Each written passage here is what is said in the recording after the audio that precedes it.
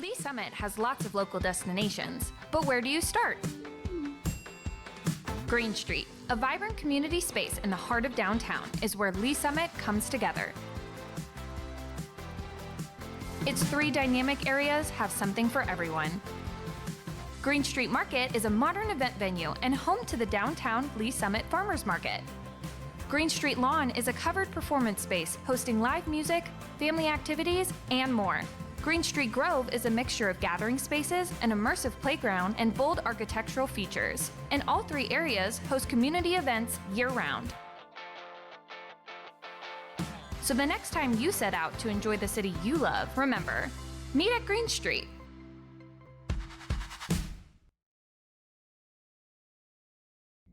Hello, Lee Summit. I'm Jordan. Here's your flash briefing for the week of June 1st. City Council will meet for a regular session Tuesday night at 6 in Council Chambers and City Hall. Meetings are open to the public or watch live on the city's YouTube channel. If you can't watch, catch the recorded meeting on demand on the YouTube channel or by subscribing to the Council Debrief newsletter, which breaks down 3 to 4 key agenda items. Subscribe at cityofls.net. Get ready for an exciting season as the World Soccer celebration comes to the region. Whether you're a resident preparing for increased activity or looking to join in the fun, we've created helpful resources such as transportation, short-term rental guidance, and FAQs, along with a full lineup of events happening throughout the celebration. Find more information at cityofls.net. And Downtown Days is this weekend, June 5th through 7th. Kick off summer with this free event. Enjoy live entertainment, vendor booths, fair food, and so much more. Visit leesummitdowntowndays.com for more information. Thanks for listening and have a great week.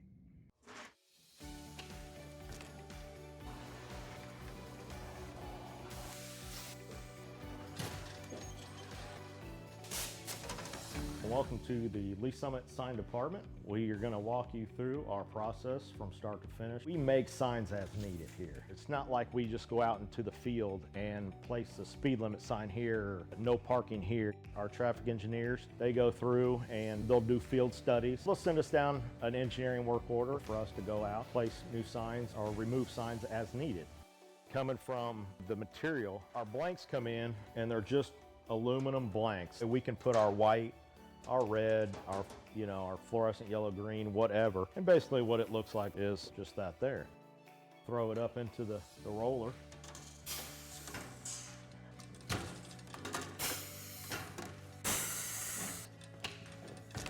And once we got it covered, take it to our work table here, and Tim will cut the corners, cut all the access off to where it's lined up right. As far as the plotter and the software that we use, there's a street name sign there, and he's gonna go ahead and print that out on the plotter so you can see the plotter and how it operates and runs. There's standards for the height, even just on letters on the sign blank. Basically what we have on the computer there is it's pretty much set up to those. And it goes through, it's got a very small but sharp needle that goes through and cuts everything out, letter by letter. Once that's done cutting, our next stage would be bringing it over here. Currently picking out the sign letters right now. We call it weeding or picking or however you want to call it. Next, putting it on the transfer tape.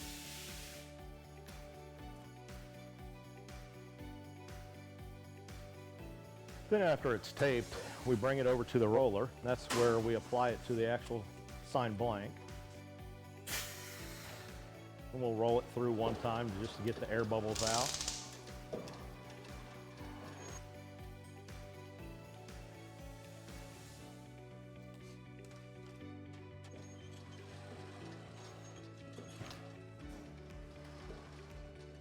And the last stage is basically just taking the transfer tape off the front of it. And there's a finished product of the street name sign. We'll take you out to the field and show you our process that we go through. We're gonna go out and follow our sign guys and get something installed for you. This is where we check our underground utilities. Tim, you got AT&T? AT&T's back here. Evergy, Google, so we should be good to go. We normally put all of our stuff together out in the field.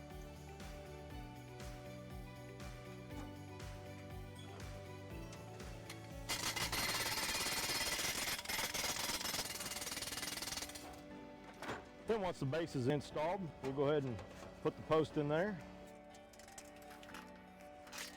These come up too. Perfect. And that's how we do it. Simple, quick. Every time you turn on a tap, high-quality water is ready. But where does it come from? In Lee Summit, water flows from two trusted sources, the Missouri River and its surrounding aquifer. This water is collected and treated in the cities of Independence and Kansas City. In Independence, the Courtney Bend Water Treatment Plant operates 42 water wells. These wells reach 85 to 125 feet underground, drawing water up from the Missouri River aquifer, an underground water source that naturally filters water through layers of soil and rock. The facility filters, cleans, and softens the water before pumping up to 7.5 million gallons a day to Lee Summit. In Kansas City, the KC Water Treatment Plant draws water from the aquifer and the surface of the Missouri River. It then filters, cleans, and softens the water before pumping up to 25 million gallons per day to Lee Summit. In Lee Summit, Water Utilities controls the flow of these sources into the local system. Advanced software monitors the entire system, including 3 pumping stations and 8 water storage tanks, which maintain the water's pressure as it moves through 639 miles of water mains, carrying it to your home and the homes of more than 100,000 citizens. Water utility staff collect samples from throughout the system and send them for extensive laboratory testing, ensuring your water is safe, meeting or exceeding state and federal standards.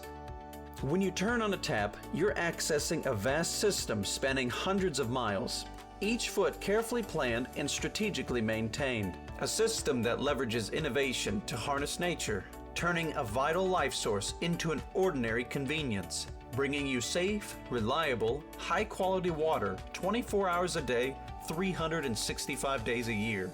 To learn more about Lee Summit Water, visit lswater.net.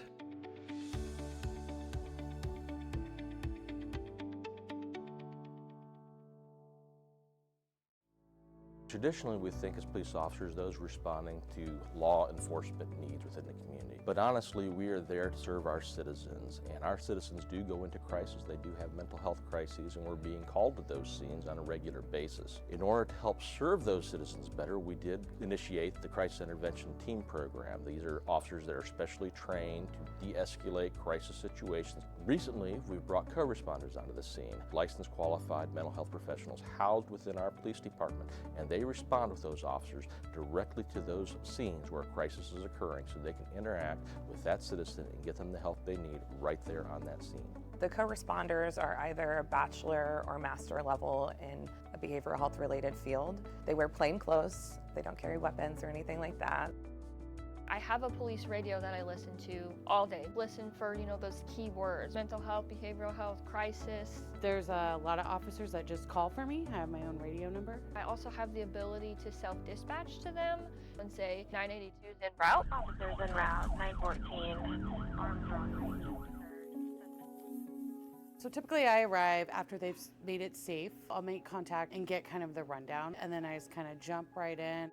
I'm like, hey, my name's Allison. I'm a mental health professional. I'm here to help you. I'm not here to take you to jail or arrest you. Sometimes all a person needs is a voice, someone neutral, someone outside that, can listen.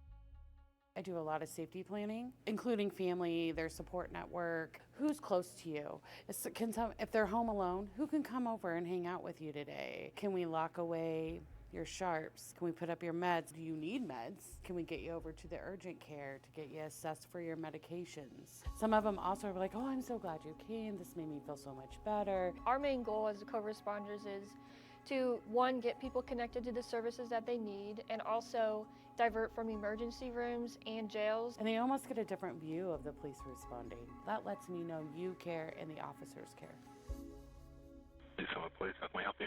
My husband In 2020, we had 722 mental health related calls for service. 2022, by that time, 1,479.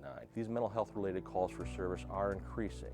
How we're responding to that is increasing the number of crisis intervention team officers we have available, as well as the number of co-responders we have available to respond on these calls. So what I think is important for the community to know about the co-responder program is that we're here, we exist.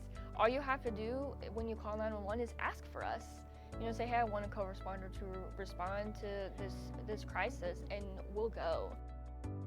I was really struggling about 8 years ago on my personal journey with mental health, and I met some amazing social workers and amazing programs that have helped me get to where I am today.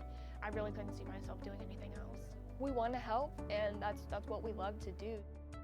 So I had a client, we got a call, she had some suicidal ideations, and she really felt that she had nobody. And and getting to know her story and getting to know who comes around and sees you, well, then we found a support person and they responded immediately and we made a plan. I called back and checked on her in an hour, and then I checked on her in 2 hours. We were able to get her into the additional services to where she talks to someone every week or more.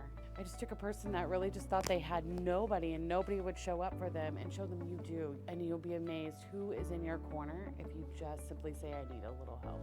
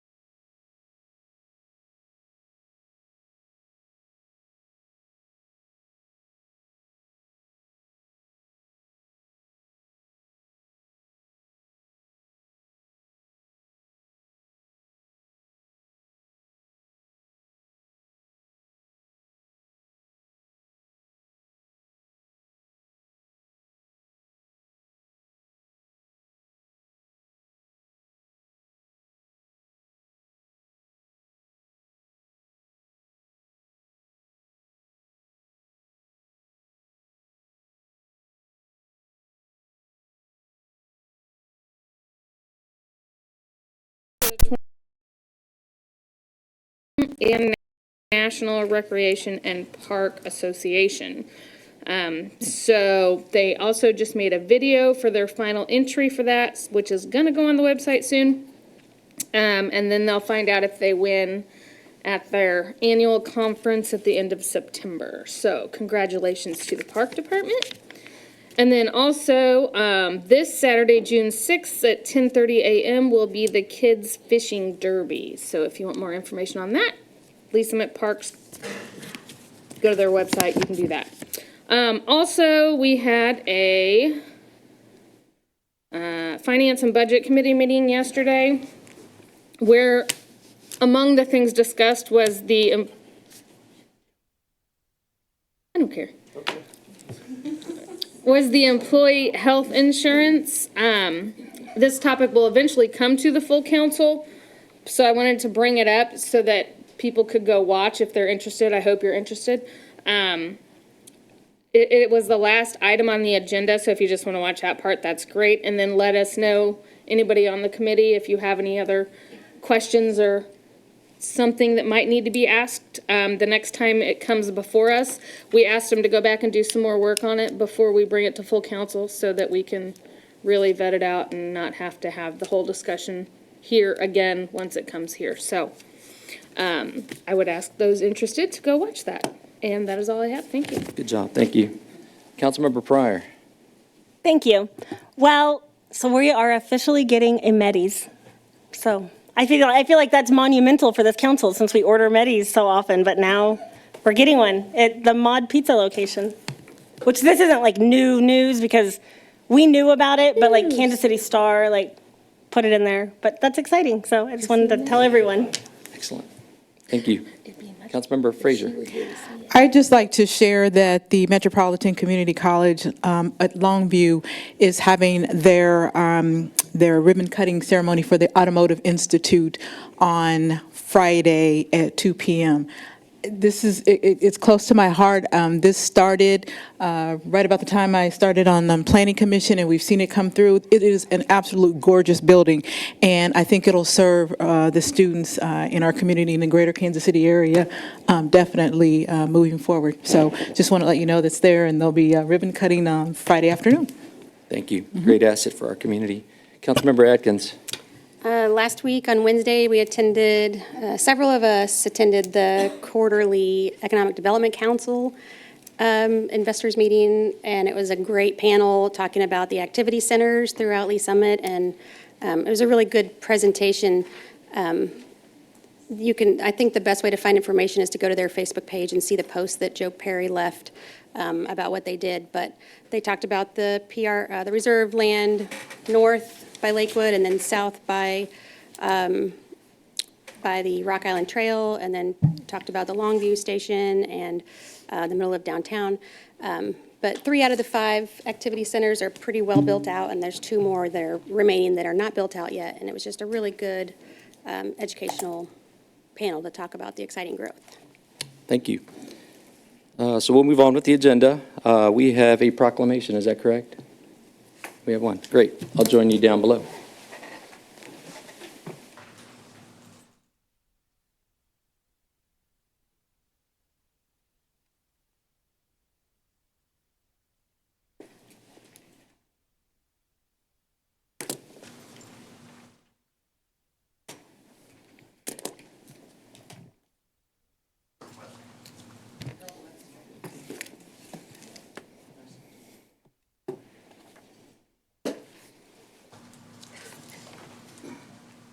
This proclamation emphasizes that protecting the safety of Lee Summit residents is a top priority and recognizes that unauthorized access to firearms can lead to preventable injuries, deaths, accidental shootings, and suicide. It highlights research showing that securely storing firearms, unloaded, locked, and separate from ammunition, reduces these risks while respecting the rights of lawful gun owners.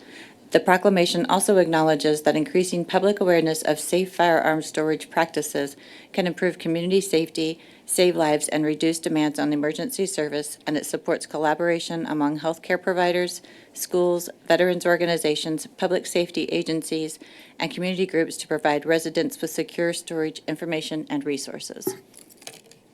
So now, I, Bethel Lopez, by virtue of the authority vested in me as mayor for the city of Lee Summit, Missouri, do hereby proclaim the month of June 2026 as Secure Storage Awareness Month to promote awareness, education, and outreach to keep our residents and our community safe. So thank you all for being here. Can you please introduce yourselves? Carol Webster. Dave Webster. Bob Ludlow. Al Frisbee. Absolutely. We represent Grandparents for Gun Safety. We are a grassroots local organization that our primary goal is to distribute free, high-quality gun locks to family members throughout the community. Matter of fact, we gave 30 away at your wellness fair a few weeks ago. We really appreciate this, and it just shows that you're committed to keeping your community safe. Thank you. Appreciate that, and we appreciate you all very much. Thank you. Another applause, please. Let's take a picture.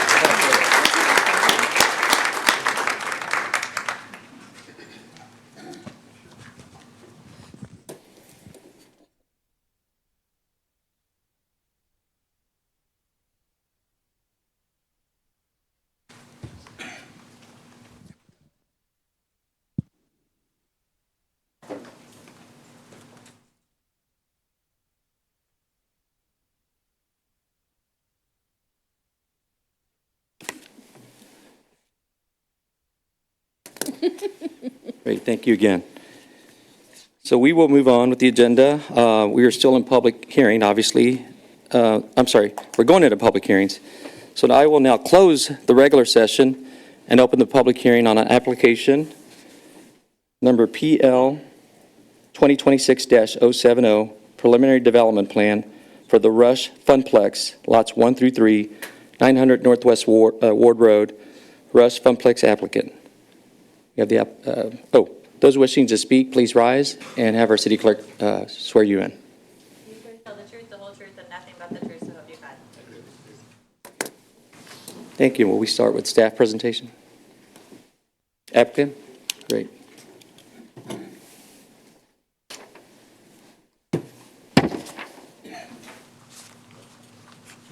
Don't leave me up here, Grant. Come on.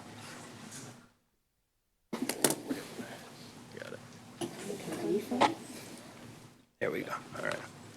Good evening, Mayor, members of the City Council. My name is Steve Rich. I'm with Townsend Capital, and my address is 837 Northwest Donovan Road, Lee Summit. First of all, I'd like to take this opportunity to congratulate all the new members with the recent election results and welcome you to the City Council. We're pleased to be here tonight. I've been working in this community for almost a little over 30 years now. And we are pleased to bring our development plan in front of you for the final development parcel in Summit Orchards West.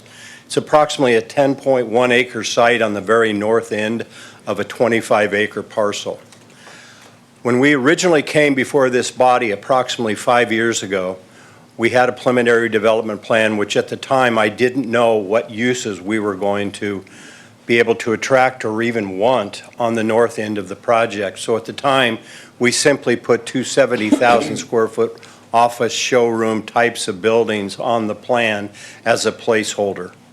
However, approximately almost two and a half years ago, I was fortunate enough to meet Matt Gerke and his team at Rush Funplex.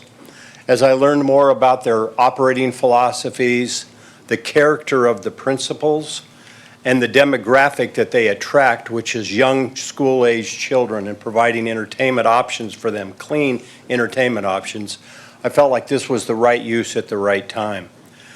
However, this particular site, as I said, is approximately 10.1 acres, is challenging. And the reason it's challenging is when we purchased the Western Electric plant in 1998 from Lucent Technologies, we inherited a lot of what I'll call legacy utility lines. Some of these utilities are in excess of 30 feet in the ground.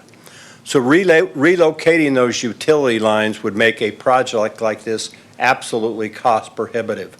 So we were able to work with our engineers, the staff, our architects, and the user themselves, Rush, to be able to fit this 76,000 square foot footprint on this site without having to relocate any major utilities.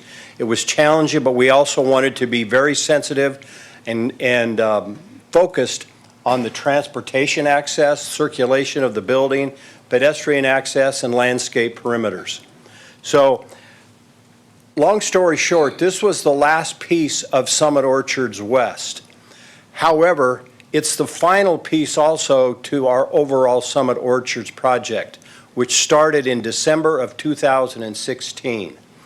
Since December of 2016, we have completed over $240 million worth of development on the 60 acres of land. So I believe it's the right use at the right time, and I believe it would be a tax windfall for the city. It's going to generate a lot of sales tax that we don't take a dime of. So when all the public improvements on this project will be completed by myself and Townsend, we will be completing all the public improvements that were recommended by the city staff and our traffic engineers. So with that, I'd like to introduce my team real quickly to you. I've got Matt, I guess to turn this way, where are you? Matt Gerke is the president and CEO of Rush Funplex out of Utah. I've got Scott Sloggy with Sloggy Architects. Scott's one of the preeminent retail architects in all of the Midwest. Also with me, not in person, but on my team is John Huss with SK Design. John has been my civil engineer on this project for over 25 years. Also, we have on our team Amy McCurdy Traffic Consultants. She was our traffic engineer for both Summit Orchards and Summit Orchards West, and we will all be available for any questions that you might have either during the presentation or afterwards. So with that, I'll introduce Matt, and I want to thank you for your time in advance for your consideration. Thank you.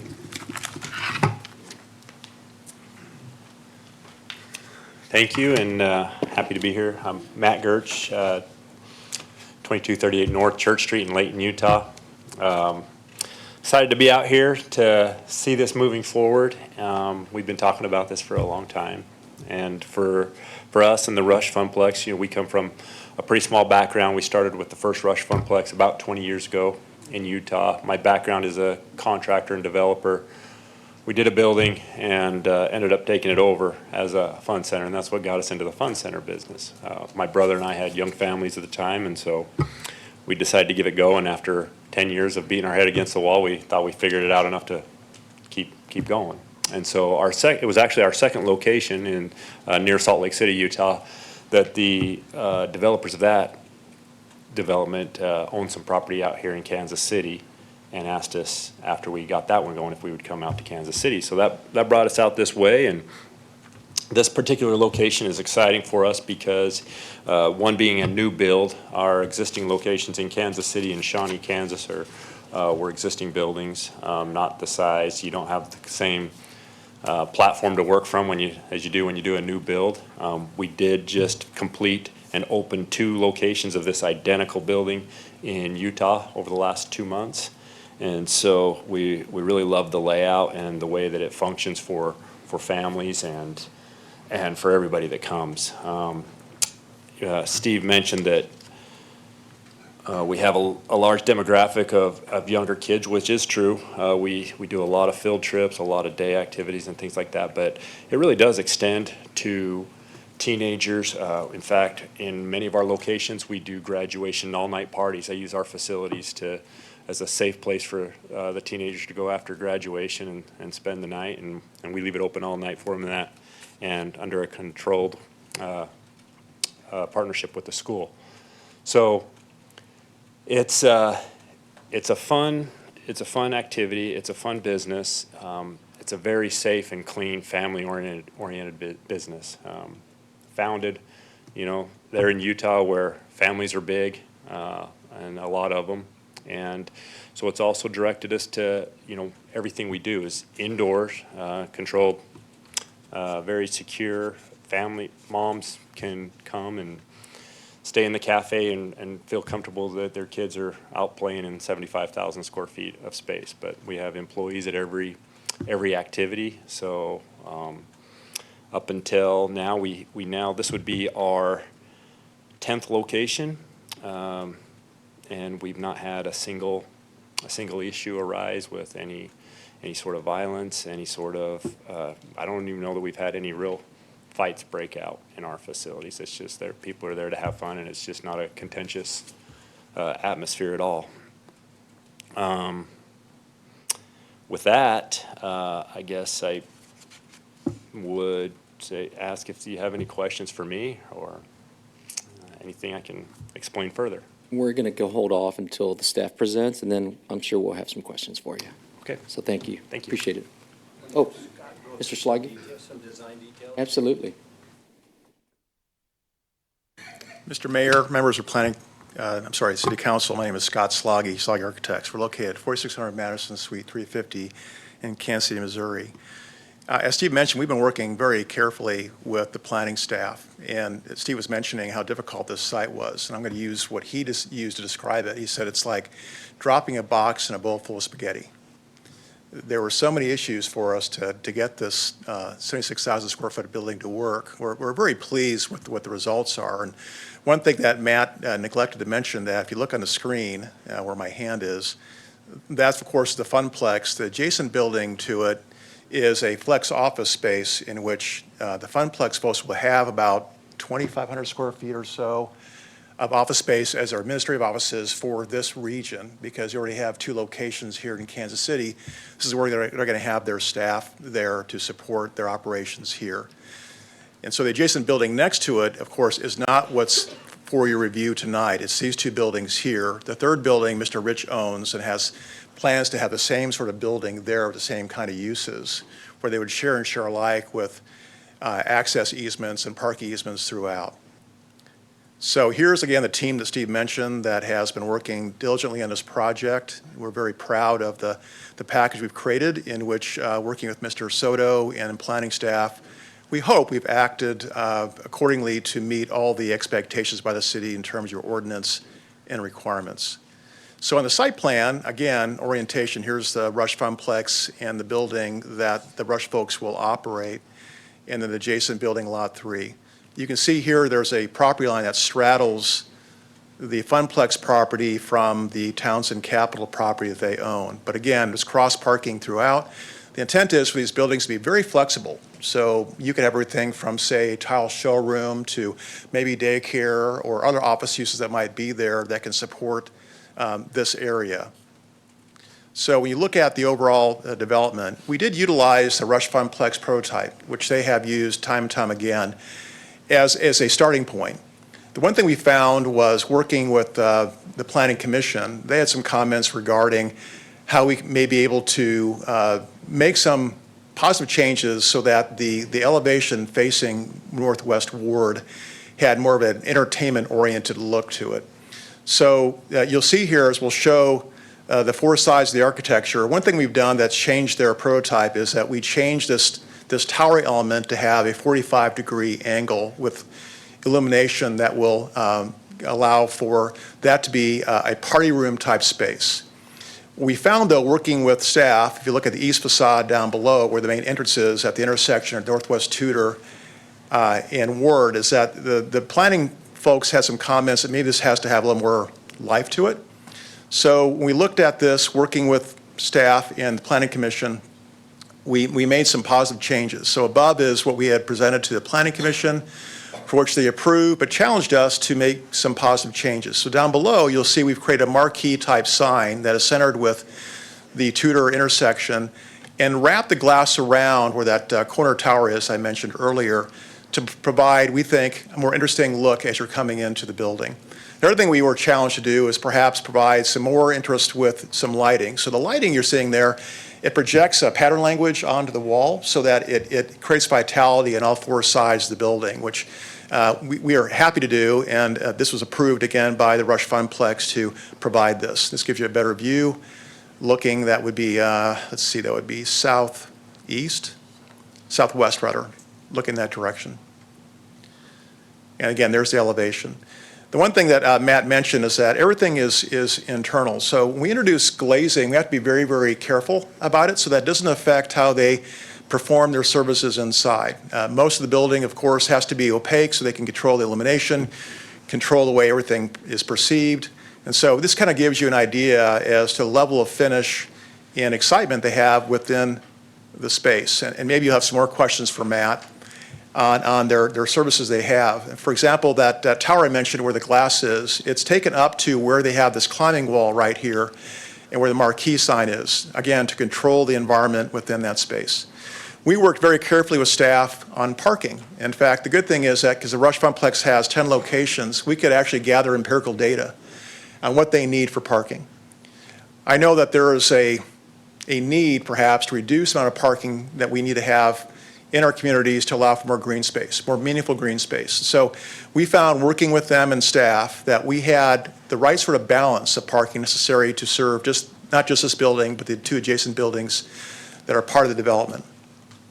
And by doing so, we're able to create this campus, if you will, by having a ride-in, ride-out off of Northwest Ward and having a full movement at the Tudor intersection and running all the traps necessary to make sure that we have the proper ingress and egress for the development. Again, working with staff and looking at your ordinance, we created an architecture we think that is pleasing and is consistent with and harmonizes with the Rush Funplex building. Again, materials palette, we had to make sure that we're using materials that are acceptable by your code and your ordinance and also meets the Rush Funplex's requirements on their prototype. We are showing 3 different monument signs. They're all dedicated here in this key plan.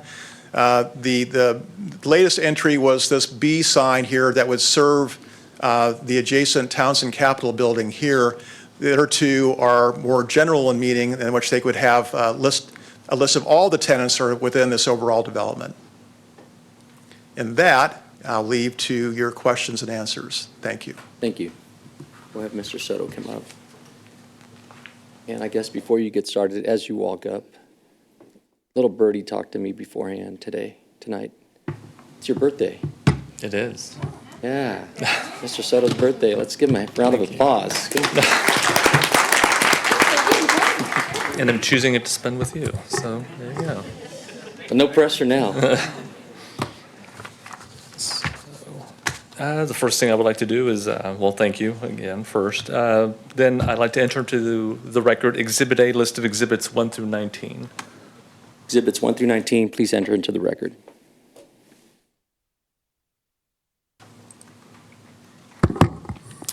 So the applicants have done a good comprehensive job of covering the changes and the overall high points of the development. So I'll try not to reiterate too many of them. Just to highlight some of those items, just to recap, the preliminary development plan in front of you does cover all the buildings that are depicted on the plan.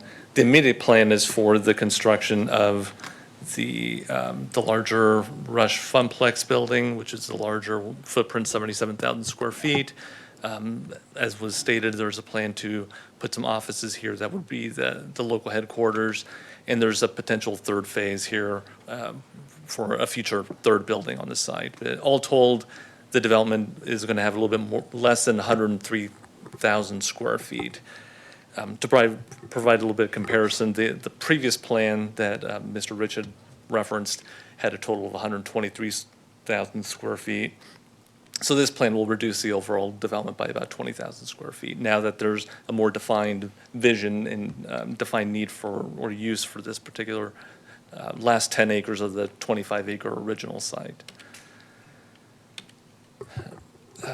So this here is the original elevations that were presented to Planning Commission. The middle elevation is kind of a mirrored elevation. It's the west elevation, but also mirrors what the east elevation would look like. The overall response from the Planning Commission was very positive regarding the development as a whole and the architecture, with the one discussion point being that east facade facing Tudor Road, which all stemmed from a modification request to the UDO requirement that there be a minimum 50% of clear glass fenestration along all street-facing facades of a building. in this case being the east facade, which is the one that is depicted here on these renderings. So the original plan here showed, well, let me actually go to a different slide. Okay, so the original plan here had about 1.67% of clear glass fenestration. The direction, so a modification request was being sought.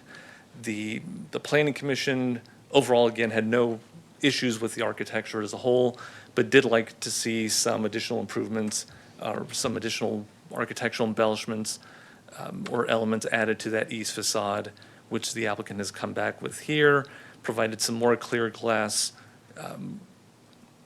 use of materials that kind of reflects a little bit more, or gives the illusion of a little bit more of a break between a first and second floor, although this is just a single-story building. This particular iteration bumps up the amount of clear glass within the pedestrian view area to about 7%. So it about tripled the amount of glass that's visible just through this little view corridor, which is measured as basically the first 10 feet of the building. So it doesn't take into account the upper kind of almost more of a clear story piece of it. So just looking at the lower portion of the building, there's now about 7%, which was up from that 1.67. So certainly the applicant did make a significant improvement in that respect based on the direction given from the Planning Commission. So what's in front of you tonight are essentially two options. And I guess maybe later the applicant can express again their preference for which option they would like to go with, but there were essentially two options being presented. The original Funplex with the 1.67% on the east elevation, and in response to Planning Commission comments and direction, there was this alternate design that was presented. So both are certainly within your purview to be selected. You have the ability and authority to go back with the original version if you choose. You also have the discretion to grant approval for the alternate design, but I'll leave it to the applicants to address which is their preferred design of the two. But again, it's your purview to select either of the two. So from here, I'll just kind of more skip to, well, there was a neighborhood meeting held on April 9th. No members of the public attended. Staff has not received any direct communication from any of the adjoining business community members or any adjoining residents with any comments or concerns or issues with the proposed development. So the approved conditions here, 1 through 4, the top three are original to staff's recommendation. Number 4 being the one that was added by the Planning Commission, giving direction to add a little more architectural relief to the building. So there's some additional text on the bottom. So if you were to decide to go with the original version, then conditions 1 through 3 would really be the ones that you would go forth. Condition 4 was the one from Planning Commission giving additional direction for embellishment.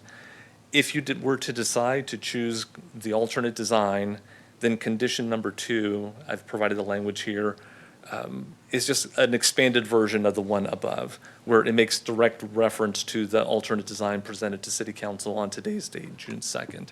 So if you decide to go with the alternate condition number 2 would need to be incorporated into your recommendation. So with that, I'll just yield to any questions that you may have. Great, thank you. Are there any questions from council? Yes, Councilmember Pryor. Thank you, Mayor. Well, so this question is probably more for the applicant, but if problems arise on a Friday or Saturday night, do you guys have a security plan in place? Would you be willing to have security officers there if, I mean, I just know, I'm looking at surrounding areas and I know that you never want any problems to happen, but even the one in Leawood on Knoll, their racing center, a few weeks ago, they had an issue arise. It's very minimal, but there was a fight that broke out there. And then in Independence, I know at Main Event, they have issues from time to time. So is that something you'd be willing, do you guys have a plan in place just in case? I mean, when young people gather, things happen. Yeah, If you can come up to the mic, please. Yeah, I guess I would respond to that in that our business thrives and literally survives on the notion and the security that families have, that it's a safe place for them to come and enjoy. So absolutely, there's been areas that we've gone into that actually we're more thinking that would be the case, and it has not been the case yet, but we've talked to private security companies about what that process would look like if that ever became necessary. But yes, to answer your question, absolutely, we'd want to ensure that that continued to be the impression that people had of our business. Okay, thank you so much. You good? Great. Councilmember Atkins. Mr. Gertz, Gertz, I'm sorry. Thank you, Mr. Rich. Him.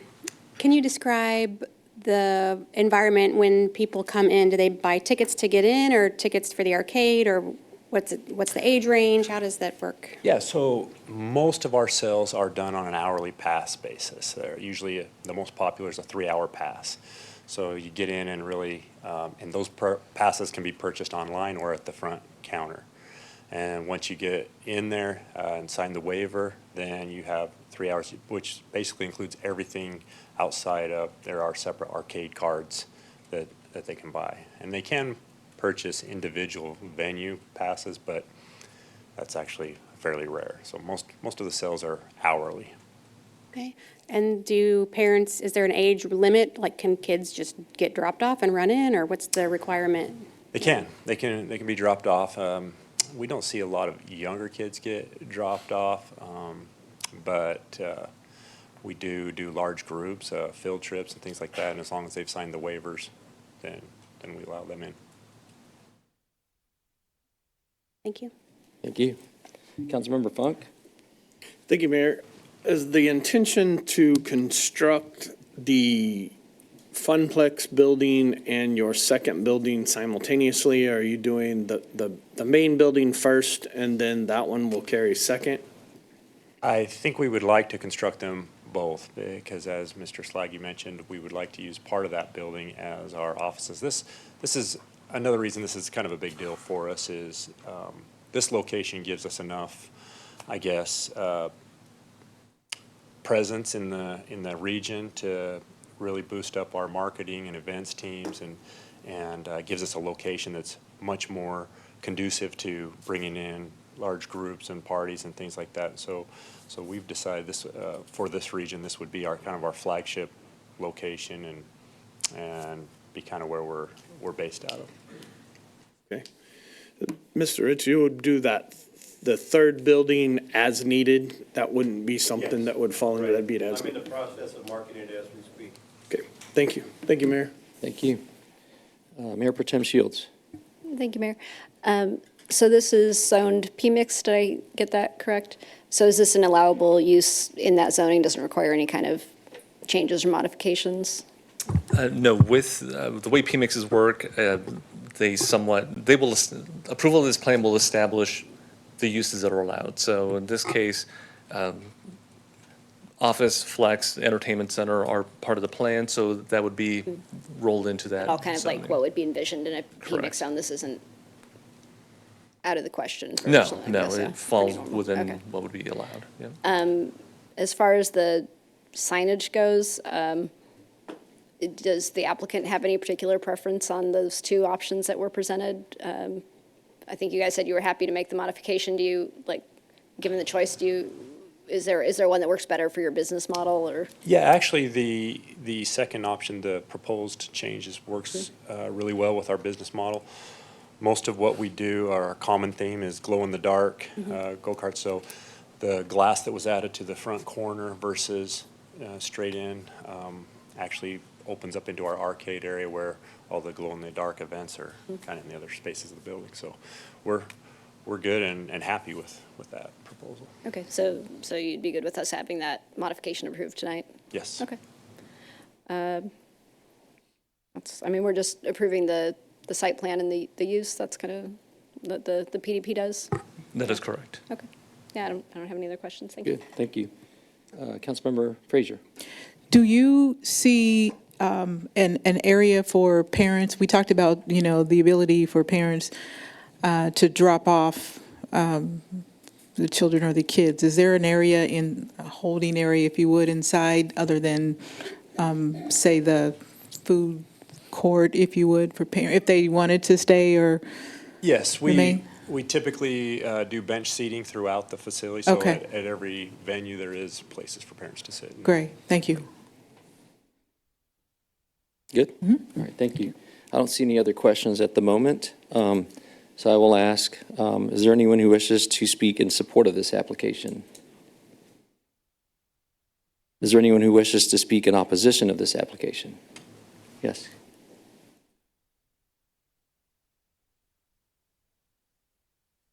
I'm not really in opposition, I'm kind of neutral. But I think there's some questions that need to be answered. So I'll tell you what I like. I like giving the youth a place to hang out and engage in fun activities. So, generally speaking, I think that's a good thing. I love that they aren't asking for any incentives. That's a breath of fresh air. But my concern that they kind of brought up and try to gloss over, and this is a concern of many people in the community. I announced that this public hearing was going to happen on my page, and the big concern was about crime. We have a neighbor, Independence, with a similar venue. And Mia mentioned it has issues here and there. The truth is it's been riddled with issues. They've got fights, crimes, calls for service. And as of right now, you're proposing a budget that accounts for 0 overtime for police and fire. So I think before you can approve or decline this project, we need to get some historical data from Independence on calls for service to Main Event. And we need to find out how many hours are spent responding to calls there and how many hours are spent on proactive measures to prevent crime. If the increase is truly substantial, we may have to punt because we're already in a bad situation where we can't afford overtime, we can't afford a lot of the other things. And it's unfortunate, but that's where we're at, and so that needs to be a big part of how we make our decision here. Thank you. Okay. Anyone else?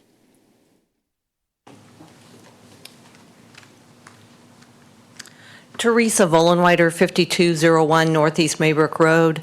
I'm just curious as to where all the water runoff is going to end up with this particular development. And I mean, eventually, where is it going to end up? How does it get there?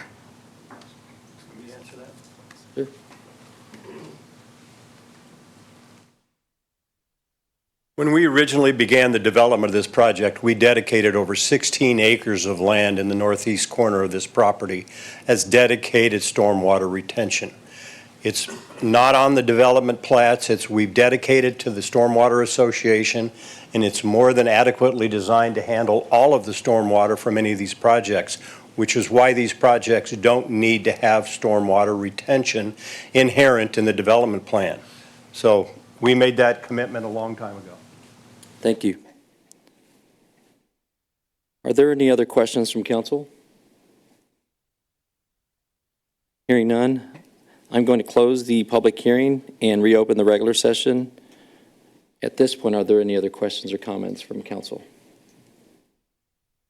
Yes, Mayor Pro Tem Shields. Thank you, Mayor. I think this looks like a great addition to our community. I think one thing we've talked about a lot is needing more family-friendly activities in town, and this seems like it's well designed for that. It's a good location for it, and I think it could be a real asset. So I'm also I'm happy to vote in support of their PDP. Thank you. Great, thank you. Councilmember Pryor. Thank you, Mayor. I'm already getting text messages about when will this open because people want to schedule birthday parties. So, thank you. Thank you. Councilmember Frazier. You had me at Project Grad. As I think it's a great location. It is sandwiched in, if you would, between Missouri Innovation Campus, as well as some of the apartments there, as well as some of the newer development down to I guess that would be the north potentially.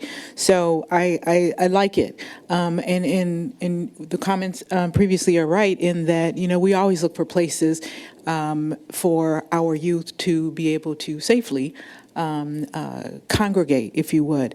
I do we have to look at the potential crime, potential incidents everywhere we go. So I don't think this place is unique.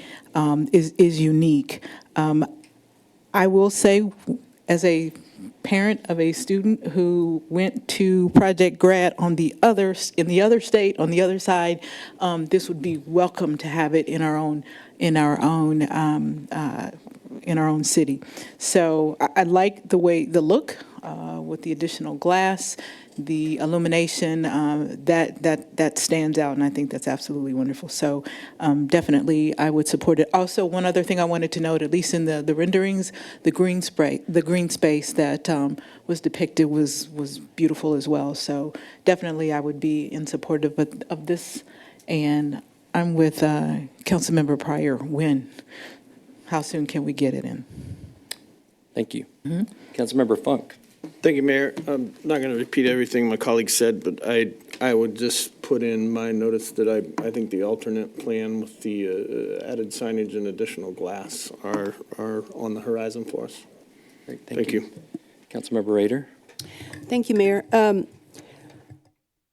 couple of things. I think this is a lovely project, and I like it a lot. And my kids live over in Leawood, and we've been there.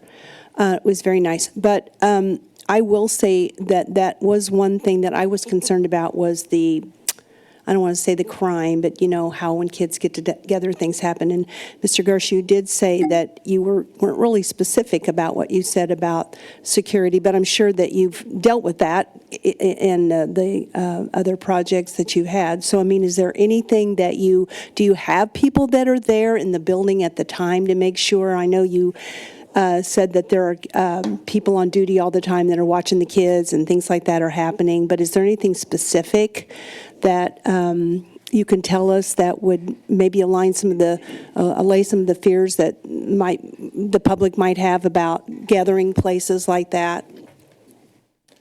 Mr. Dunning or Mr. Head, before you answer, sir, do we need to reopen the? No? Okay, No. Great. Great, thank you. You know, the only thing that I would add to it is there is a lot of staff there, and that every location is also heavily under security surveillance, cameras and things like that, especially where it's a lot of glow-in-the-dark activities and things like that. But we also are cautious about congregation areas, and so, like I said, we've actually held multiple high schools events at our facilities and have not had any problems.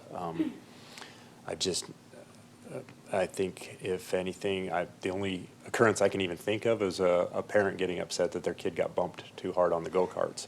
And so we really, I don't know what it is. I guess I don't have a specific answer as to why that is, but I understand the concern how it could be perceived as a confrontational place with a lot of teenagers hanging out. We just have not experienced that, and for lack of better words, even in much more rough neighborhoods than what we're going into here.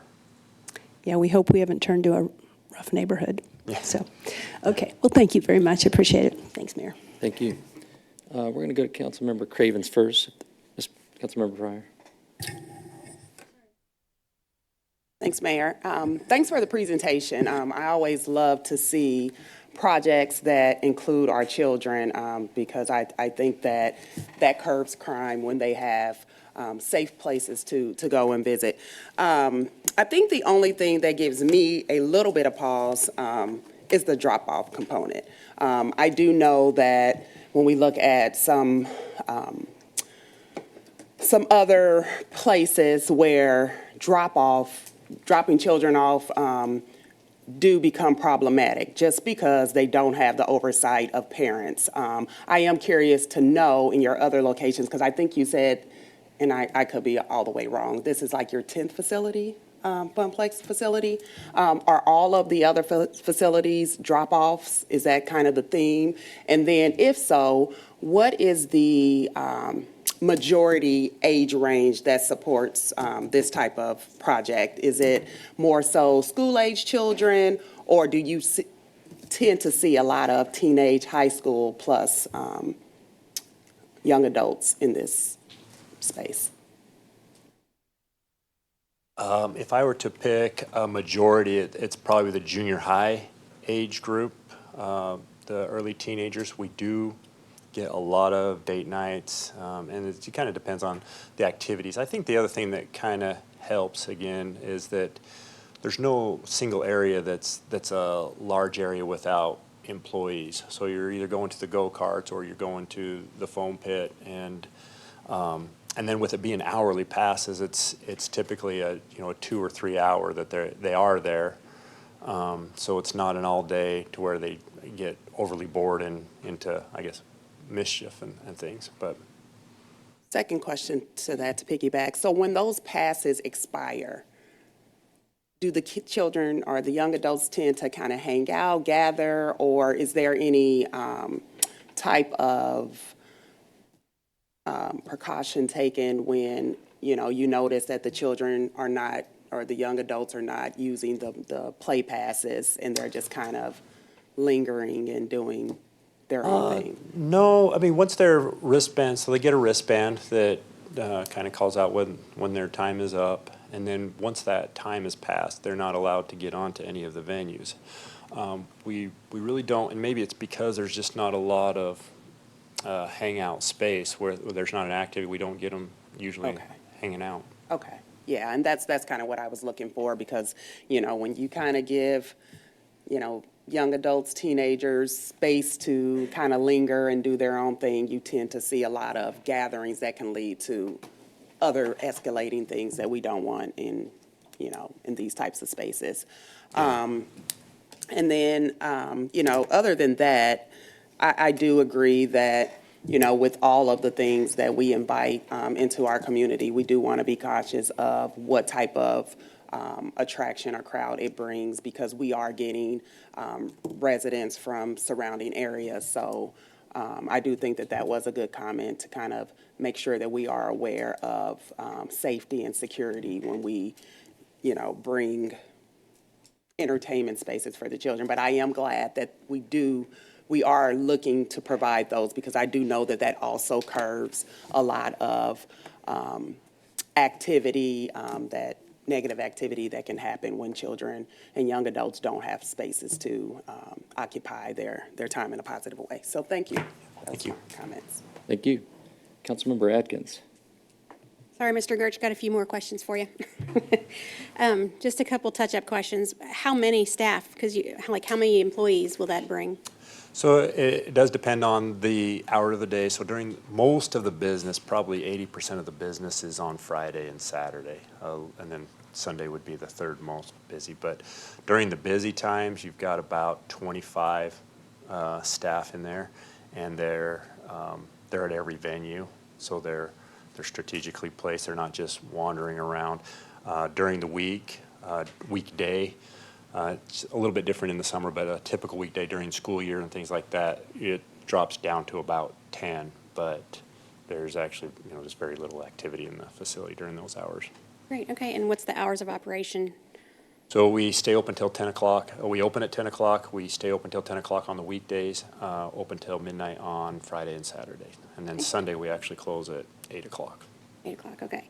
And then are there toddlers? What's the youngest? We do have some activities for kids as young as 2, 3 years old. We have some mini go-karts that they can do, but I would say anywhere in the 4 or 5 years old range is when they start getting into the foam pit and things like that. But and those activities are generally right by each other, so it's kind of a more younger area. Cool, okay. I have seen conversations about this online, and what I've seen on the community is that they're thrilled because we really don't have anything like this.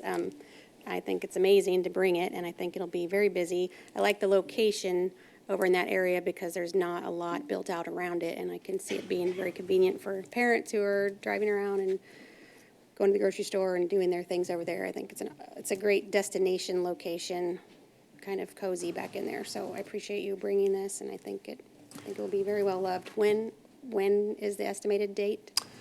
So as soon as we're able to break ground, we'd like to, get the shell up, hopefully before it gets too cold. And then, but once we break ground, it's usually about a 12-month. So ideally for us, for sure, we'd be open before the Thanksgiving holiday next year.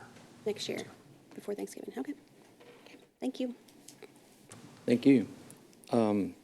Just a reminder to all council colleagues of kind of the process of the closed session versus public hearing, or open regular session versus public hearing. When we have public hearings is when we ask some of the operational and logistical kind of questions. And this last part is reserved more so for our opinions, and if you have recommendations. So, but we'll all pick up on it as we go. So just wanted to point that out. I won't repeat what my colleagues have already said. I think for the reasons, they've asked excellent questions. I think a concern you all have seen or have heard are safety and security type questions, just to keep patrons and our community safe. And it sounds like you all are prepared to address those kind of issues and potential issues. So appreciate those responses. From my perspective, I think this is the kind of project that our community has been longing for years. We have other recreational type services in our area. We have a great park system with great amenities, but these kind of private entertainment type venues are things that many people in our community go spend their tax dollars outside of our community. For years, that's been the case. For most of us that have older children, young adult children, that's kind of been the case. So thank you all for considering Lee Summit and for wanting to invest. The fact that this is the 10th overall store that you all have opened across the country tells a lot about you as an operator and working out the kinks operational-wise.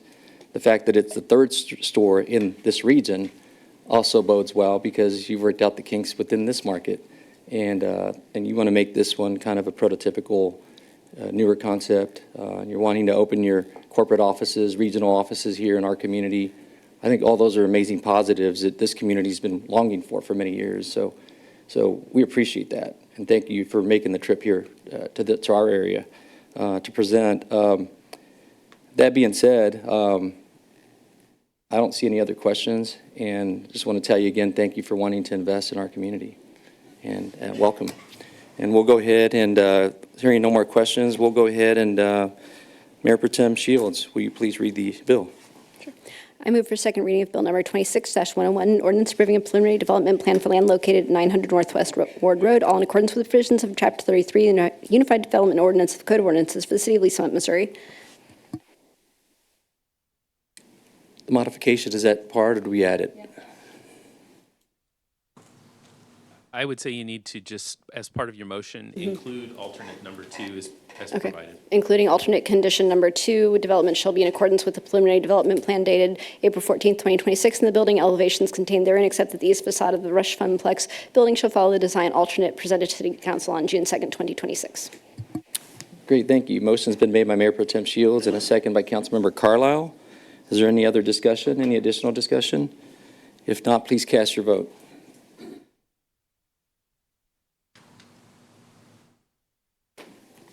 All votes are in. Motion passes 9-0. Thank you all. Thank you. And welcome.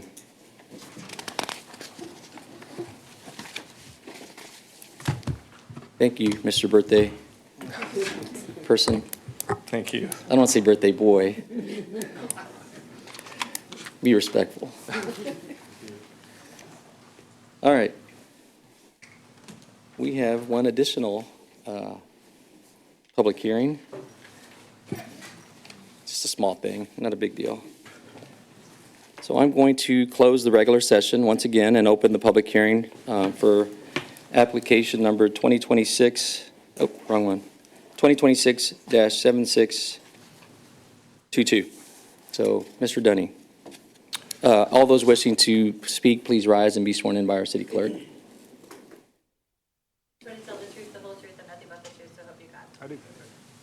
Thank you. Now, Mr. Dunning. Thank you, Mayor. Members of the council, Mark Dunning, City Manager.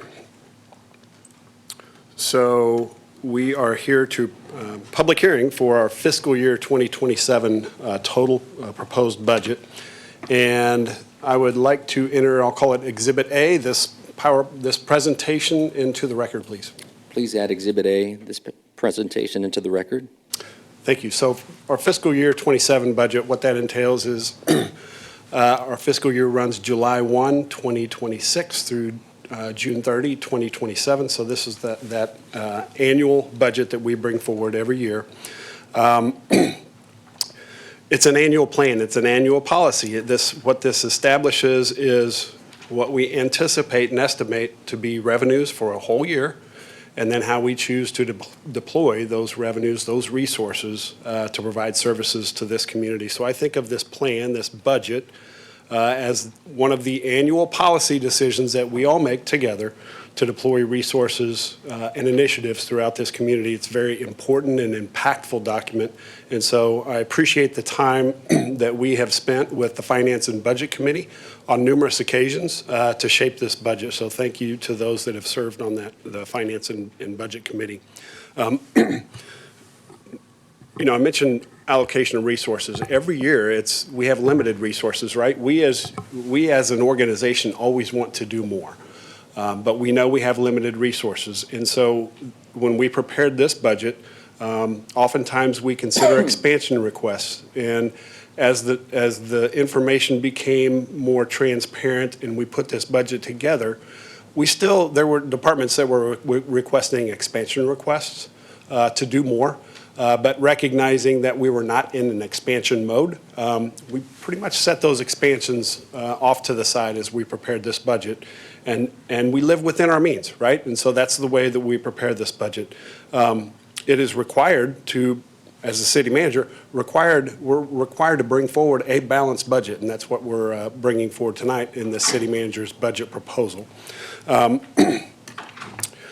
So we will cover all funds in this, and I want to quickly go through the agenda. So I mentioned we've been in front of Finance and Budget Committee at least 3 times preparing this budget. So what we will do this evening is go through this agenda, recognizing that at the end of the agenda, there are recommendations that the Finance and Budget Committee provided to us, the staff, and we'll cover those at the end. But as we go through the presentation, if you have questions, please ask along the way. That would probably be most appropriate because we do have numerous funds that we get into, and we'll be diving in and out of different funds as we go through the presentation. So the agenda will start with where do we take guidance from? That vision. It's our strategic plan that was done in 2019, 2020 with the community, and that's still relevant. And so we take cues from that. We'll get into council priorities. General fund budget section is our most flexible fund, and we'll spend probably a majority of the time there because our other funds are more restricted. So that'll be a big component of the presentation and discussion this evening, I would anticipate. We'll get into those other funds, those dedicated revenues for certain needs. We'll recap, and then we'll cover that Finance and Budget Committee recommendations and then talk about next steps. So that's the overall flow of the presentation. With regard to the strategic plan, what you see here, again, done in 2019, 2020, what you see here is a Cliff Notes version of that. I mentioned at Finance and Budget, you can do deep dives into each one of these. We call them critical success factors. So as we go about our work and initiatives here at the city, we want to connect those back to one of these one or more of these critical success factors within the strategic plan. And that's the way we go about our resource allocation to see how we're doing in these certain areas. The city is not the leader in every one of these critical success factors, but we can play a part. And so we recognize that as we go about our work. Also want to mention council goals. In 2024, we had a council retreat, and we established we called them Big Rocks priorities for the council and staff to work on. Those were in the spaces of housing, beautification, stormwater utility, and I'll call it contracted residential solid waste collection. And so we've done a lot of work in those spaces, and we know in 2 of those, in August and November, we'll have elections on stormwater and then contracted residential solid waste too. So the plans are in place for many of those big rocks and initiatives that were established through that council goal retreat and priorities from the council. Lastly, I would mention too, our citizen survey from 2024. We can take guidance from that document as well. And we know within that citizen survey that priorities for the community were police services, and kind of right there in number 2 was fire and EMS services, and then overall maintenance within the city. And so I wanted to mention those as we craft our budget, being mindful of the guidance that we take and can glean from all those efforts. Also add to that our core values, our vision, our mission, and our values. I'm not going to read these to you. We are very mindful of this.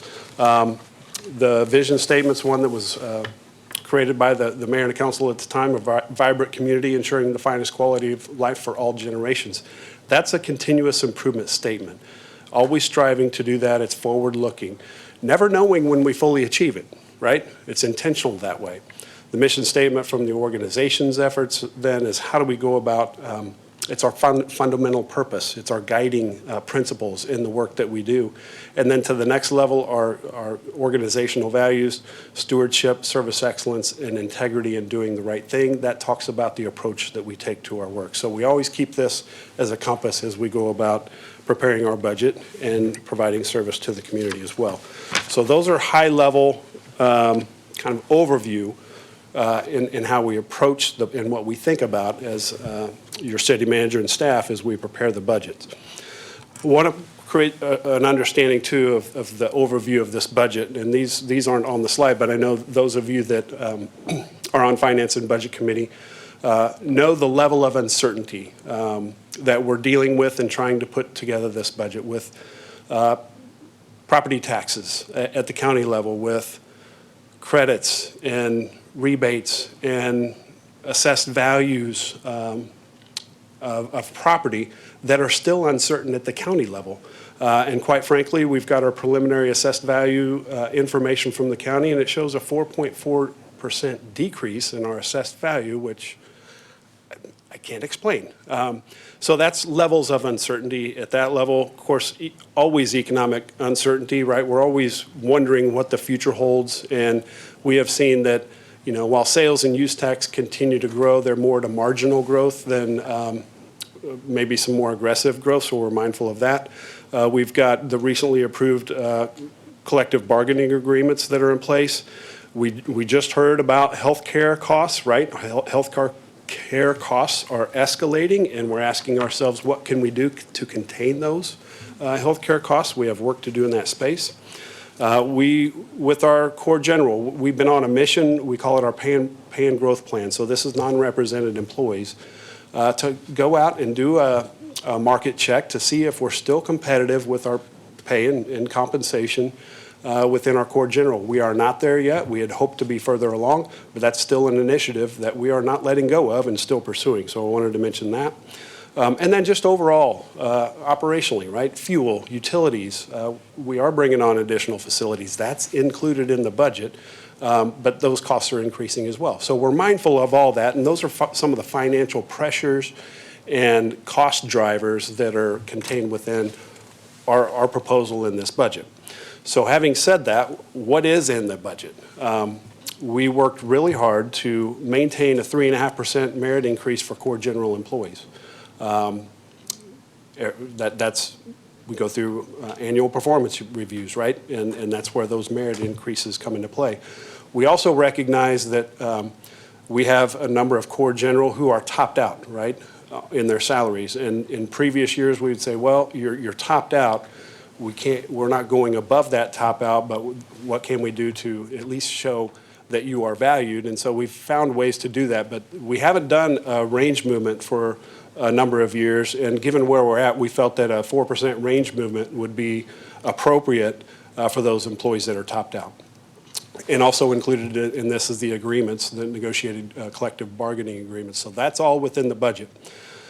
Some feedback that we received as we shaped this budget, I'll say from one of the work sessions at Finance and Budget Committee, was as we prepare this budget, let's be mindful of the fire and communication pay disparity. There are resources in the budget to resolve that disparity, okay? We've calculated what that may look like, and there would be it's actually, I think we're really close on, realizing what that entails. So that's within the budget. We wanted to minimize reductions to public safety, again, tying back to public safety being a priority, and the citizen survey would reflect that, and that's the feedback that we've received from you all as well. In that economic development space, be mindful of reductions in development services and services that we provide that create that environment that folks want to invest in Lee Summit. And so keeping that in mind as we prepared this, reductions in right-of-way maintenance, and I'd say overall city assets, right? As we bring on new facilities, we want to keep them looking nice and representative of the quality that this community desires and expects. And lastly, avoid going into this budget to where we're not overreacting, creating irreversible reductions under the level of uncertainty that we're operating in. So that's a high-level overview of how we went about preparing this budget. And I think with that, I'm gonna chime in here and there on the overall approach to the budget and certain topics, but we have Eric Stoyanov and Rick Gentry that will carry a lot of the weight when it comes to the numbers and the expenses and the revenues that we're seeing. So I'll turn it over to Eric, and I'll be back here in a moment. But at this point, any questions so far? Not seeing any. Okay.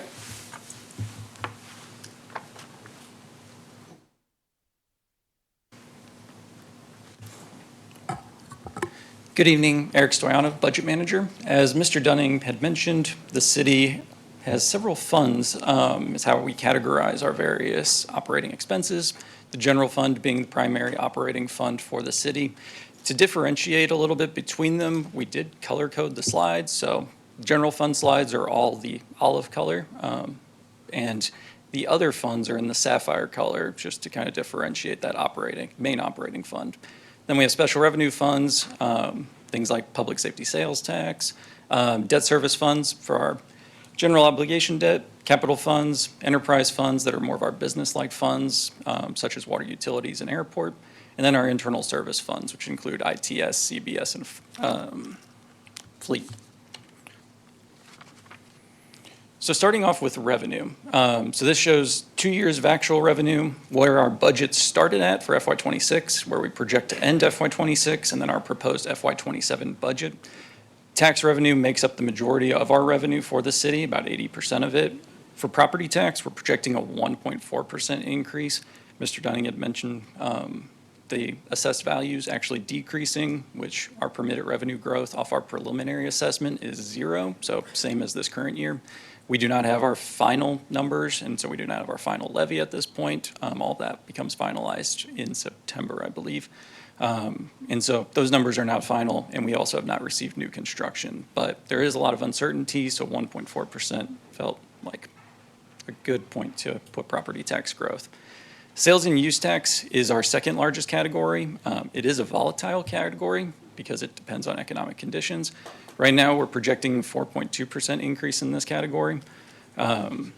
It's basically sales tax. We've been seeing 2.7% growth this year. Use tax is where we've seen a lot of our growth. We're just above 8% growth year to date in our use tax category. So overall, we're around 3.7% as of today with growth. The sales and use tax category also does include marijuana tax. We just can't break it out separately because there are too few dispensaries to give that detail in a public setting. Franchise tax is things like electric, natural gas, telephone, and cable. Electric and natural gas are the two largest drivers in this category, very weather dependent, but projecting minimal growth there. And then we have motor vehicle tax. And so, motor vehicle tax, we are projecting lower growth than we've seen in the past. So this includes fuel tax, sales tax, and license tax. We have had consistent fuel tax increases for several years now in a row. That has been the primary driver of growth in this motor vehicle tax category. That stops. This was the final year for that stated increase. And so if you look at times before we had these consistent increases, we had minimal fuel tax growth overall. So more relying on the sales tax in this category, which is why that growth percentage is lower for FY27 for motor vehicle. And so this is just showing a visual trend of these categories. You can see for FY26, our original budget, we overshot it a little bit on what we were expecting. That's primarily because of franchise tax. Right now, we're about 2.6% down compared to this time last year. Originally with the budget, we were projecting growth. And so then you can see the FY27 budget is slight growth over where we project to end 26. And here are our other revenue sources. So this makes up the 20% remaining revenue for the city. So we have fines and forfeitures, things like minor traffic, court costs, probation fees, things of that nature. For here, we're projecting 3.7% growth.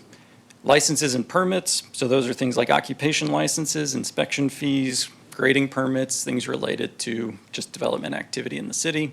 We're projecting 4% growth here. We did work closely with development services throughout this process to talk to them about what activity they are seeing, and this was the number we felt comfortable with for the budget purposes. Intergovernmental, things like federal, state, county contributions for programs like hazardous moving violations, Jackson County Drug Task Force, and then school resource officers for public schools.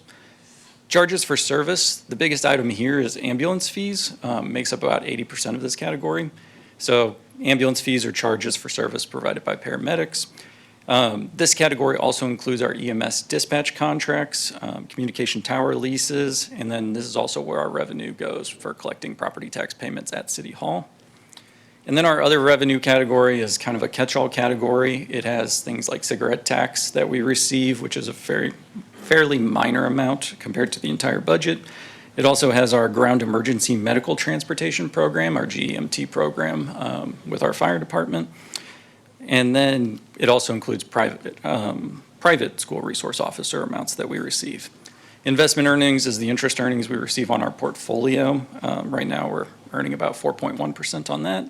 And then transfers in is the general and administrative we receive from other funds for activities performed such as legal, financial, HR, things of that nature.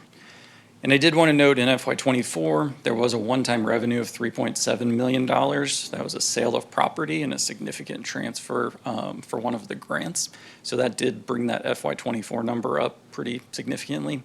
Then in FY25, we did not receive any money for the GEMT program due to changes in how that program was structured, which caused the dip. Typically, we fluctuate between $20 and $21 million in this other revenue section. And so here's just a summary of where we project to end FY26, the FY27 proposed budget, the dollar change and the percentage change. As I mentioned, 1.4% growth for property, 4.2% for sales, and then an overall growth of 3.1% compared to our FY26 projection. And here's just a visual of that. FY24 is skewed a little bit by that $3.7 million one-time revenue amount. But if you take that back out, it's been pretty consistent, just steady growth in our revenues. And I will pause there for a moment just to see if there's any questions on the revenue side before getting into the expense side. Any questions? Yeah, Councilmember Atkins. I did have a question that's kind of been lingering, and I couldn't find it in any of the presentations.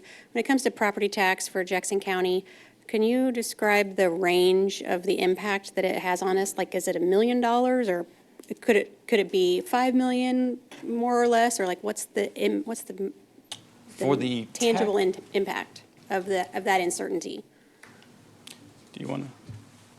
I was going to say, I think you've been involved in more recent meetings than I have. So the correct answer is it depends on what the county does. Right. But I know that we modeled if the county executive were to afford rebates over a 3-year period, I think that initial year impact was to the tune of $2.2 million. I'm getting a head nod that my memory's correct. So now that's just a scenario, right? If that were to occur.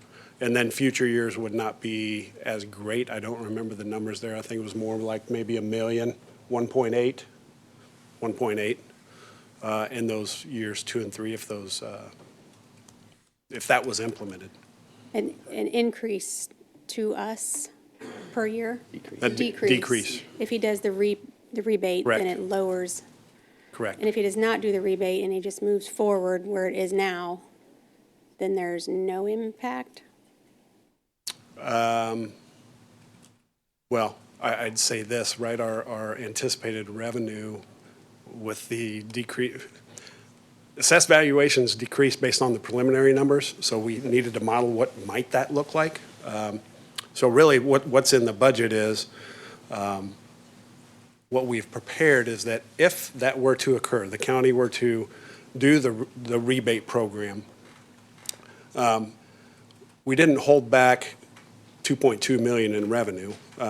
That would be, we would lean on our reserves just to get through that time frame, okay? Because we don't know yet, right? And so we didn't just prepare the budget saying, well, let's pretend we're not going to see that, right? So, but that would be the impact based on that scenario again, but we don't know. Yeah, okay. And when we started off at the very beginning, a couple months ago, it was like between the wish list of extra things, it was like $14 million gap. So how much of that would have been covered if Jackson County had not put us in this situation? Like a $2 million, you're saying 2.2? Yeah, it's hard to say, and I appreciate you saying that's the wish list, right? It was a $13.4 million what we started with, and that was representative. If resources were just not an issue, what would everybody like in our budgets, right? That was the starting point, and so that gap, though, I mean, that's why we worked through a process, and we closed the gap. I don't know that, that. It's hard to factor in what might we expect from the county because we just don't know. Yeah. But that 2.2 is what we modeled based on that if rebates were afforded over a 3-year period, which was being discussed at the time. I don't know if that's still relevant in today's world, though. Okay. Moving forward regardless, because we have the reserve fund to handle that kind of loss. And then I'm sorry, I do have another question about the sales tax, if this is the right time to ask it, because I saw the percentage of the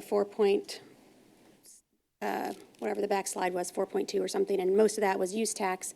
So with sales tax, even with all the onboarding developments coming on this fiscal year, you're not estimating a sales tax increase? I feel like we are estimating a pretty healthy growth on sales tax compared to what we've seen with our trends in recent years. I'd also say it's kind of hard to exactly know because I know Costco is a big talking point, but how much does Costco cannibalize other businesses? Are people buying more food there instead of Hy-Vee? So it's kind of hard to know the exact impact until we're able to see the true data for our area. There's also an incentive on Costco, but compared to our past trends, I feel like we're showing a fairly healthy growth. It's also due to economic uncertainty. I know this week there were stories about this is the lowest savings rate for Americans since 2022 and the highest credit card delinquencies since 2015. So, I mean, it does seem like consumers are struggling a bit. I know we are increasing options in the area, but we didn't want to go overboard necessarily. Okay.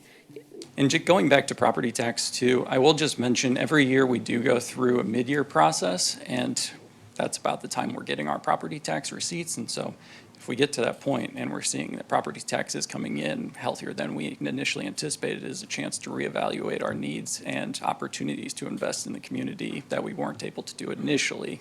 So that's normally a good opportunity to review everything. Yeah, and with the sales tax as well, if Yes, we're bringing in the southern region of all the Harrisonville and Warrensburg and all the towns that wouldn't normally come here to go to Price Chopper, but they would come here to go to a Costco. Yep, it'll be something we evaluate on a monthly basis. And yeah, okay, all right, well, thank you for those questions early, because I've been pondering them for the last few weeks, so thank you.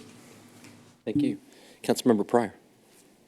Thank you. Mr. Dunning, I was wondering if you could elaborate a little on the 13.5 million being, or 13.4 million being a wish list. I know police and fire got unfairly blamed a lot for these, for the discrepancy or for the gap in budget, but could you elaborate on that a little bit? Sure. Thank So you. as we prepare the city's annual budget, while we're working on what might we anticipate from a revenue stream, the departments are also working on, okay, what's our request for the budget? What are we going to need? And so they don't know at that point. And the way it works is all this kind of comes together at the same time.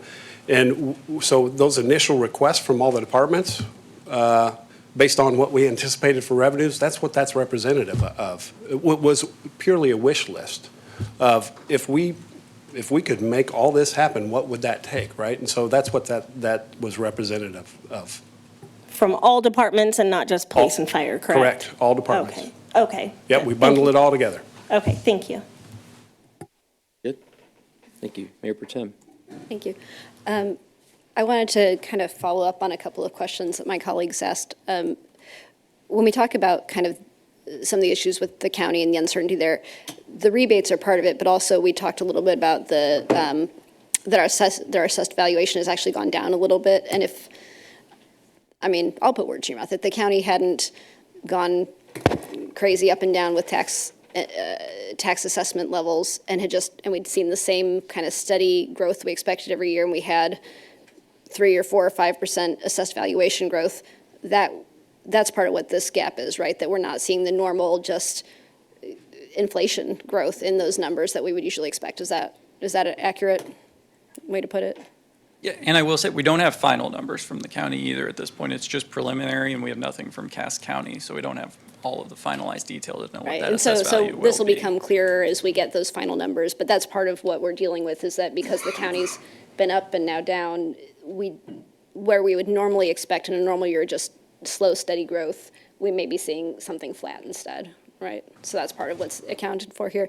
And then as far as like Costco, which I am optimistic about, but they're opening in August, and then is it a 3 or 4 month lag between when sales tax is collected and when it's remitted to the city? Is that right? 2 months. 2 months, Yep. okay. So even optimistically, we're getting towards kind of halfway through our fiscal year before we start to see those revenues. So we hope that they're going to come in really strong, but again, we can only see maybe half of that in this year's budget because it won't show up until later in our fiscal year. Correct. Right? Well, Okay. yes. Thank you. Any additional questions? If not, we'll proceed. Okay.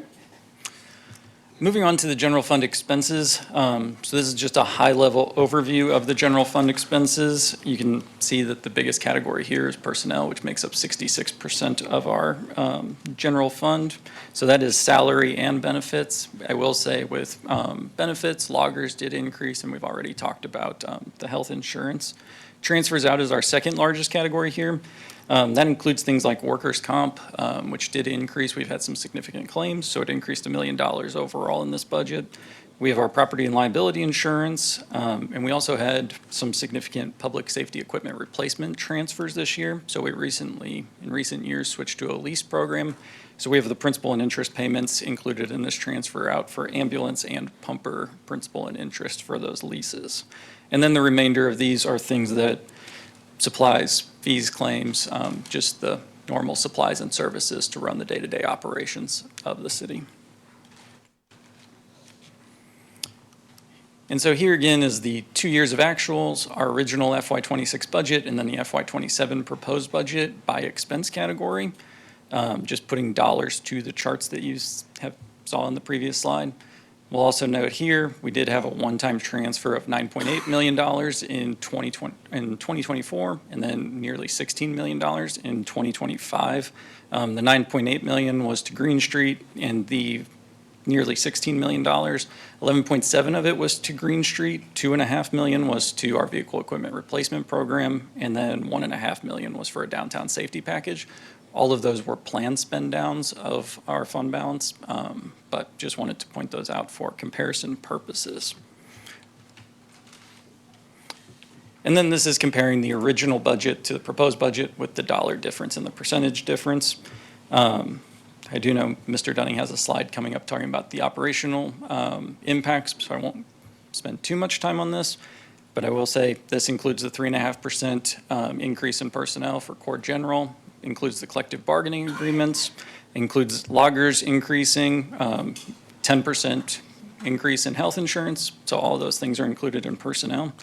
I do also want to clarify a comment that was made earlier about overtime being removed from the budget. Overtime has not been removed from the FY27 budget. As of right now, we have nearly $1.5 million budgeted for fire overtime and $1.1 million budgeted for police overtime. So total public safety overtime is $2.6 million in the FY27 budget. So it is still there, and it's in that personnel section.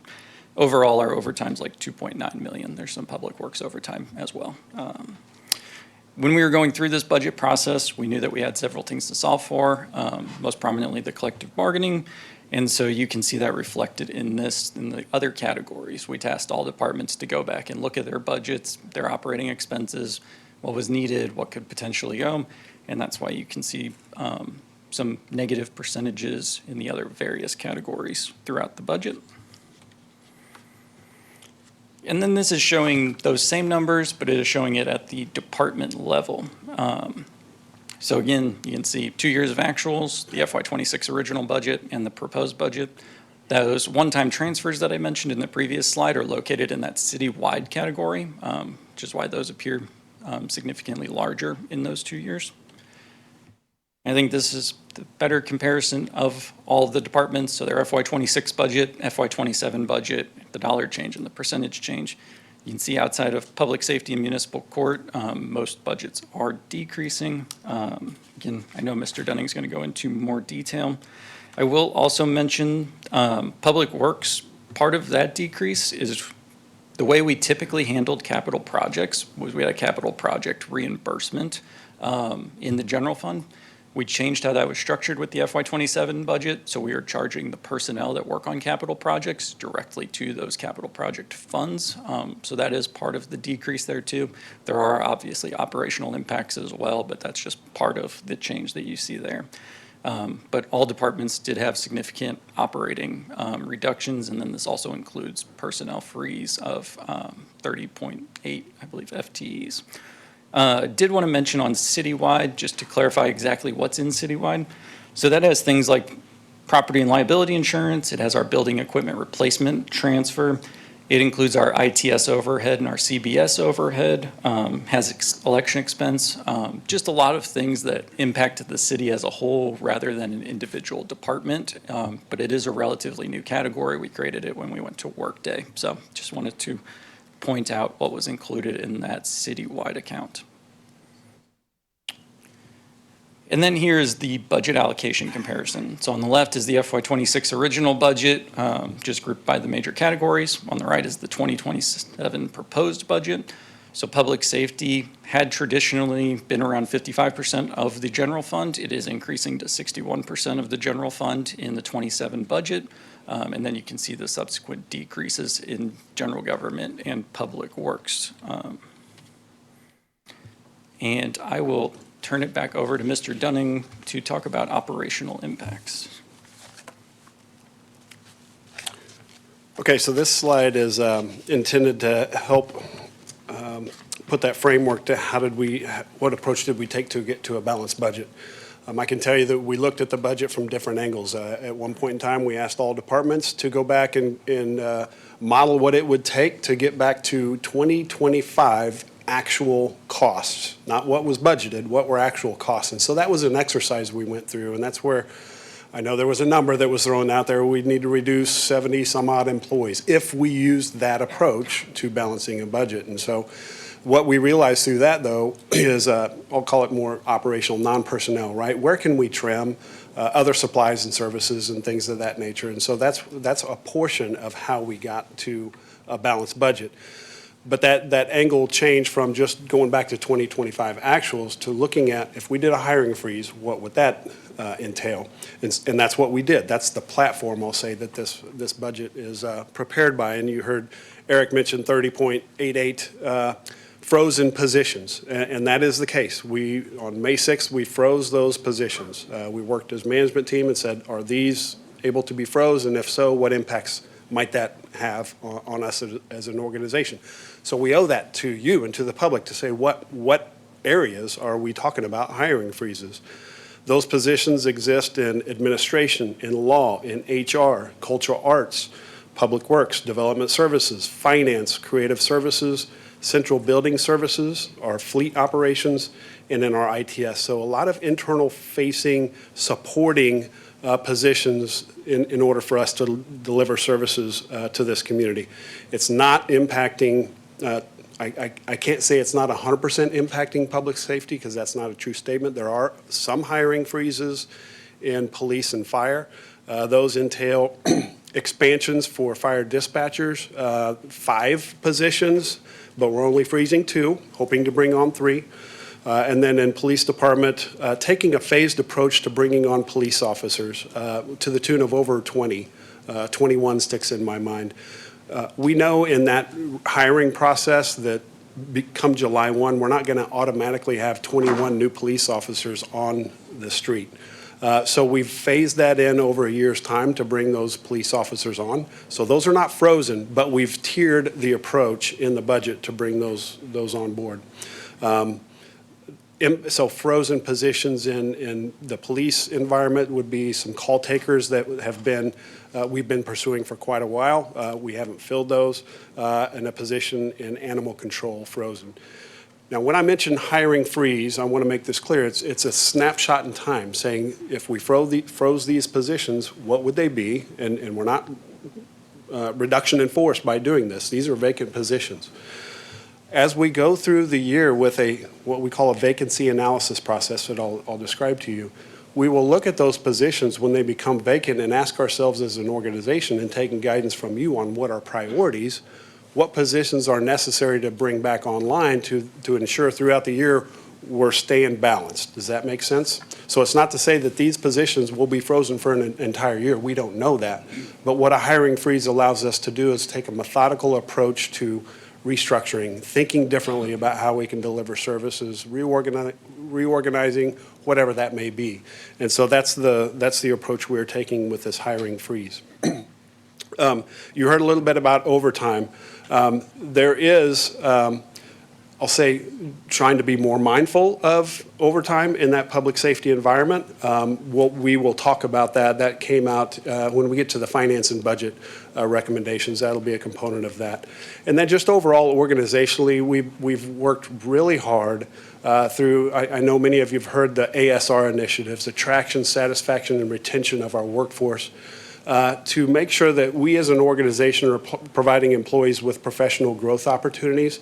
But in a budget situation like we're in, if we can scale that back, still provide those opportunities, but be more mindful of it, that's what we're doing across the organization, just being more mindful with the resources that we have. So that's that staffing environment, if you will. I'll stay in that space and talk about the vacancy analysis process then. That's not applicable to public safety. We know we want to fill those positions. We'll talk here in a little bit about enterprise funds. They're not part of the general fund. Their revenues operate more like a business, like water utilities and the airport and parks department. So this hiring freeze does not necessarily apply to them directly. But if there are positions, as we think about reorganizing and going about our business differently, it does kind of trigger at least a discussion about how we're approaching a balanced budget and thinking about our structure here at the city. So that's that staffing and capacity space. With regard to service level impacts then, right, what might be visible within the community? I spoke briefly about right-of-way maintenance, and that's a high priority. And we have worked over the last couple years to bring on additional crews because that's what the guiding documents were telling us about. We do have some vacancies in the operations, and so pausing on some of those, I'll say, lower priority mowing and right-of-way maintenance in agricultural zoned areas would be an impact, right? We would feather out that how often we mow those areas, which would impact other schedules. But so I wanted to make that clear. We're not eliminating sidewalk and curb repair. I want to make that very clear. It's scaling that back. This is repairs, right? You'll hear in the CIP portion, sidewalk replacement, missing sidewalks, curb replacements, all those are still taking place. That's through the capital improvements plan. So this is just general funded. What are we allocating towards reactive? These need repaired. We scaled that back a little, not completely. In the facility maintenance space then, we call this our BURP, Building and Equipment Replacement Program. We were planning to set aside $500,000 for that fund. We dialed that back to $250,000, knowing that we have a lot of newer facilities now. All facilities need maintenance, though, but dialed that back in half in this budget. And then I mentioned expansion here. Excuse me. As we bring on more facilities, we're not bringing on more staff right now. Quite frankly, we have a hiring freeze, as I mentioned, in central building services right now. But as those needs continue to grow, we need to be mindful of that. But I just wanted to mention that since maintenance is a high priority as well. Kind of tying back to professional development across the board, just looking at, we know there's value in all of our departments having interaction and community engagement with the community and the stakeholders in the community. And I'll say dialing that back a little as well. And then what might be expected from some of these frozen positions? Well, when we think about our service levels and how we can go about delivering those services with a hiring freeze, and as we go about rethinking how we deliver, there could be increased turnaround times. Now, depending on what sector of services are we providing, that may be different, but generally less people, right, doesn't automatically equate to a higher level of service. Now, thinking about that, though, the way we deploy technology, you've heard Workday mentioned, right? What efficiencies can we gain from those types of systems? So we're thinking in that space as well. I think I hit on all my points there. I would mention too, and it's been mentioned before, as we go about this budget and working this plan throughout the year, just like we did last year, let's check in monthly. And then at a mid-year point is a great time to just say, where are we at in today's world? And reprioritize and ask ourselves, are we still in a hold tight mode? Or if we're in an opportunity mode, what are those priorities that we think we should put those resources towards? So that's the commitment in working through this budget with these reductions that are in place. So I think I can wrap up the general fund overview, and then we'll move into public safety sales tax here in a moment. But what you can see here, a balanced budget. Now, is it going to end up with that exact? That would be awesome if it did. I'd like to see it come in higher on the revenues, but we don't know yet. But that's the goal, to anticipate a year's worth of time, what resources and how would we deploy them. And that's why we have a zero difference. It's a balanced budget. That's the plan, but we work the plan. Noted below then, we do have a general fund reserve balance policy. And you can see there what that general fund reserve balance is. And I will tell you that's 37.9%. That's our policy is between 35 and 25%. We kind of hold tight. If it's above 35%, then the city manager is to bring forward recommendations. You heard Eric mention intentional spend downs. That's what that was a result of. Let's deploy the resources that we have and invest those in the community. And so those were some of those projects that you saw with the asterisks by them that Eric was mentioning previously in his slide. So we still have a healthy reserve. We're still in accordance with the policy. We're bringing forward a balanced budget in the general fund. And so with that, I'll stop before we move into the next. We'll go into different funds now in the next portion of the presentation. I think we do have some questions, Mr. Dunning. So we'll get those addressed now if we can. Sure. Councilmember Frazier. I just want to clarify, you mentioned hiring freezes, and that is different because there's a lot of misinformation out there. There are no layoffs. There's no across-the-board layoffs. That's correct. Thank you. That's correct. The Thank freeze is on vacant positions. Okay. Thank you. Thank you, Mayor. Great. Thank you. Councilmember Pryor. Thank you, Mayor. And this is just for my own knowledge, but do you know off the top of your head which department has grown the most since like 2020? Or if you don't, can you get us that information?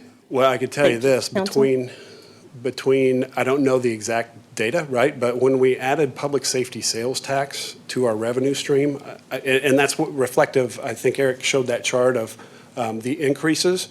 Our biggest increases in our investment has been in public safety. What about employee-wise, do you know? I would probably say public safety too, because that public safety sales tax was intentional to create, those opportunities in those spaces. So. Okay. And is there any way that you can send me an email at some point soon, like ish, and just what departments have grown with how many employees? So you're thinking just from an FTE perspective? Yeah. Grown in what way, right? Yeah, FTE perspective. Okay. Thank you.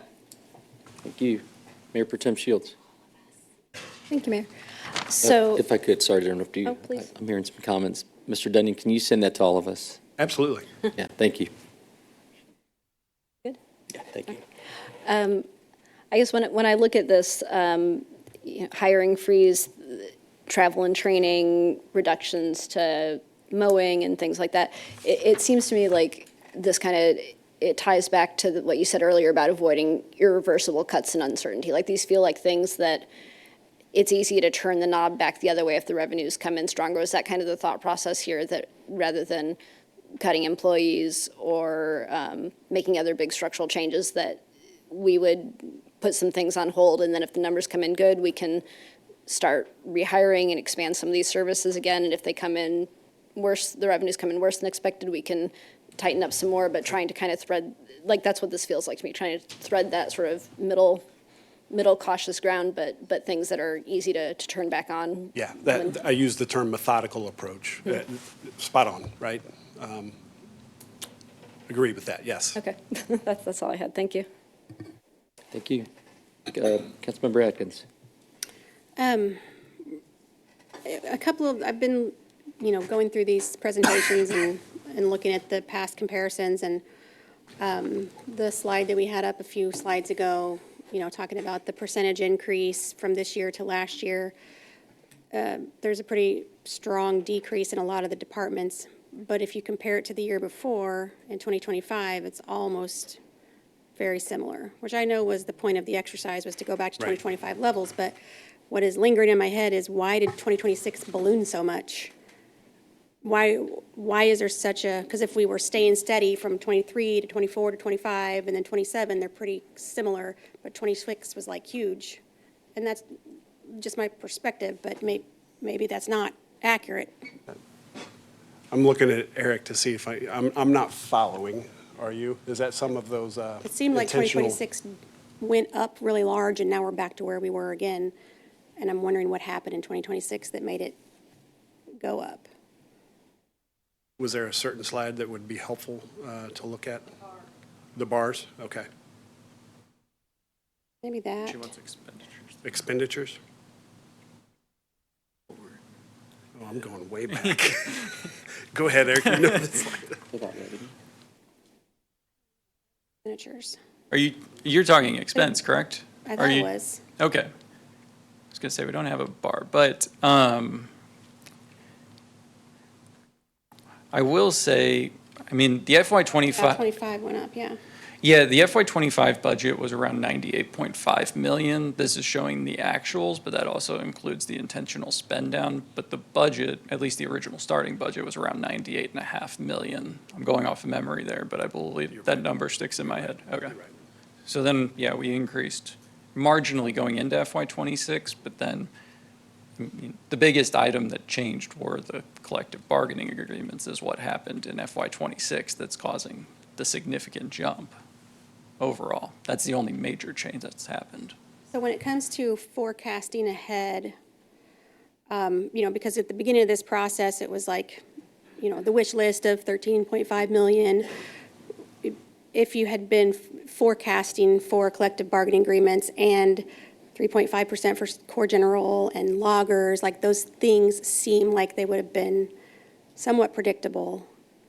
And so what process do you go through on the back end to have the staff come up with a wish list that large when those other things are priorities? Like, why would we be exposed to a wish list that large when we know that those priorities have to be locked in? Why would the wish list grow so large?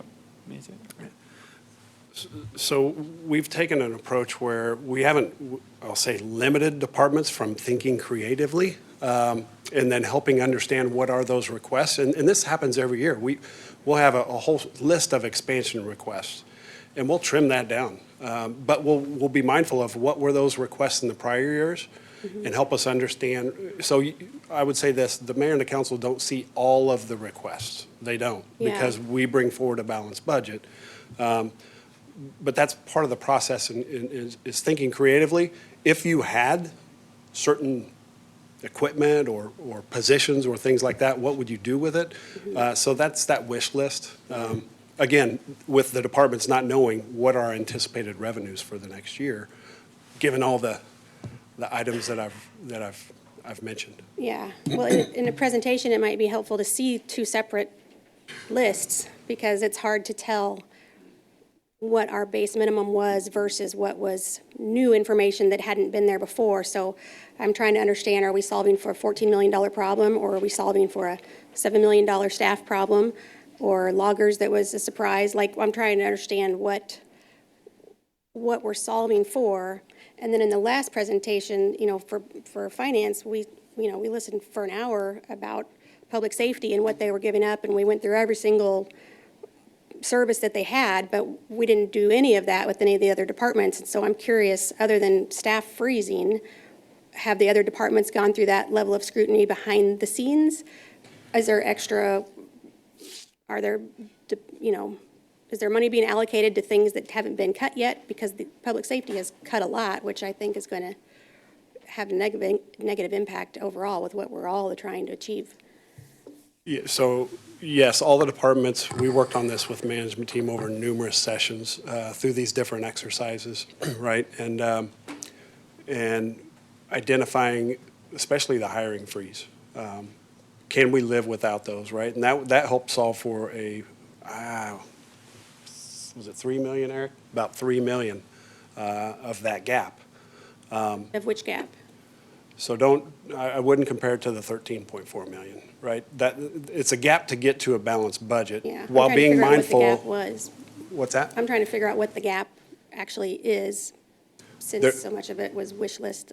That signals to me that it's extra money, but what would the gap have been if there weren't wish lists loaded in there? I don't know that we have that number, do we? That's what I'm trying to understand. Yeah, I don't know that we have that number, because once we understood anticipated revenues and all the financial pressures and cost drivers, we dialed in on what is that anticipated revenue, and then we worked to get to a balanced budget. So that gap, I don't know that I could quantify from that wish list to where we're at today, just our work together, better understanding what our resources were and how do we get to live within our means was the exercise. Okay. So will we hear from departments later about their operational changes also, or is that in other fund areas, or?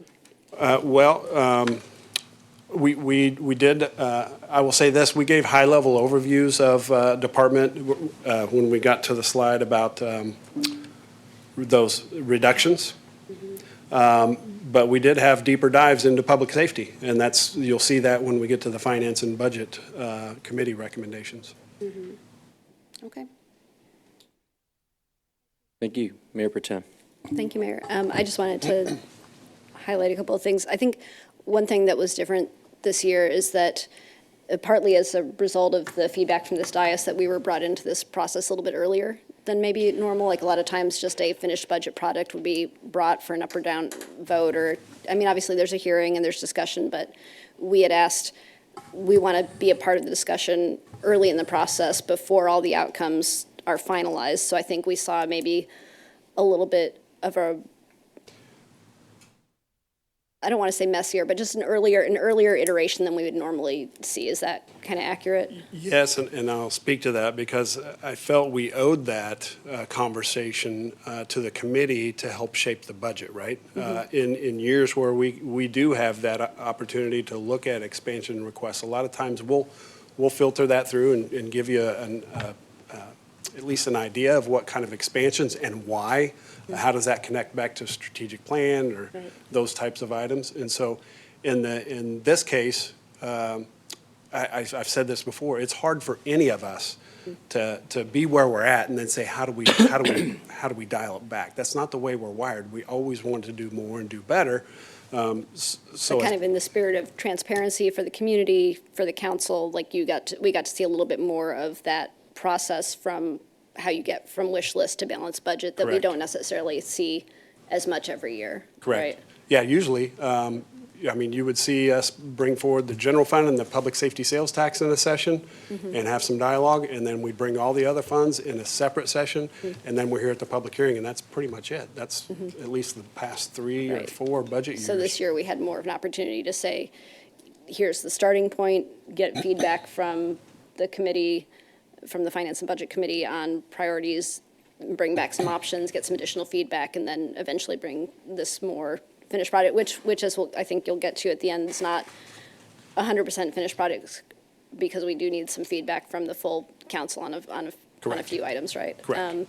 And then as far as like the department by department, I know we didn't drill down deeply into those in committee, but each department did have a chance to come up and kind of speak to how this was going to impact their operations and their staffing. And I really did appreciate each of those department heads kind of walking us through some of that information. So I just want to say, like, we may not have drilled down as deeply into each one, but we did take time to talk that through in committee.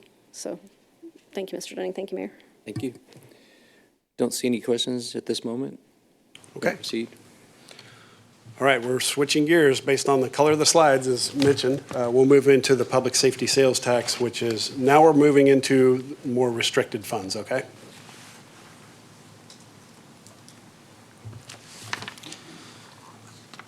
All right, so with public safety sales tax, we have two revenue sources. It is sales and use tax.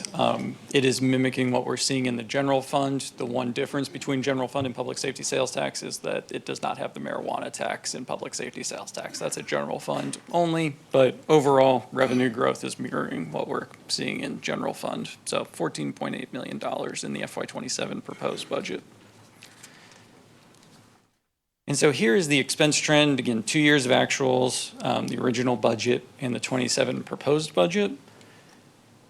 I think this comparison is a little bit better, but I will caveat that especially with public safety sales tax, it is a newer fund, and there's been a lot of one-time expenditures out of this fund. So it does make comparison year over year a little bit difficult and messier than it does in the general fund. The general fund is a very established fund, and so it has a better rhythm to it than the public safety sales tax. This has had a lot of one-time expenses. We've had vacancy savings and police that we've reallocated to capital spending. I know we built the live burn facility and accomplished several other projects out of public safety sales tax, but that is why in the end you see some wild percentage swings in this area. Transfers out, those are the insurance, kind of similar to some overhead amounts, and then there's also a public safety equipment replacement transfer out for the Axon contract that was brought before Finance and Budget earlier this fiscal year. But I do think this kind of tells the story of where we stand with public safety sales tax at this point in time, and it is that it is very personnel heavy. It's almost viewed as an extension of the general fund at this point, but it is 81% personnel. The remaining is essentially those transfers out for some overhead amounts and for some public safety equipment replacement programs. But you can see the supplies and services is pretty minimal. Overall, it's very personnel heavy in public safety sales tax. And then this shows the overview. Again, we are presenting a balanced budget for the public safety sales tax. The fund balance for June 30, 2025 is $7.3 million. We do not have an established fund balance policy for public safety sales tax like we do in general fund, but just wanted to put that on for informational purposes. And I do know we'll be talking further about public safety potential additions, so wanted to be transparent about where the fund balance sits for public safety. And I will pause there before we get into other special revenue funds, and I turn it over to Rick Gentry. Don't see any of the questions at this point, so we'll proceed. All right, thank you very much.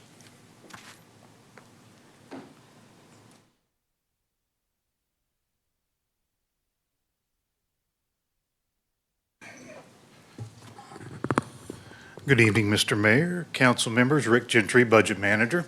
We're going to change gears here and go into the special revenue funds and our other funds within the city's budget that'll be included in the FY27 overall budget. So the first group we're going to talk about is I'm going to kind of go through and talk about especially for our new council members, kind of talk about the revenue sources, what provides the revenue to these funds and what makes them special and unique and what they are limited to expend their money on.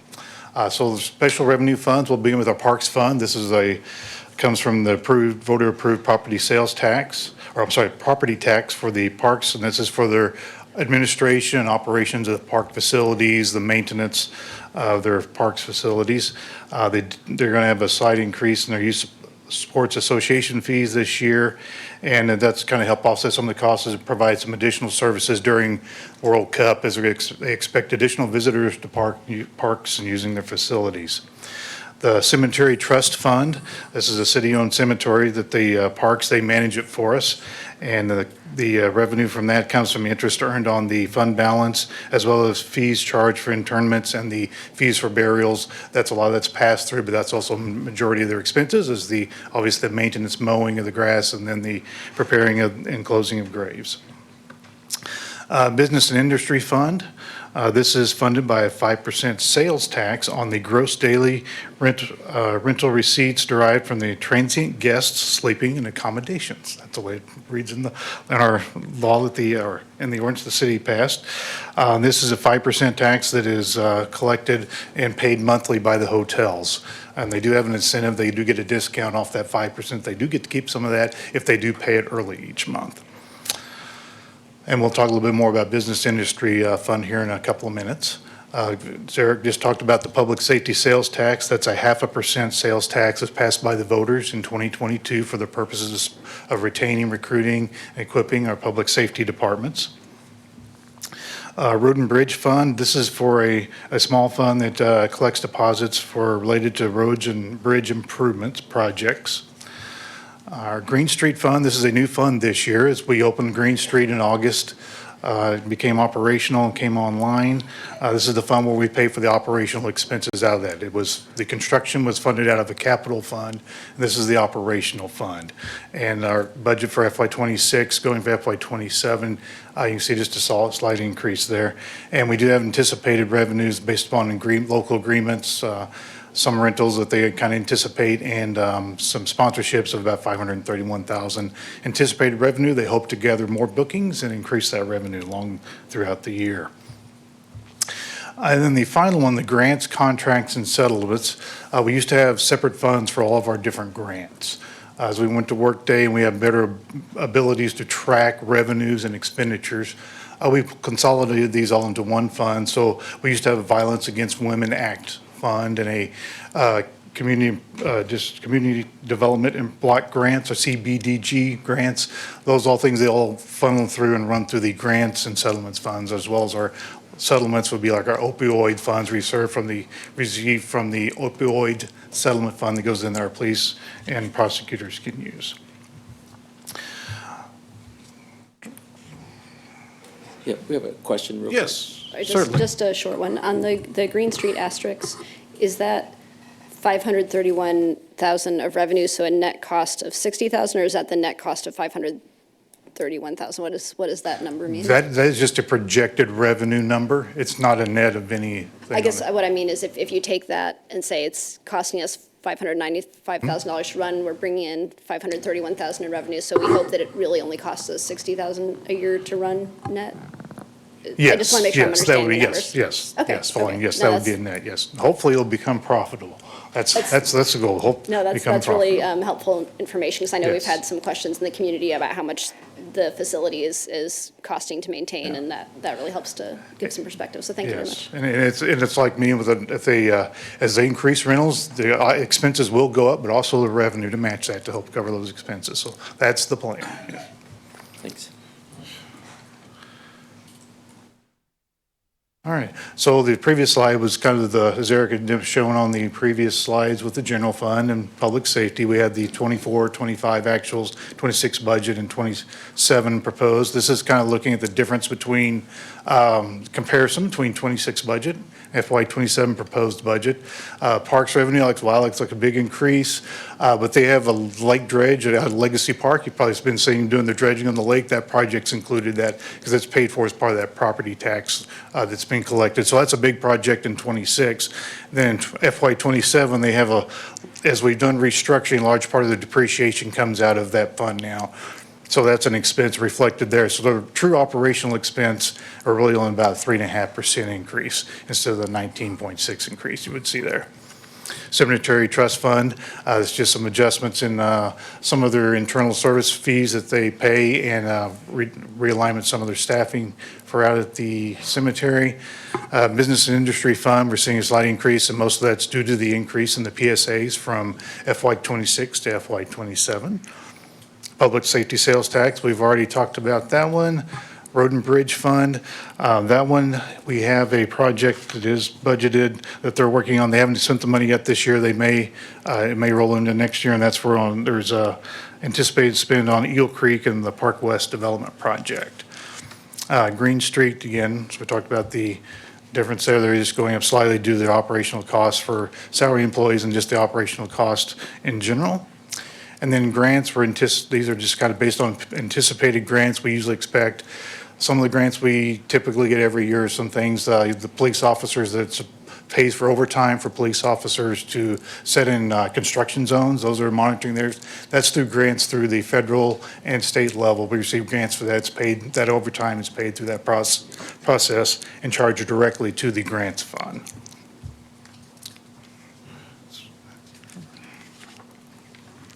All right, the Business and Industry Fund. I have a couple of slides about it. Just got a little more of the detail because it is a fund that's interested the council and the community.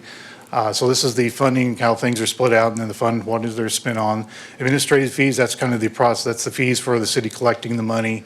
So that's a revenue that would go into the general fund, that $38,000 anticipated for FY27. Discount expense, that's the discount that we have to show as an expense in case a hotel does pay early.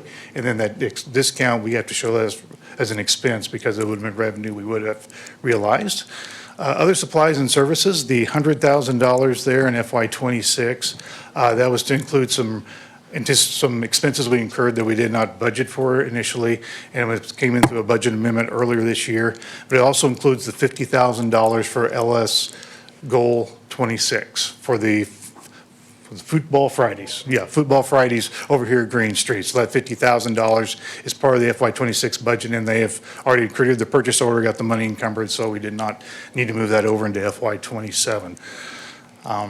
And then next there you have the 3 PSAs. Those are public service agreements between the city and organizations. We have the Downtown Main Street, which has got Downtown Days coming up this week.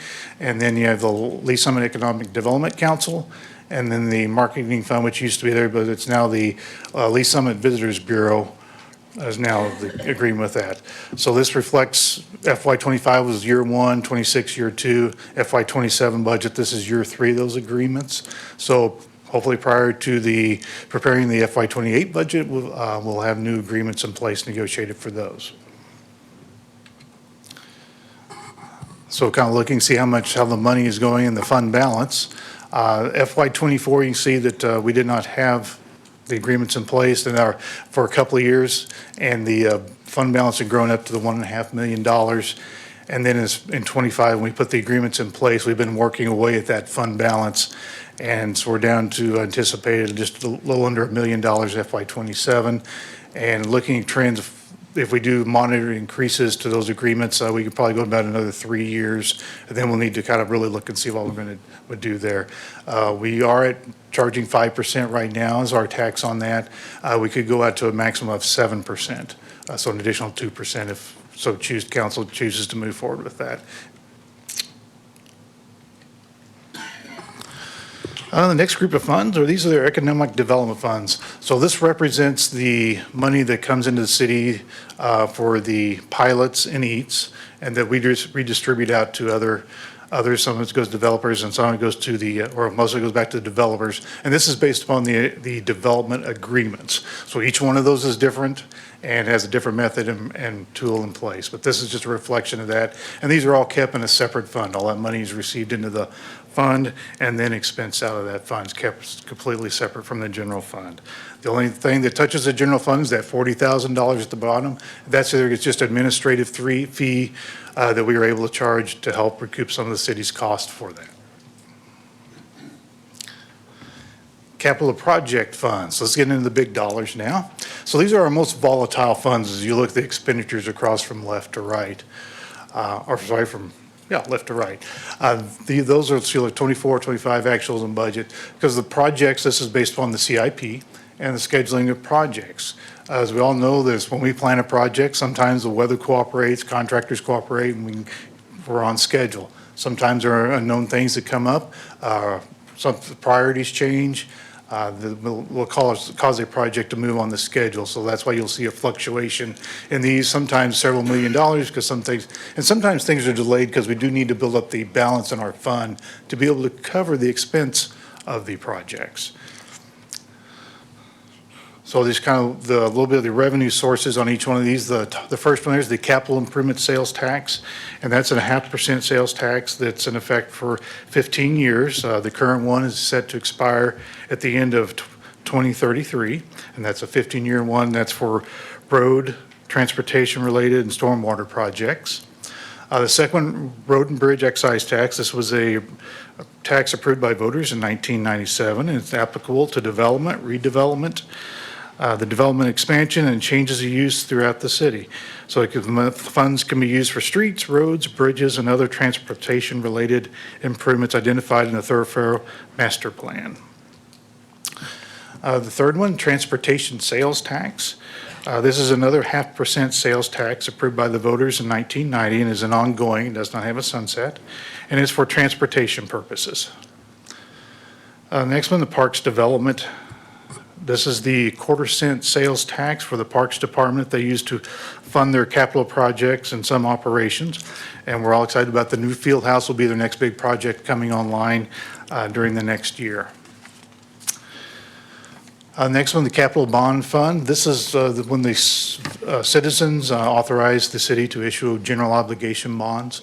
We go out to market, we sell the bonds, and then those bonds, when those proceeds come in, this is where those proceeds are placed and then spent from the bond fund. So that's the Capital Project Bond Fund because we're required to keep those funds separate from other funds.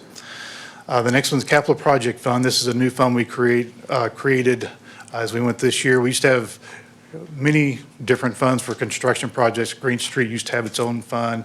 We used to have several different single project funds.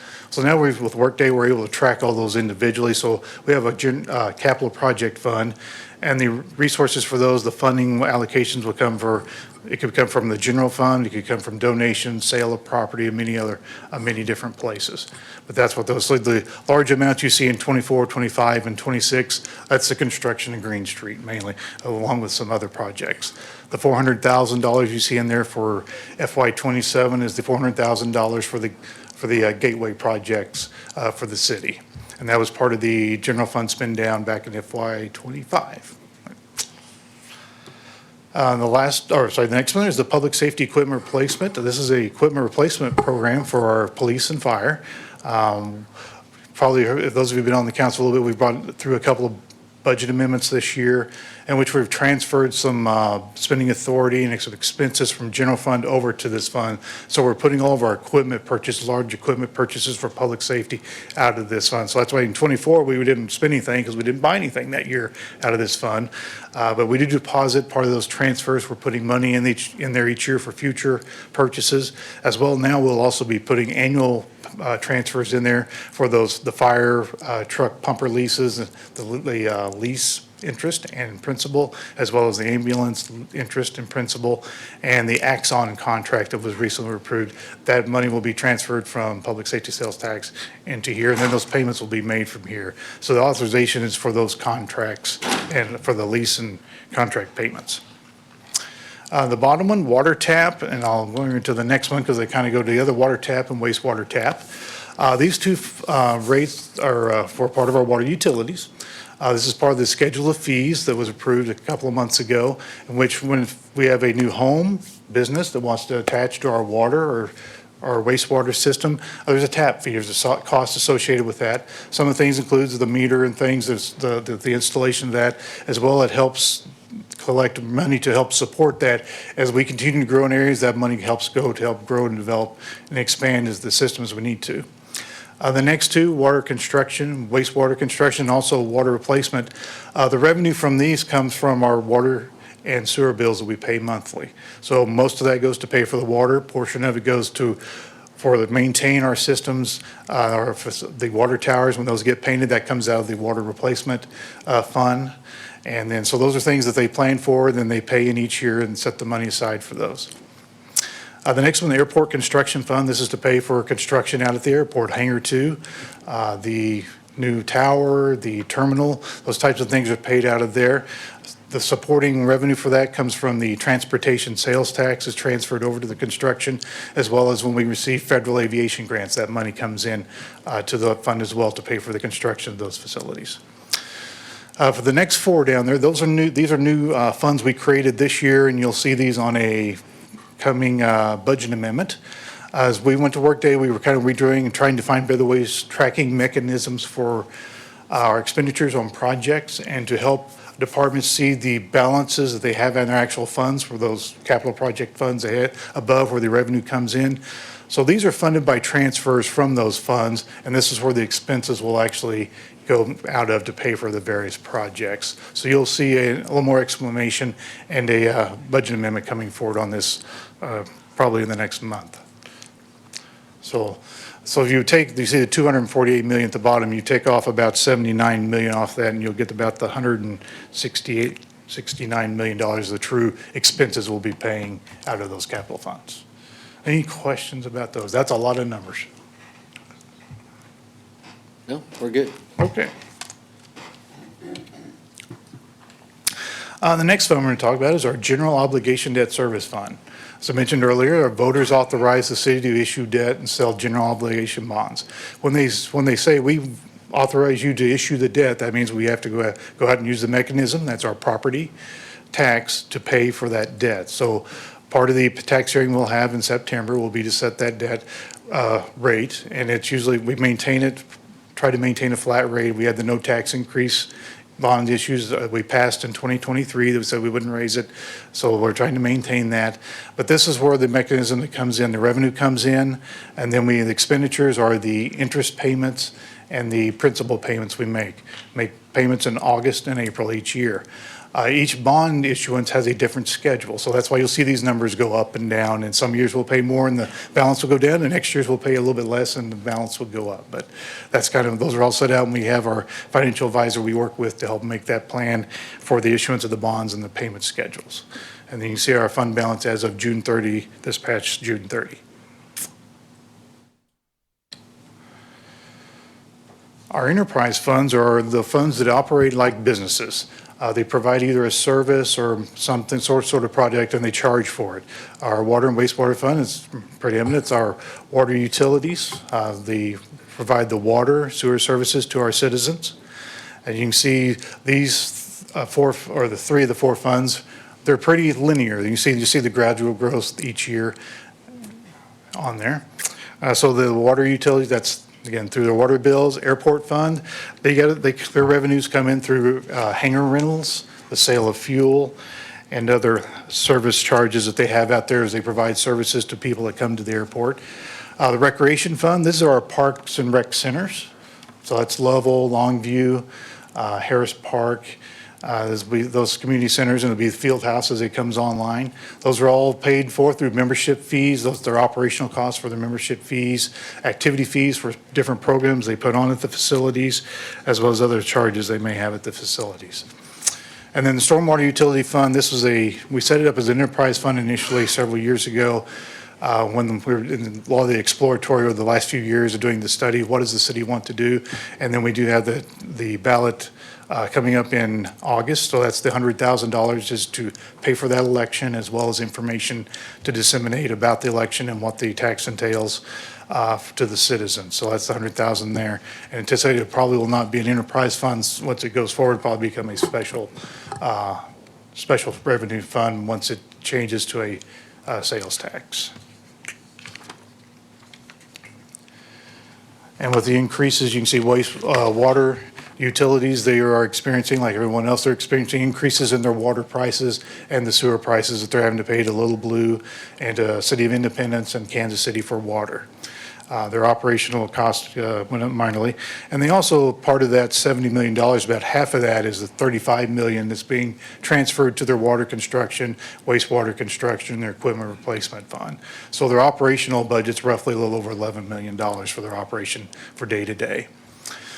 Airport fund, you see the reduction there. Part of it's the some restructuring there. They've just presented, you've seen recently in the last few months, you've seen their master plan and a couple of reports. There's a lot of professional services they paid for out of FY26 that they will not have those expenses in FY27.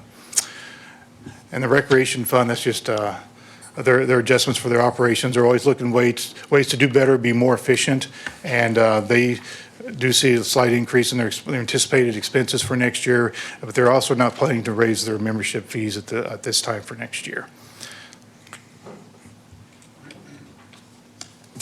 The last group is our internal service funds. So these are departments that provide services to all of our departments across the city. Central building services, you think they maintain our building. They manage the custodial services, repairs, and maintenance of our facilities. And you can see the operational costs there. So again, these three are operational, so similar to the general fund. You see very linear budget movements there, just slight increments each year. Central building services does have one position frozen, the facility manager's position. Fleet operations, that includes one frozen position, a mechanic. And IT services, I believe that included 4 frozen positions. We also recently, this also includes, if those who were on the Finance and Budget Committee yesterday, we had the amendment. Part of that is moving 3 different positions around to different departments in the general fund. So part of that's included in that reduction reflected here as well. Are there other internal service funds? So these are not people. These is more services and things that we do for the city, or that the city does for employees. We have a fund that is our short-term disability, helps fund support that. We do that through short-term disability, unemployment. It's where we collect the money in through the payrolls to help provide unemployment, our employment coverage. In our workers' comp, we are self-insured for workers' comp. And one of the items on yesterday's agenda was the 2-year agreement with our third-party administrator that helps us administer that program. Our risk management, that is a internal funded program. That is our risk management. That funds our property liability insurance, inland marine insurance, cybersecurity insurance. All those types of insurances are paid out of this fund, as well as small claims and damages. If we have one of our city vehicles backs into somebody's car and causes damage and it gets repaired, we pay for it out of this fund. As well, if we have a significant claim damage, this is where the deductible would come out of that fund as well. The next list of funds there is our building equipment replacement program. It's the BURP. That's the one Mr. Dunning referred to earlier. We have been doing $500,000 each year over to that. We're just doing $250,000, and that covers pretty much the projects they have planned for this year. So it's not going to dip into the fund, but it will help the fund maintain their balance this year. Vehicle equipment replacement program, it's one of those that does fluctuate each year depending on how many vehicles are up for replacement and the cost of the vehicles and lead time on getting vehicles in. Machine equipment replacement program, that is, we refer to it as MERP. That's computers. That's our monitors, computers that you're using. Those are all charged departments based upon the FTEs and how many, so this is based upon how many devices they have. So they're direct charge for that to the departments. Software license equipment, the ones that say direct charge, those are departments that are charged directly for that. And that money's brought into this fund, and then we place the orders through our IT department. They place the orders and pay for those. The bottom 2 these are citywide items. So you think of citywide software, you think of Workday, Microsoft 365, and a lot of big products that we use on the enterprise level. And those are again, charge to the different various departments based on the number of FTEs. The money comes in, and then we have the expenditures for those. And as well as the citywide machine equipment replacement program. It's a new one that it's kind of been collected in the past and paid for. It's been kind of blended with the other MERP. We're trying to get it separate so we can get a better tracking history and manage that more transparently. And those things like servers, network servers, the AV equipment you will see in our conference rooms and around facilities. So that'll be one you'll see more of even in the future. All right, so now you've seen all the funds and all the slides. So this brings us to our total proposed budget. And I apologize, one of the things, I'm going to bring it to the FY26 amended column. You'll see that asterisk next to the $34 million. And that internal service slide up there, if you try to tie it back, it's not going to match because we did a one-time transfer with a budget amendment earlier this year. As we transferred, those used to be together, our IRPs and overheads used to be combined together, and it made it very hard to track and do things. So as we worked the workday, one of the things we did is we separated those. So we did a budget amendment in FY26 to do that separation for those equipment funds and that. So that's not reflected in that operational cost because it will really skewed it. So that's why but we did include it in this cost just for transparency, just so it can be included in the total amended budget for FY26. So you can see as our total proposed budget's a little over $500 million. No questions, I'll turn it back over to Mr. Dunning and he'll take us on. Thank you. We do have a couple questions, I think, based on your information, Mr. Gentry. So Councilmember Atkins. Thank you for that presentation, because I do like hearing about each individual fund and love to see it in a glossary format.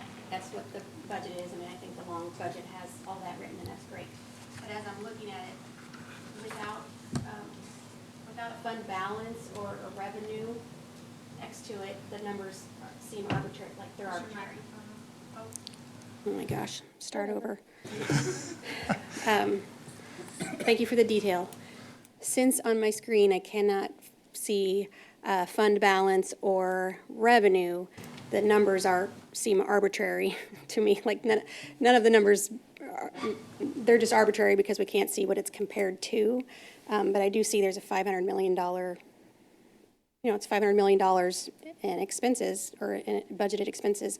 So I'm curious, what's the fund balance of the accumulated funds? What, $500 million out of how much? Do you have that number? Everything. Yeah, but where's the revenue? So the revenue is exactly 500?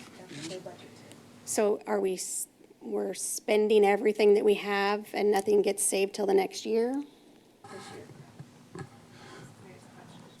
Every penny gets spent, none of it gets held back for the following year? That's the question. So yeah, I understand your question, yes.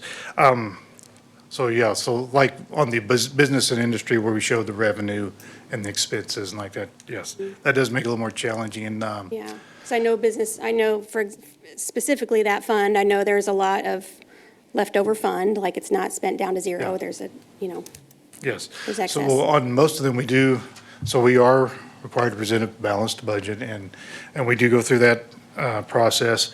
And part of this year with the, let's see, which one is it? Yeah.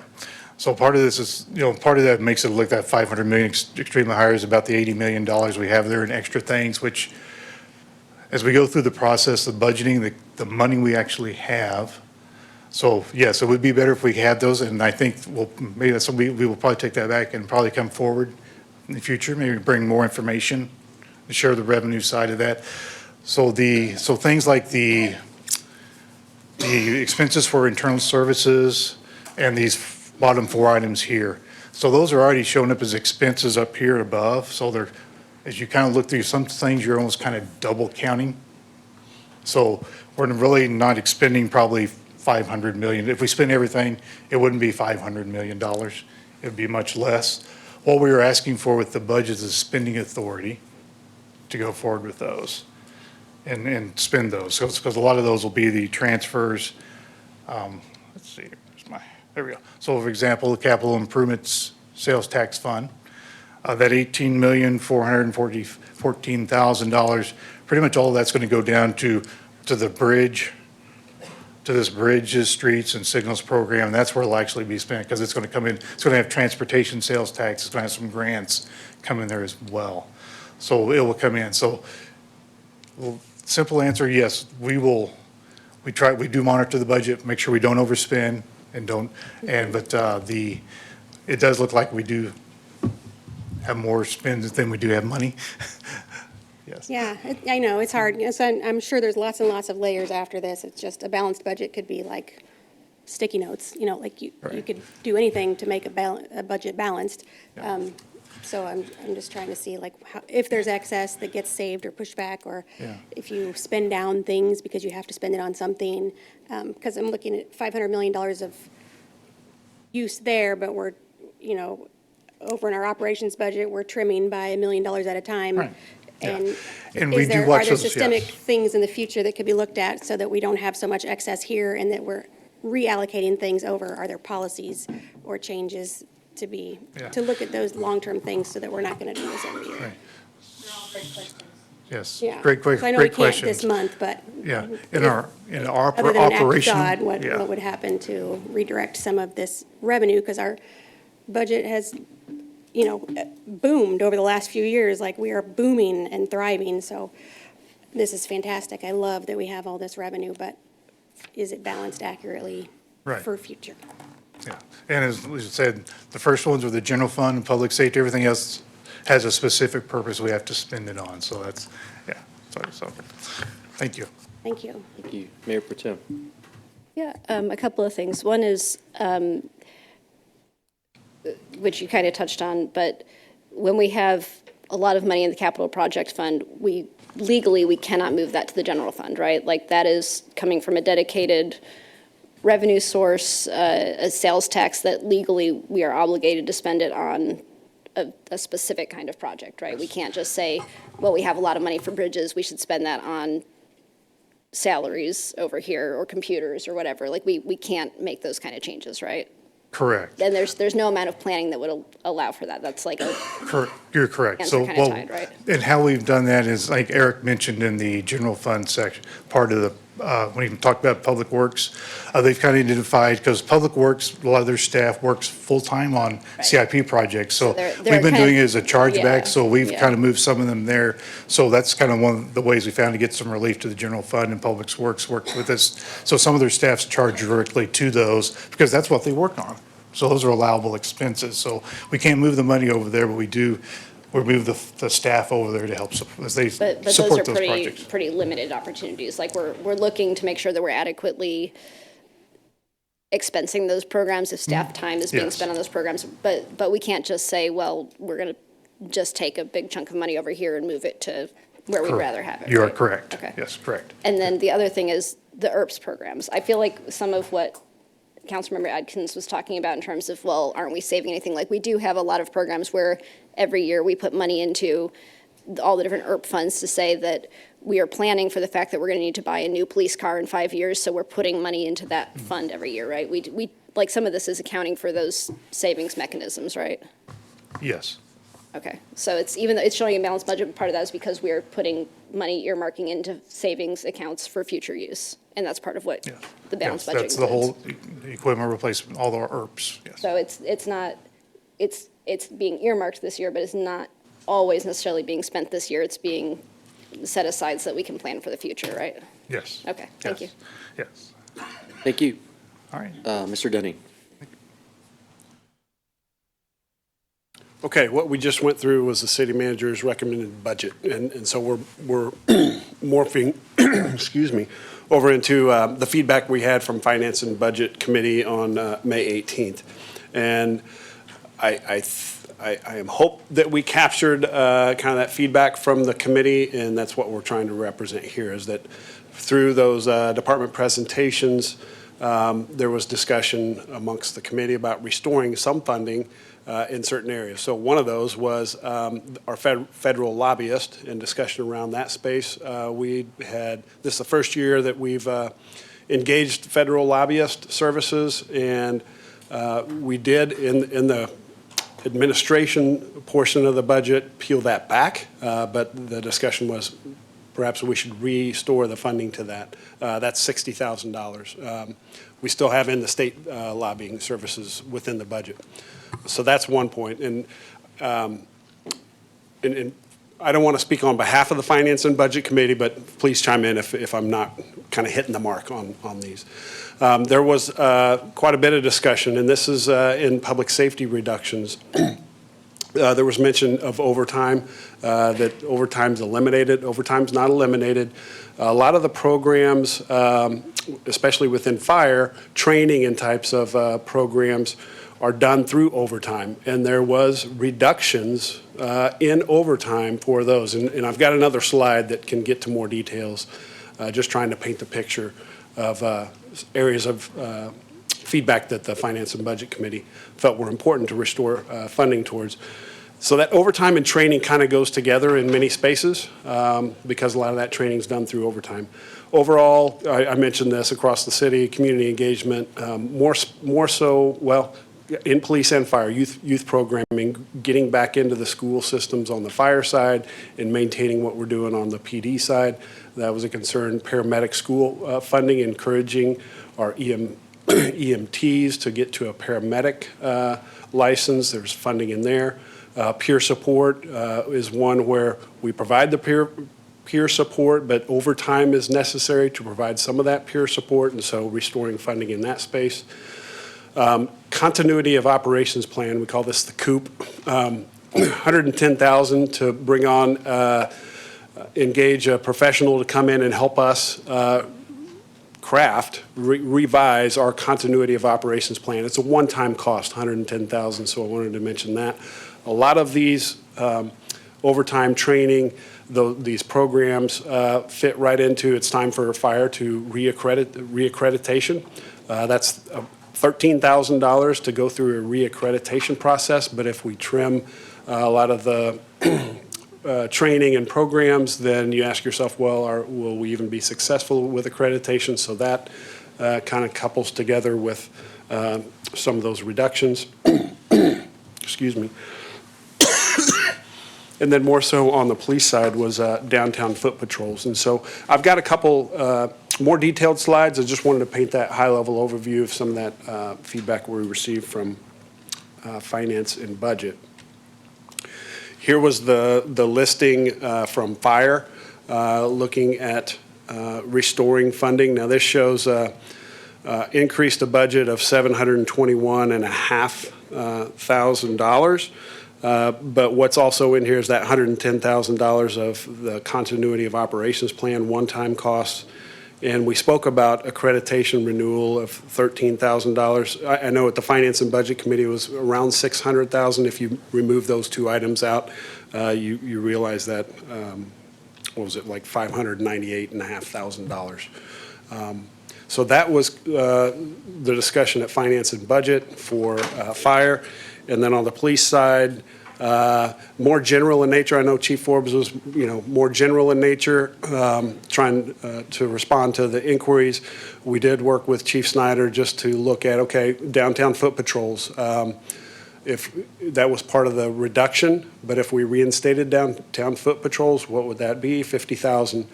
Some of that community programming, 20, and then youth programming, 15,000 as well. So these, with the exception of the continuity of operations plan and perhaps the accreditation, are ongoing costs, which, it's not ideal to fund these out of reserves, but could be. But that, if the direction were to fund these out of public safety sales tax reserves, we would need to work over the coming year to figure out how to get to a balanced budget with ongoing revenues and expenditures to really solve for this. But that is one way that these could be reinstated, the funding restored. And what we talked about at Finance and Budget Committee was bring forward the balanced budget, because we needed, we were on the plan to have this public hearing tonight, but to have this discussion, create the dialogue, because Finance and Budget Committee makes recommendations, but the council gives direction to us as an organization, so we need to have this discussion. And then the thought was, given the direction that we receive, we could prepare a budget amendment and bring forward and restore whatever funding levels we're directed to restore. So I'll pause there. Of course, we have our whole management team here, both chiefs, if you'd like to have discussions about some of these reductions in these recommendations from Finance and Budget. I'll pause there. Mayor Pro Tem Shields, I know you chair Finance and Budget, so I'll see if I miss, actually, yeah. Sorry, Councilmember Carlisle, you have taken over. Please fill any gaps that I may have missed in trying to represent those recommendations. We have Mayor Pro Tem would like to ask a couple questions or comments. Unless Councilmember Carlisle wants to hop over this. Okay. Just a couple of things. I think when we had talked in committee, it was still unclear, even with these proposed restorations to the fire budget, if accreditation would be really feasible at this point. Is it the thought that if these restorations were made, that we could achieve that accreditation again this year? Yeah, I'd let Chief Snyder respond to that. He'd have better awareness. Thank you.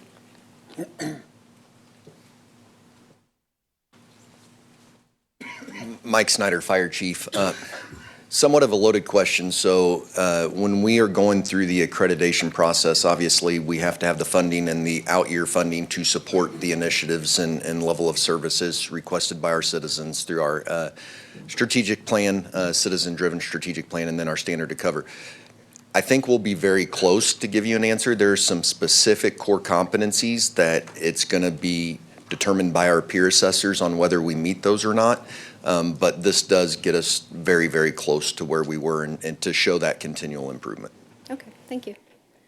And then, Mr. Dunning, I know one of the things the committee discussed was wanting to make sure that a discussion was had on the police side of if there were other training or special units or peer support, anything that they needed. And so I saw you brought back this. Is that kind of the result of that discussion, or has that Yes. whole discussion Yes, happened? Okay. we did have that time to consult with Chief Forbes. Okay, I want to check on that.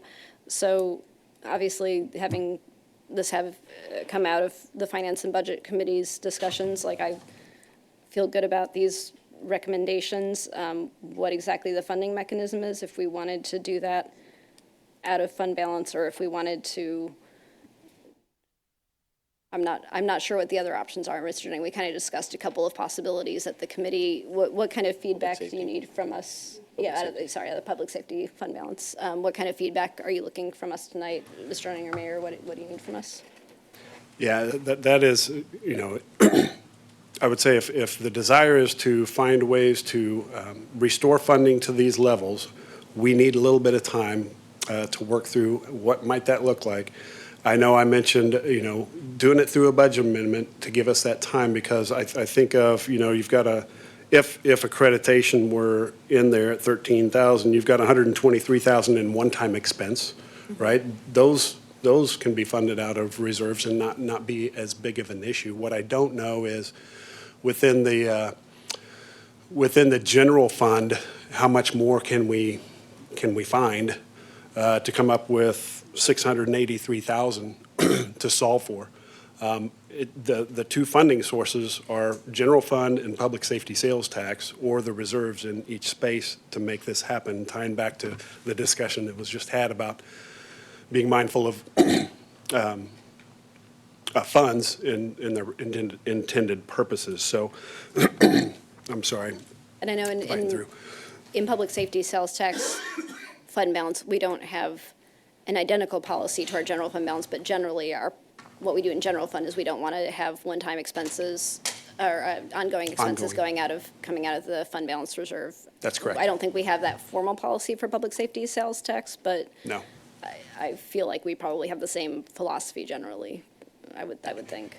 Yeah, and that was my thought. And if it's funded out of public safety sales tax reserves for this year, we have work to do to make sure that next year that we have this solved for in our operating budget, general fund operating side of things. Okay. I'm open to ideas, and I would yield back to you or other council members, Mayor. I'll let a few other people speak, and then, yes, I'll give you my perspective. Councilmember Funk. Thank you, Mayor. I know at Finance and Budget, and Mark, if you want to, Mr. Dunning, if you want to speak to this, or Chief, on the other slide there where we kind of had Chief Schneider break everything out, some of that burn facility, live burn tower training and things like that, there was some potential to maybe some chargeback to LSR 7. Some of that was the time that our firefighters put in to train those folks. Is that what's still in this number? I would need to have Chief Snyder clarify. I recall $10,000 that is in, I'll say overtime. Is he coming? Okay.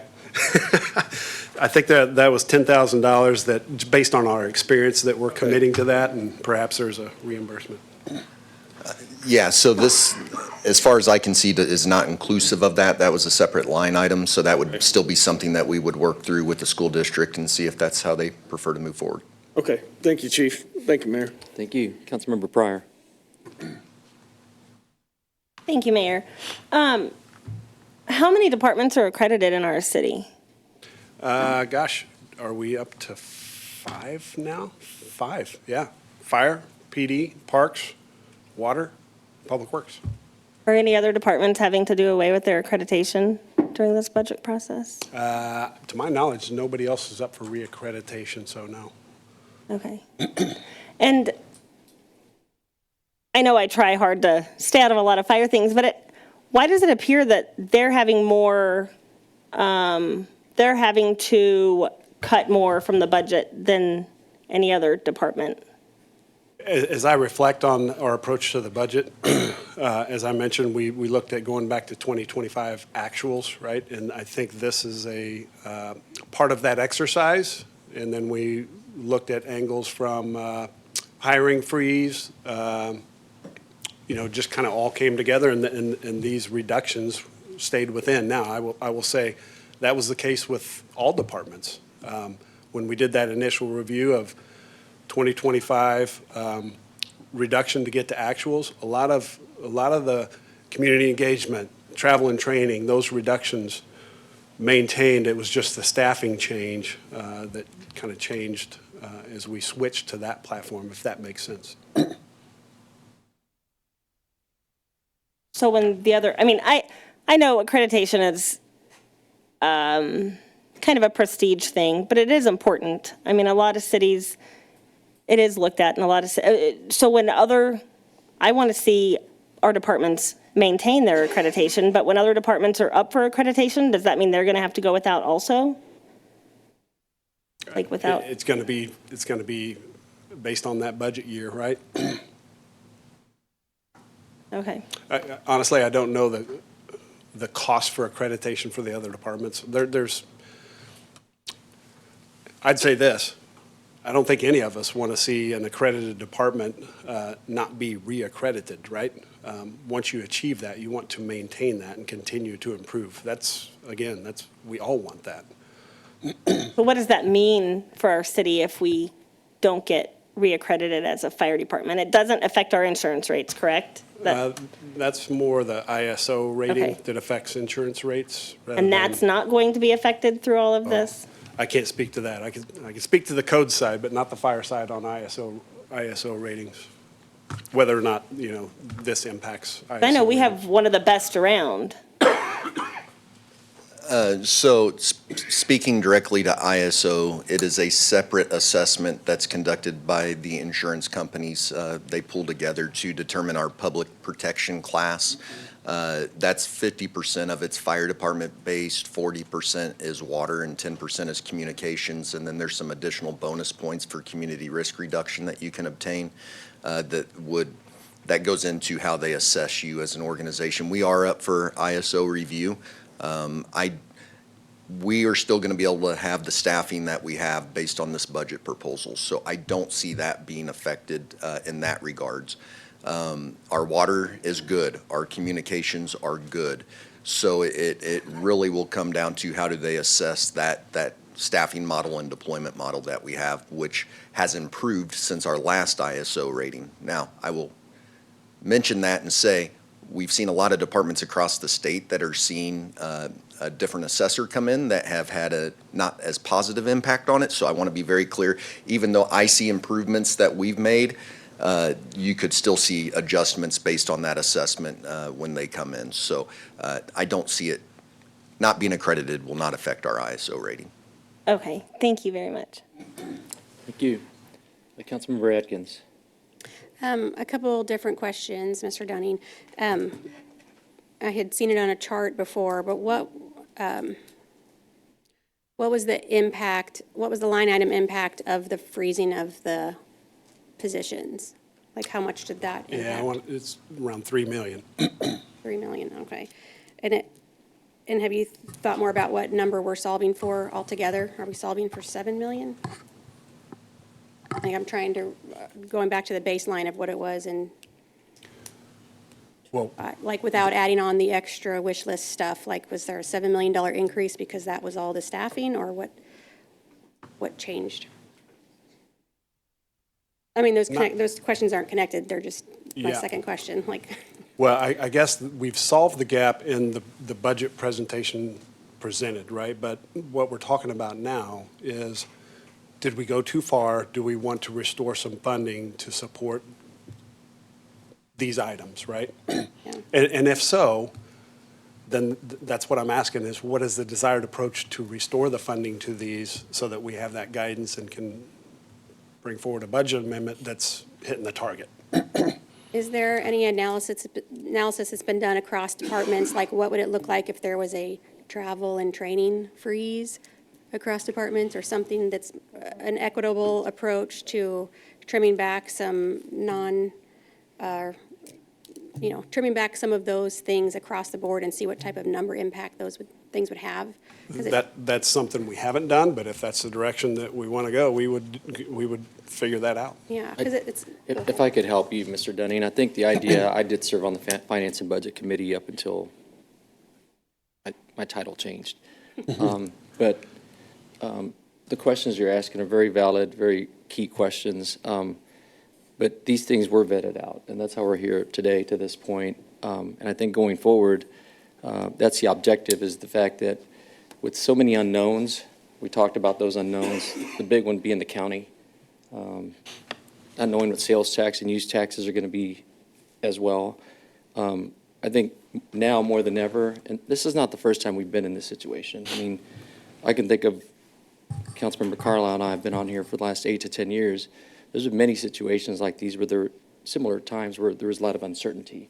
And so I think what we have to do now, we can't live in the past, but what we can do now with the finance and budget and working with Mr. Dunning and his team is monitor this even with more of a hawk eye now. Whether it's monthly, quarterly, I know Ms. Eric said, they monitor this on a monthly basis. That's just our job, to make sure that we stay on top of these, the revenue and the expenses. And this here is what's being proposed along with the balanced budget, if we're willing and if we're comfortable proceeding with this recommendation by Finance and Budget right now. And we'll solve for it as we go in the next month, the next quarter, the next 12 months.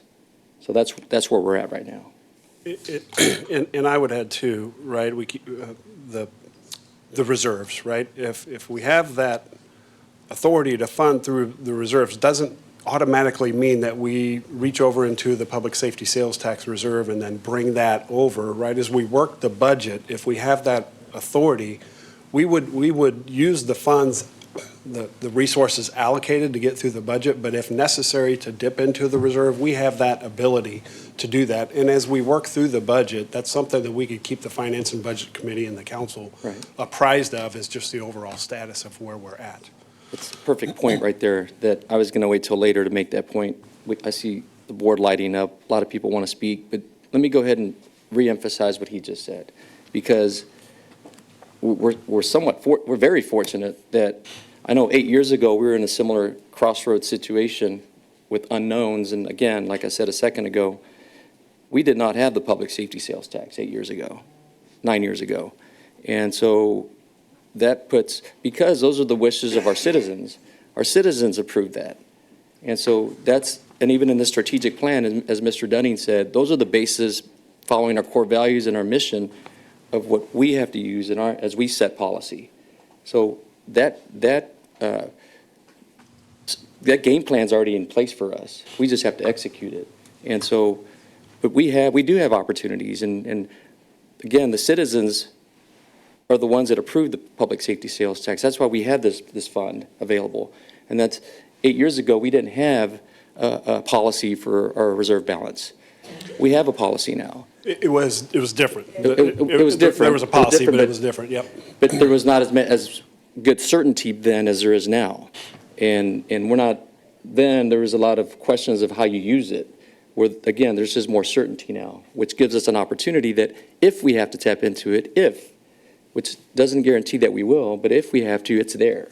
But that's where the finance and budget and the rest of us have to make that decision as we go. So, anyway. Yeah. Let's go ahead and call on some of the council people that are waiting to speak. Councilmember Funk. Thank you, Mayor. So, Mr. Dunning, pertaining to this slide and kind of move this section that you brought us to forward here, I know, and Chief Snyder can, sorry for you to get your steps in coming back and forth, but we might just run you back and forth anyway. So I know some of these items, when we talked through them, were items that may not occur tomorrow. Some of those were, I think, when we talked about paramedic school, we talked about there was only going to be maybe so many ready at this time, and then it was going to be a certain period of time before more enrolled down the road. I think, Mayor Pro Tem Shields, I know you're up next to speak, but I think we had those discussions that some of these things weren't going to be expenses that needed to happen tomorrow. So I guess, I think for the sake of conversation, and Mr. Dunning, you're wanting some direction, I think we were pretty set at finance and budget that the continuity of operations plan and feeling confident about the accreditation plan, that we were going to look at a one-time expense for those and move the needle on those now, and then start building these other items that we want, and obviously the things for PD as they came about, and make budget amendments as we went forward, not to affect your balanced budget. That's today. Am I close or no? Halfway there? Okay. Well, that was your part at least. Yeah. I'll yield to Mayor Pro Tem Shields there. You're next in line. So I think actually, Councilmember Funk, you hit on some really important items that this is spending authority, but there are some of these things that may not be fully utilized, like the paramedic school. That really depends on how many folks choose to enroll this year. So some of these things may not end up maxing out that number. This is authority, it's not required spend, right? Correct. This is the plan, right? Anticipating. Yeah. And one other thing we touched on in committee was that there's a little bit heavier overtime load right now due to some FMLA leave that some folks are on, that we hope that won't be a recurring expense in future budget years. So that also makes me a little bit more comfortable to look at fund balance in this case, because there's some extraordinary circumstances that are driving that, but hopefully that overtime will get under control, and hopefully those folks are able to come back to their normal schedules and that kind of thing.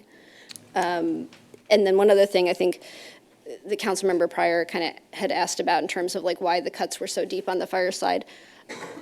Part of my understanding, and please correct me if I'm wrong on this, but part of it is some of the direction from council was let's maintain staffing levels. And if you're maintaining staffing levels and maintaining those salaries, it's already a personnel heavy budget.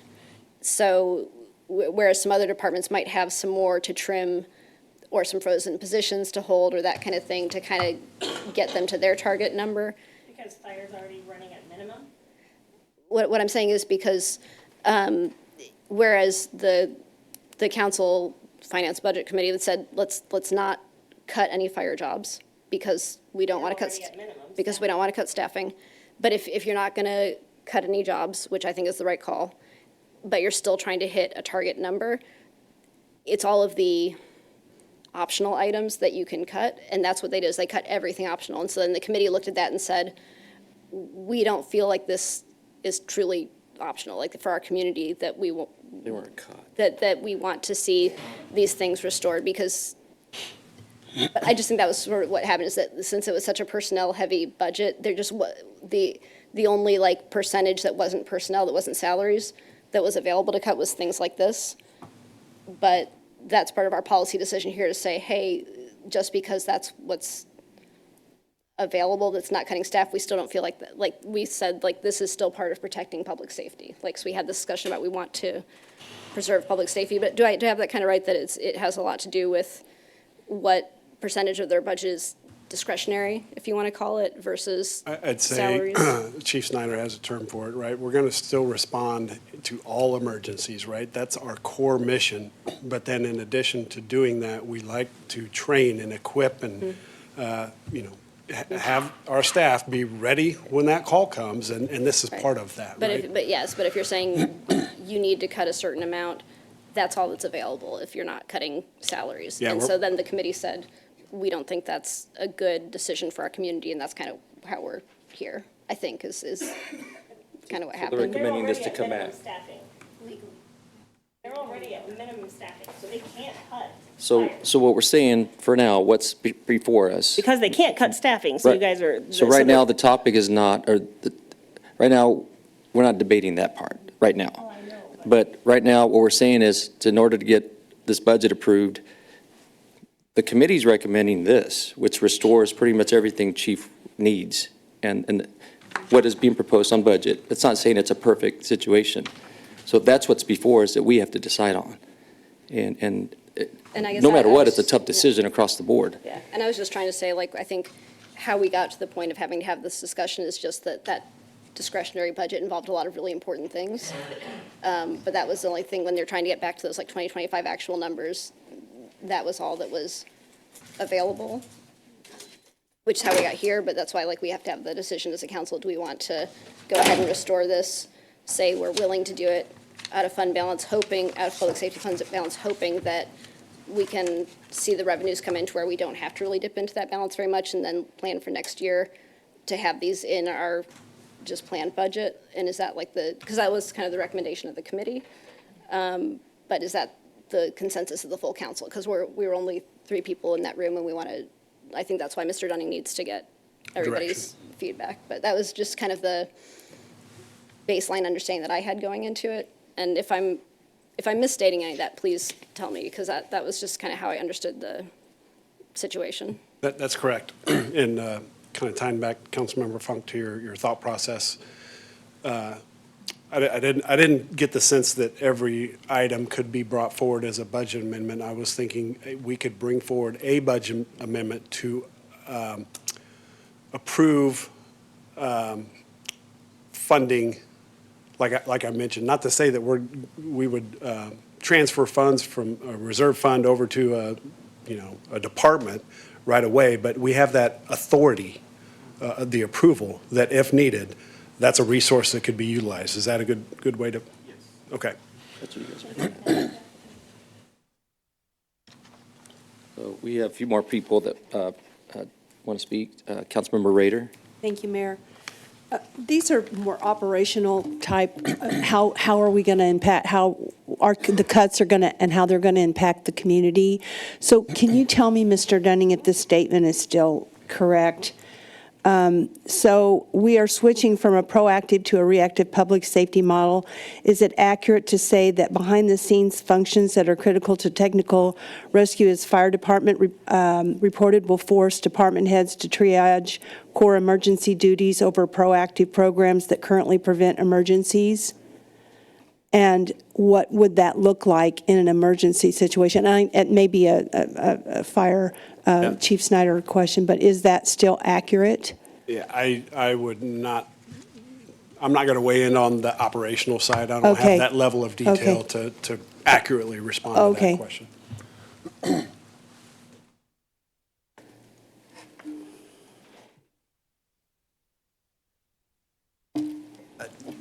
Appreciate the question. I think I'd go back to the statement that I provided at Finance and Budget and say that core emergency services will not be affected with the proposed budget by the city manager. When I say proactive versus reactive, or reactive versus proactive, all of the programs that we have that are based on our community-driven strategic plan are set to be proactive and continually improving our organization to meet those expectations.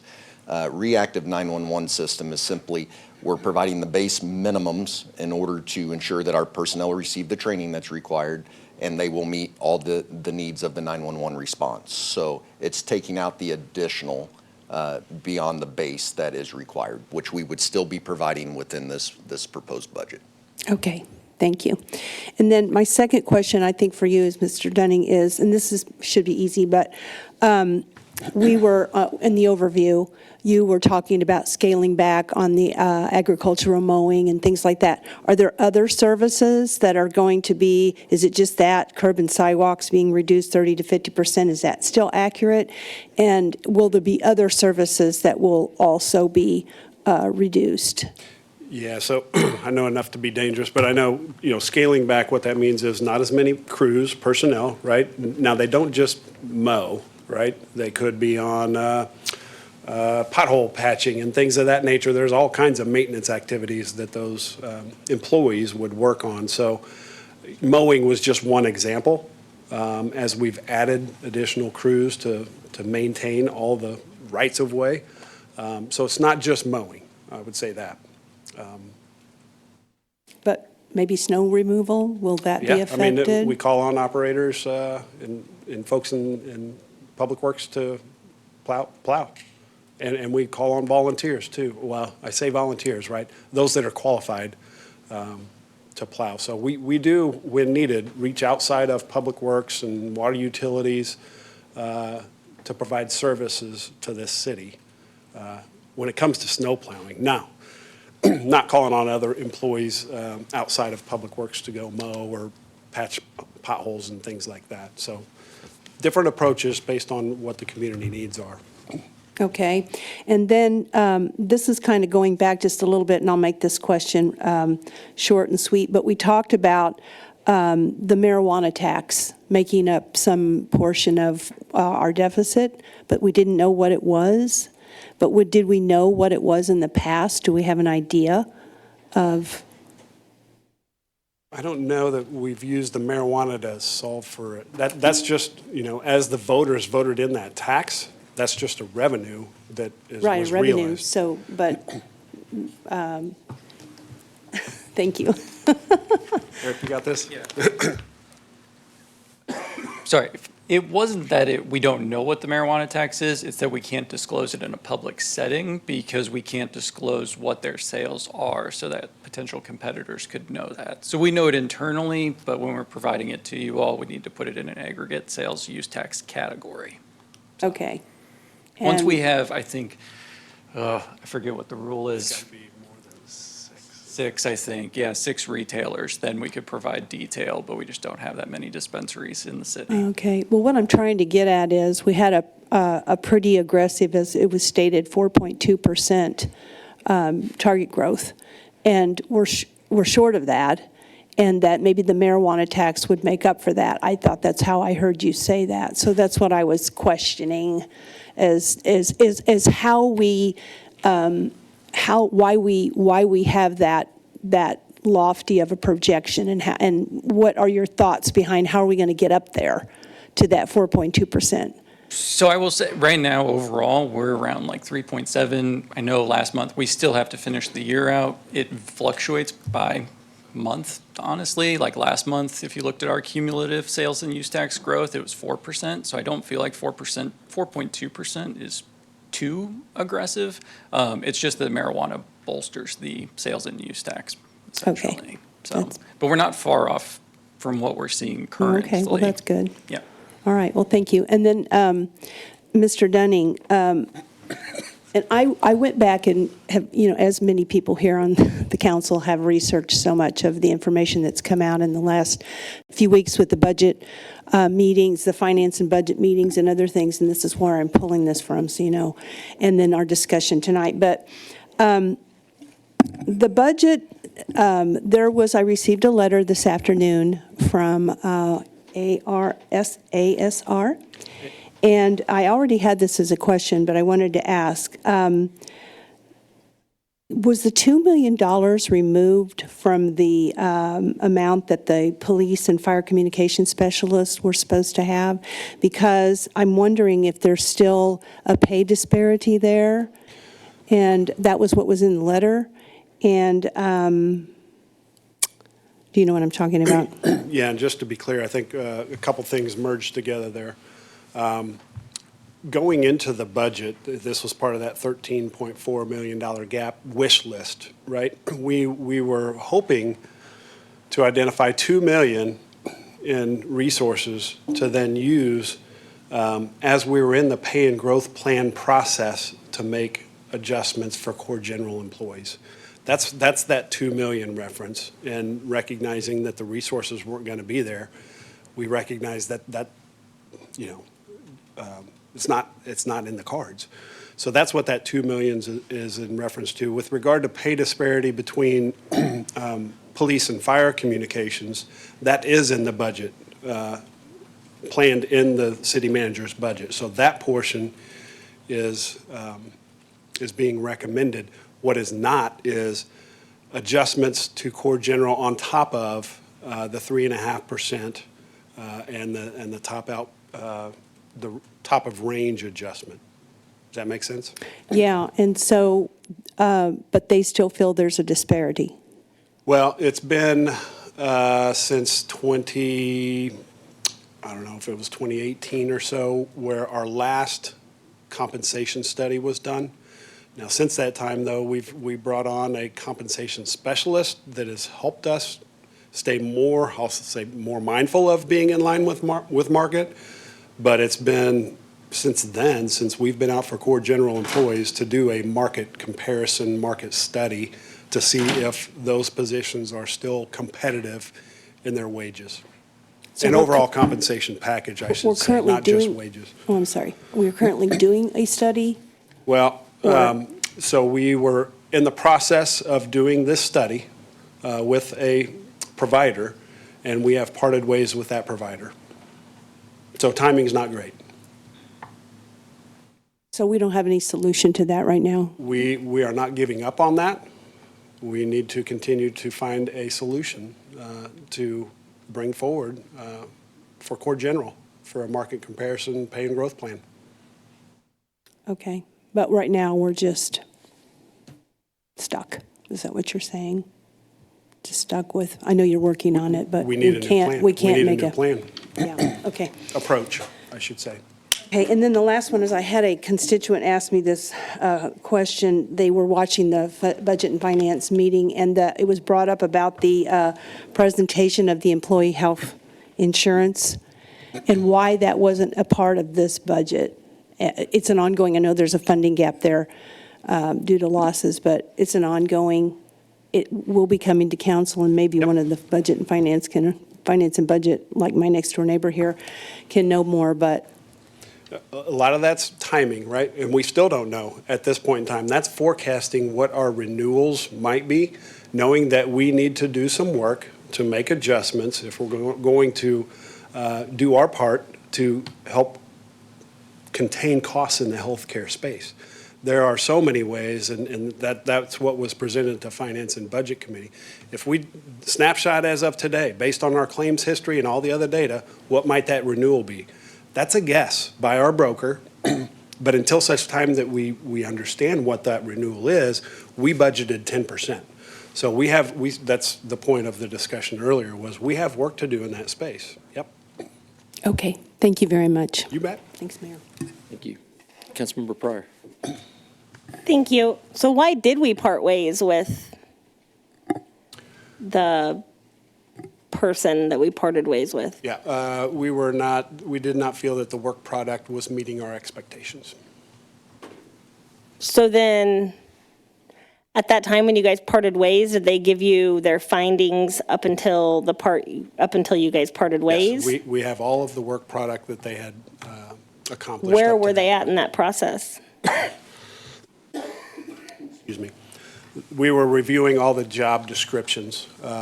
That's one of the foundational things that you do in a study, is make sure you have accurate job descriptions so that when you go to market, you can, as best you can, do an apples to apples comparison. And so we were in that foundational building stage. How and- long had you been using them? Well, we used them for, we used them for a first phase to kind of create the philosophy and the approach to what we were striving to do through this pay and growth plan. So that was a phase one, and we were happy with the work in phase one. And I will say we bundled together numerous phases to get through this study, and here we were in phase one, and we weren't happy with the work product. I couldn't tell you when that work started. Jennifer, do you know? It was last fall, generally. Okay. And then, so at this point, what's next for that? I know that's not extremely budget related, but I mean, it's. Well, we do have resources in here to continue that to the tune of $70,000, I believe. Mm-hmm. Okay. And we're asking ourselves, in a way, we hitched our wagon to one horse, right? And do we want to do that again to get through what is hoped to be a number of phases, or do we take an incremental approach?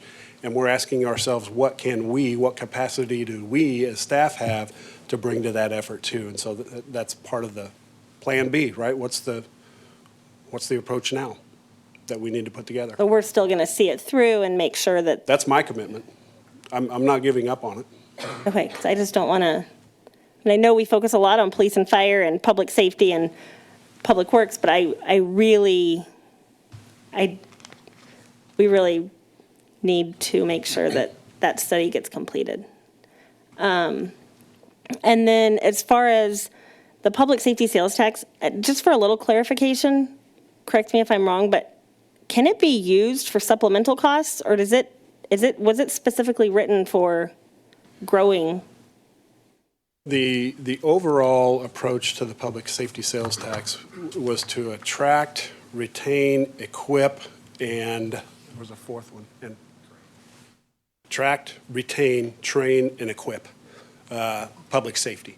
So, in a sense, with that revenue source, what enhancements can we bring in the public safety space rather than, I'll say, supplanting. And I recall there was a commitment to maintain, I think the number was 42 million in resources towards police and fire, public safety, so that supplanting of sources was not there or didn't occur. So that's an enhancement. But that was what I recall. We went to the voters on helping educate for how public safety sales tax, if approved, would be utilized.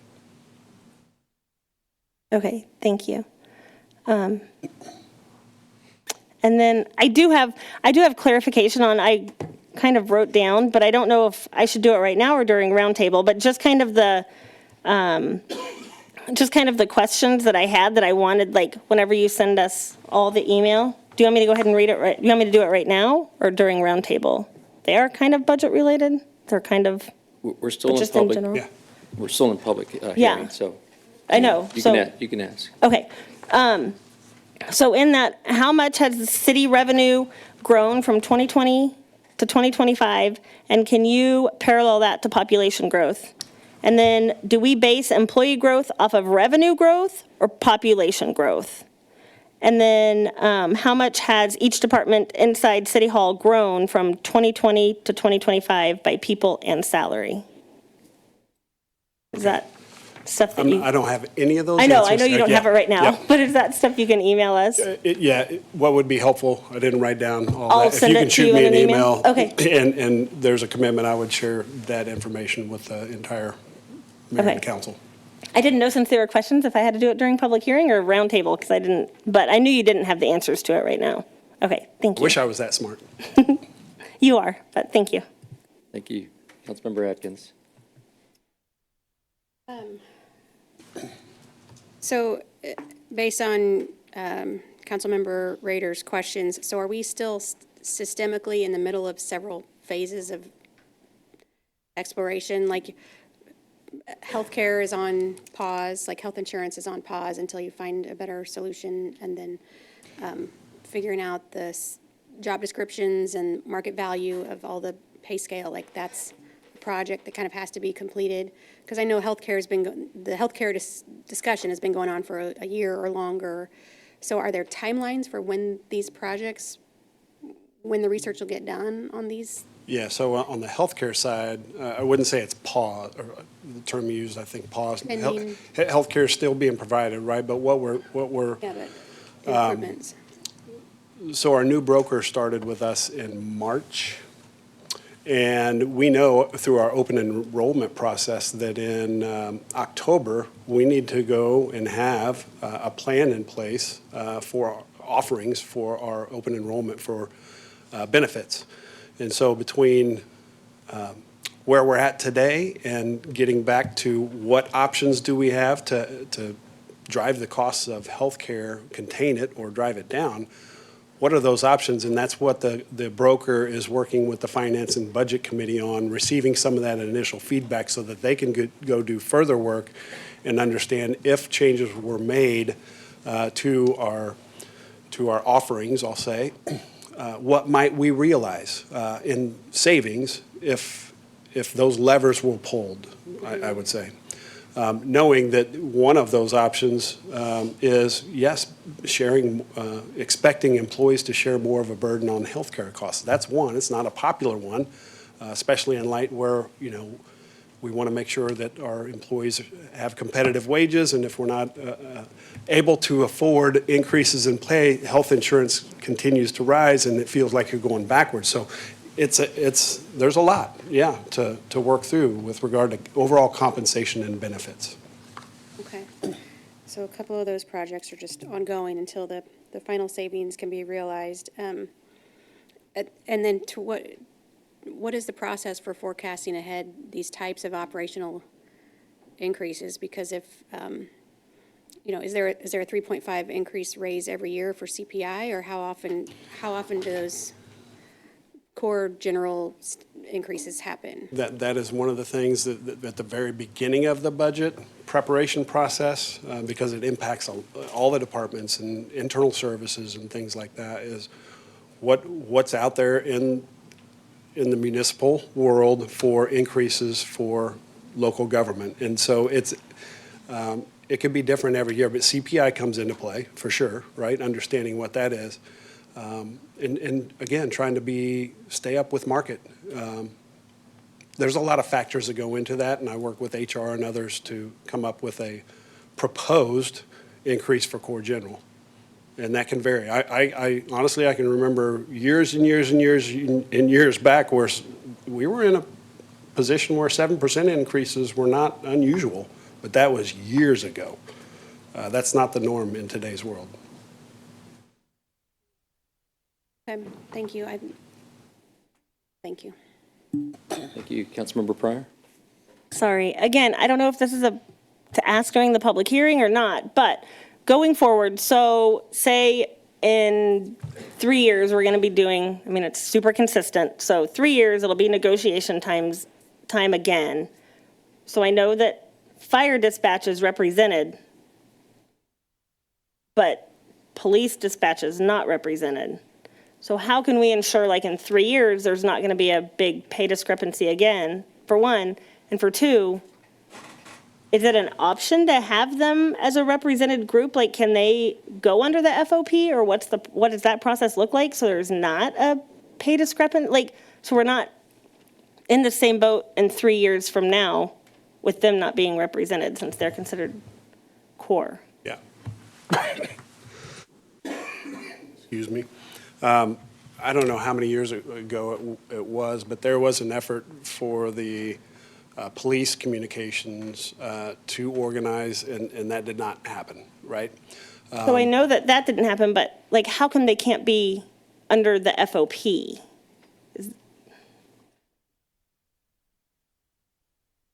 I don't I know. don't think that's a question for represented groups. Okay. Yeah. But that's not, okay, I just don't want to, in 3 years, it's going to happen again with them not being represented. Yeah, we recognize that too, because you've got represented groups and then you've got core general, and they're different pay structures. And so we recognize that come 3 years from now, that if we're not making adjustments on the police side, that there's going to be a gap again, right? And at the end of the day, there's for positions, there is a market, right? And we need to be mindful of that as we do any pay, whether represented or core general, to remain competitive. I think that's a desire of everybody. We want the best and brightest employees that we can have, but that does come at a cost, right? And so that's the balancing act. But we recognize that too. I mean, you've got one side that's represented and one that's right now core general. So since we recognize it, are we gonna like be proactive and not allow it, like not let it happen? Because I mean, otherwise it's gonna happen and then we're gonna be in the same boat again. Yeah.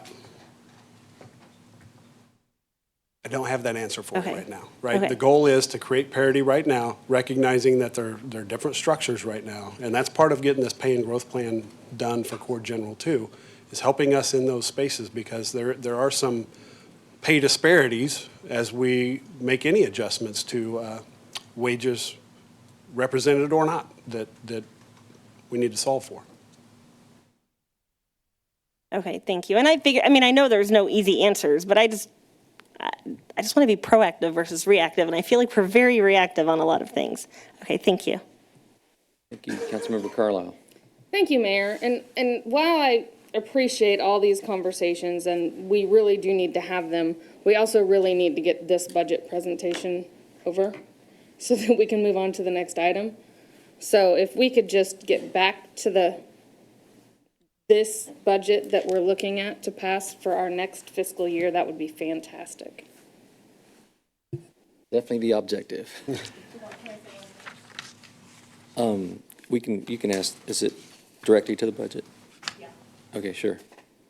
Well, I have a lot of questions because I'm told I can't be on finance and budget because it's a conflict. So I do have a lot of budgetary questions that Shouldn't be talking I about that can't. now because it's still a conflict. I don't think dispatch is a conflict at all. But, so I do have a lot of questions because I'm told that everything's a conflict when it comes to me, but it's a conflict, so thanks.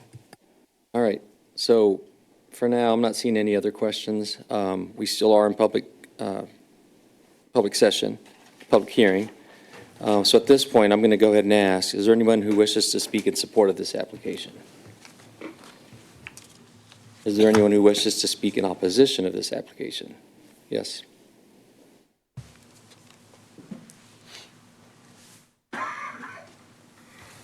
All right. You know, my first issue is this isn't actually a balanced budget, right? You know, we watched the finance and budget meeting. There was about a $500,000 deficit, and you decided that we're going to add back about $1 million worth of that. And so the reason you're presenting this as it is, it's just on paper to be a balanced budget. And that's not the intent of the charter, by the way. They didn't put that in there so you could fake it and pretend, okay, well, we have a balanced budget, but we know we're going to go over it. We know there's going to be overtime. You have to have a balanced budget, okay? That's the first thing. Second thing, Mia, you mentioned the council meals earlier. I sunshined a few weeks ago. You guys spend $30,000 plus a year, $600 every week on council meals. You worried about the $13,000 for the firefighting accreditation? Go to Hy-Vee, get a deli platter instead of going to Jack Stack and Iron Horse and everywhere else. You know, you've got everybody making sacrifices around you, and you guys want to sit high on the hog. Leadership's about, you know, taking the pain with everybody else. So my recommendation is cut that down, get something cheap, because everyone else is having to make sacrifices. The third thing, that $500K projected revenue for Green Street, that means it would take 88 years to get our investment back on the $44 million. I know better, you're an MBA. Do you know what the MPV on that would be? It'd be wildly negative at any discount rate.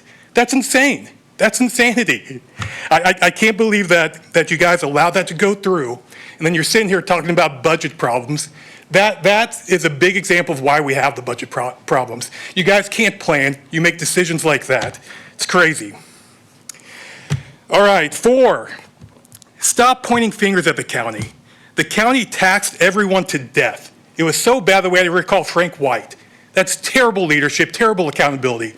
You're talking about $2.2 million, very small portion of what you have to solve for. That doesn't solve for a third of the CBA, the contracts you guys put out there. It's not Jackson County's fault. It's your guys' fault. You didn't plan for the collective bargaining agreements. You didn't even look 3 months ahead. And so to sit here and say, oh, this is a Jackson County issue, that's crazy. The problem is mostly your economic development. Part of it's your lack of planning. Most of it's the economic development. You guys are cannibalizing revenues with all these huge subsidies you're giving out. And it's not going to get any better. You know, we've got Van Buskirk, your friend. He's on the Guadalupe Center board with you. He's representing all the Mormon church land. Just for the first 1,000 acres, they're asking for $250 million. You're going to give it to him. You're going to give him these subsidies. And he's going to ask for about $750 million for the other 3,000 acres. And what's going to happen is we're going to keep giving away revenue that should go to the employees, should go to the unions and the firefighters, to developers who you have relationships with. So if you want to fix the issue, fix that. I'm running out of time, so I guess I'll save the rest for public comment. But thank you.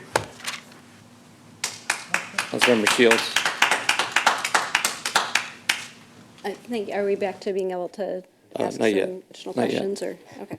So, I want to speak on that too. sure.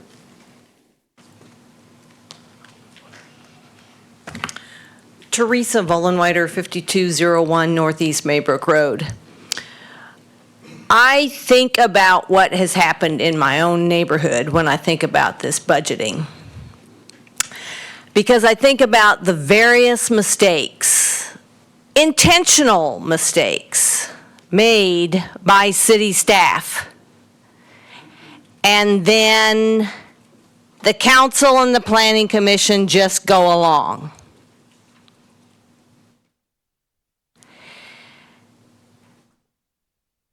Maybrook, they're now talking about a new bridge. Why do we need a new bridge on Maybrook? Do you know what the traffic is on Maybrook? It's a little bit more now because Lee Summit Road is closed. But why do we need a new bridge on Maybrook?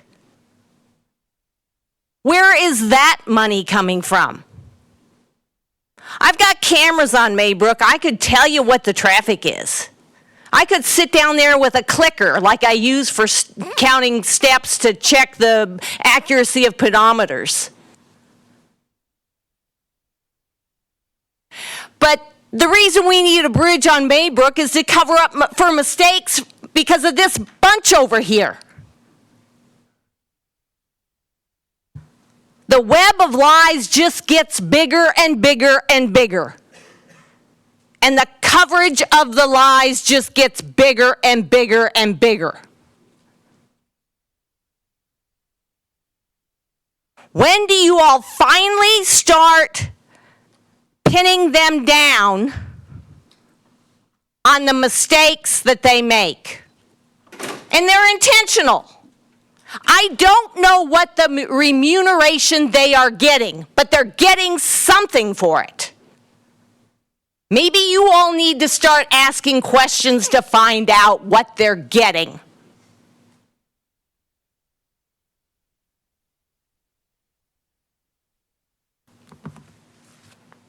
Thank you.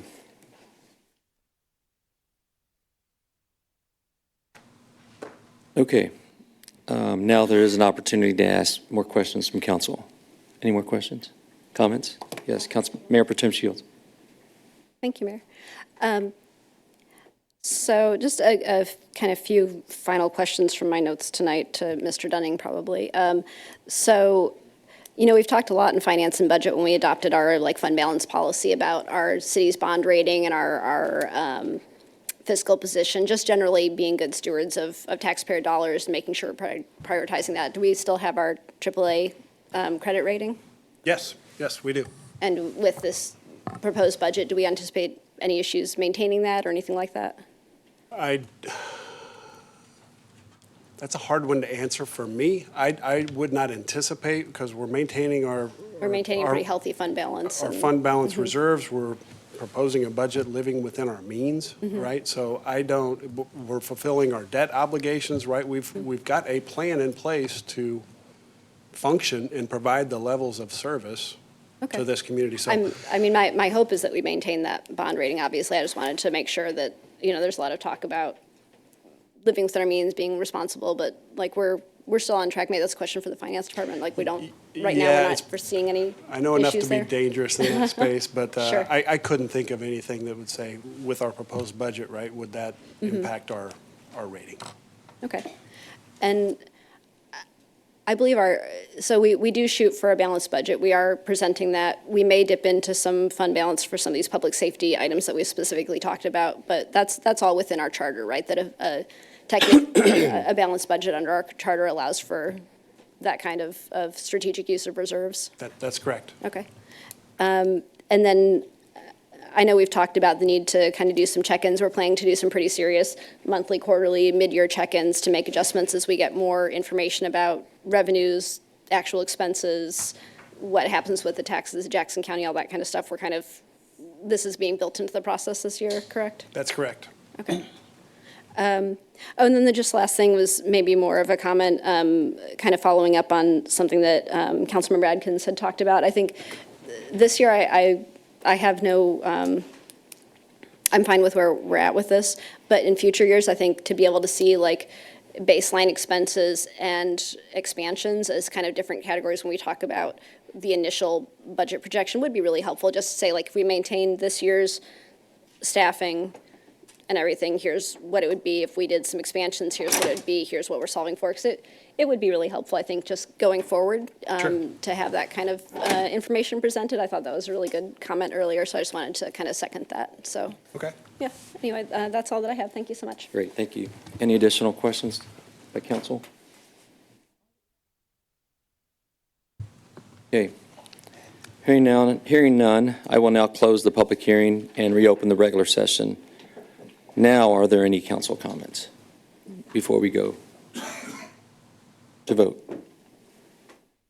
Councilmember Pryor. Thank you. I see the fire budget is pulled out separate. Is that because that affects my husband's pay, or is it because I'm just supposed to recuse because the word fire is mentioned? Do we know? It includes the entire fire budget, including the pay and classification for the fire department. So yes, I would recommend that you recuse from that particular item. It was broken out so that as many council members could vote, as was municipal court for Mayor Lopez. The fire department has more employees than the municipal court, but okay, thank you. All right, thank you. Mayor Pro Tem Shields. Thank you. So, Mr. Dang, when would we expect to see the budget amendment that we talked about tonight? Do you have an idea of the time frame? Because we don't need to vote on that tonight. That's just kind of general consensus that you'll take back to prepare that. Is that That right? is, and thank you for the question, because I want to make sure I'm approaching this right. Public safety sales tax reserves for what was shown, but not for the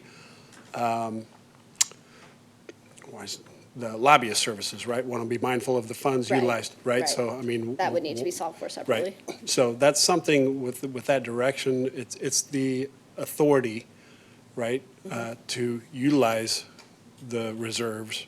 So we can turn that, if that's the direction, we can turn that around really quickly, just to provide that authority.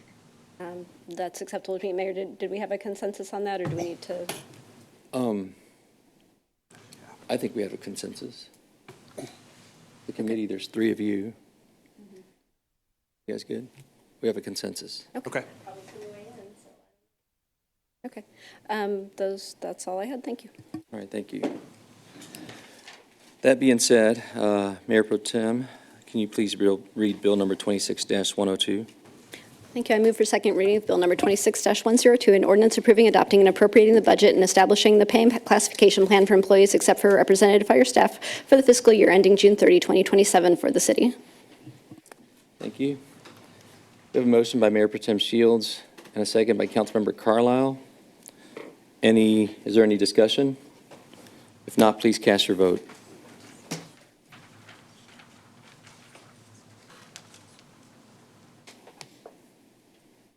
All votes are in. We have 6 yes, 1 no, and 1 recusal.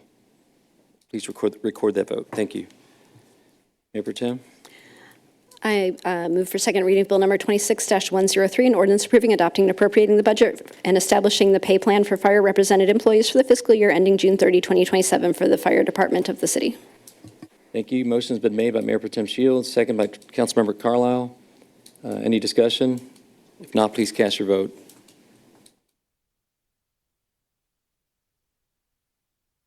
Motion passes 7 yes, 1 no, 1 recusal. Thank you. Please record that vote. Mayor Pro Tem. I move second reading of Bill number 26-104, an ordinance approving, adopting, and appropriating the budget for the fiscal year ending June 30, 2027 for the Municipal Courts Division of the city. We have a motion by Mayor Pro Tem Shields, second by Councilmember Carlisle. Any questions, comments? If not, please cast your vote.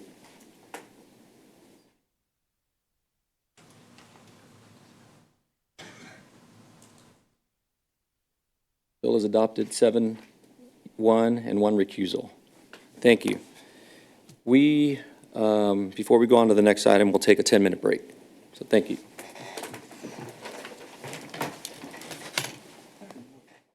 Ever wondered how the city budget works? The total 2026 budget is over $380 million, which includes funding for daily operations, capital improvements, debt service, internal service, and enterprise operations. For example, the general fund is the foundation for the city's day-to-day services and investments like road maintenance, public safety, and fire protection. The general fund is supported by property taxes, sales taxes generated by local businesses, franchise taxes, and other sources like licenses, permits, and fees. For every dollar citizens pay in property tax, the city receives 18 cents. This means the city receives $845 a year in property taxes for a median single-family house. These taxes provide public safety, park maintenance, infrastructure, and the best services to keep Lee Summit going and improving. One of the community's top priorities is infrastructure investment, which is reflected in the Capital Improvement Plan. $113 million of the 2026 budget is invested into the Capital Improvement Plan. The 2026 Capital Improvement budget includes investments like the 291 and 50 Highway Interchange, 3rd Street, Ward and Purcell's intersection, and Pryor Road. The budget process includes guidance from the City Council, citizen input, and critical success factors from the city's Ignite strategic plan. To learn more about the city's budget, visit cityofls.net/budget. When the person called on the phone, she said that there was a dinosaur walking down her road. Of course, we had to go out and check that out. We get out there and it was a big African tortoise, probably 60 pounds, walking down the road. When they walk, they really stand up tall, so I could see why she thought it was a dinosaur. I'm Rodney Wagner. I'm the manager of Lee Summit Animal Control. So as you can see, we get all sorts of animals here. You got some guinea pigs off to the side. All the windows up here are animals that are adoptable right now. Every one of these dogs is ready to go and ready for adoption.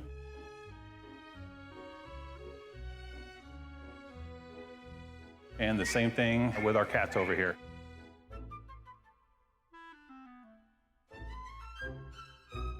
A lot of cool cats in here now, so this is our 3-acre lot we have out back. This is where we do all the walking of dogs, exercise. We also have a side yard off to the side over there, so we can let them run loose. They can run together, and then we have what's called play groups. Kind of like having a bunch of kids. Here's our vet room. We have a vet that comes out twice a week. This is our Sally Port where we bring the animals into. This is one of our animal control trucks, and we can hold up to 6 animals. We have a lift on the other side to put big animals in. We actually have temperature gauges in here and in the truck to tell us how hot it is. Once it gets to a certain temperature, we bring all the animals back here immediately. So this actually has traps in it, but we do a lot of wildlife trapping. I mean, a lot. So bats, potbelly pigs, horses, cows, emus, a lot of reptiles. We had a citizen one time that had over 200 reptiles in his basement. Caimans and alligators in here that are 4 or 5 feet long. You can't keep those. And people do, and they're surprised when they can't keep them. I'm like, really? You're surprised you can't have an alligator in your house?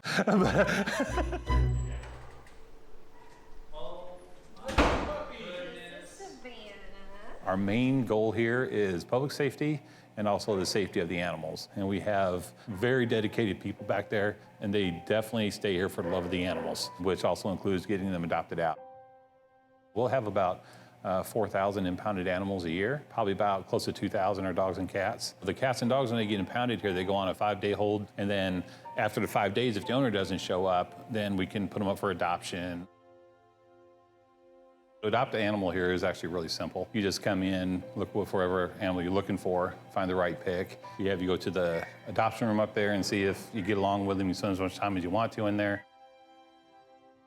From that point on, it's just a matter of making sure they're spay or neutered and all their vaccinations up to par and they're good to go. We have a very high adoption rate because we try everything in our power to get animals adopted out. We have Heart of America, a Humane Society that we do a lot of adoptions through. And then we also have other groups. We have some people that literally will just look all over the country for somewhere for a dog to go. And we sent dogs up into South Dakota, North Dakota, Washington State. So it's actually, it's a huge united effort to get all these animals home. Tarzan's got lots of energy. Hazel's got a weird meow. Belle, she wants nothing to do with the other cats. She'll kind of get her grumpy face going. And the good thing about the people here is that they get all their friends to get animals too. All of us have probably the limit of all the animals that we can have at home. You know, they are huge animal lovers. If it was up to the people here, we'd have 15 cats running around in here.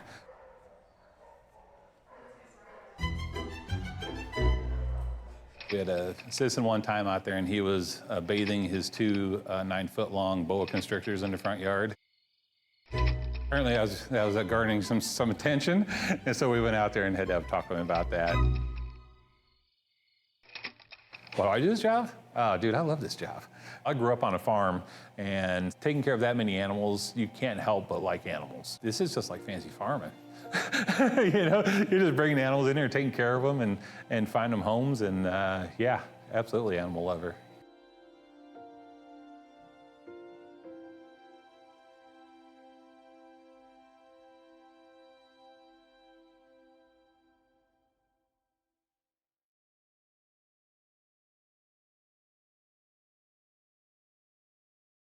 This is the best place to work. I love working here. I feel very blessed. I love it here. I look forward to coming to work every day, being a part of this team. Like a family away from home. Where everyone feels like everybody knows their name. A city that supports you. We see that with our benefits. A pension, vacation days, job security. Being able to be heard. We feel valued. We feel respected. Lee Summit is a very progressive city. It's growing, it's thriving. We have this drive towards not just doing a job, but doing it with a spirit of excellence. I had the opportunity to continue to grow, regardless of 30 plus years doing this kind of work. It's more than just dollars and cents. We're here really to give back. Providing a service to better our community. To go out and serve people. To be a part of something bigger than yourself. If I would have known what I know now, years ago, I would have been here much sooner.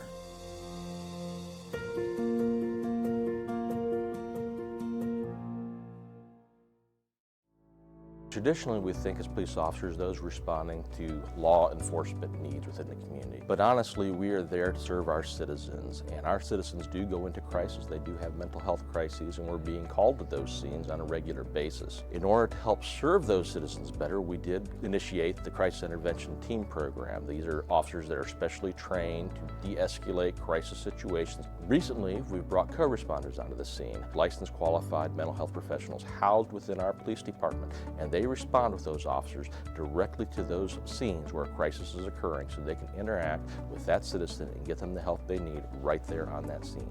The co-responders are either a bachelor or master level in a behavioral health related field. They wear plain clothes, they don't carry weapons or anything like that. I have a police radio that I listen to all day. Listen for, those key words: mental health, behavioral health, crisis. There's a lot of officers that just call for me. I have my own radio number. I also have the ability to self-dispatch to them and say 982 is en route. Officers en route, 914, Armstrong. So typically I arrive after they've made it safe. I'll make contact and get kind of the rundown, and then I just kind of jump right in. I'm like, hey, my name's Allison. I'm a mental health professional. I'm here to help you. I'm not here to take you to jail or arrest you. Sometimes all a person needs is a voice, someone neutral, someone outside that, can listen.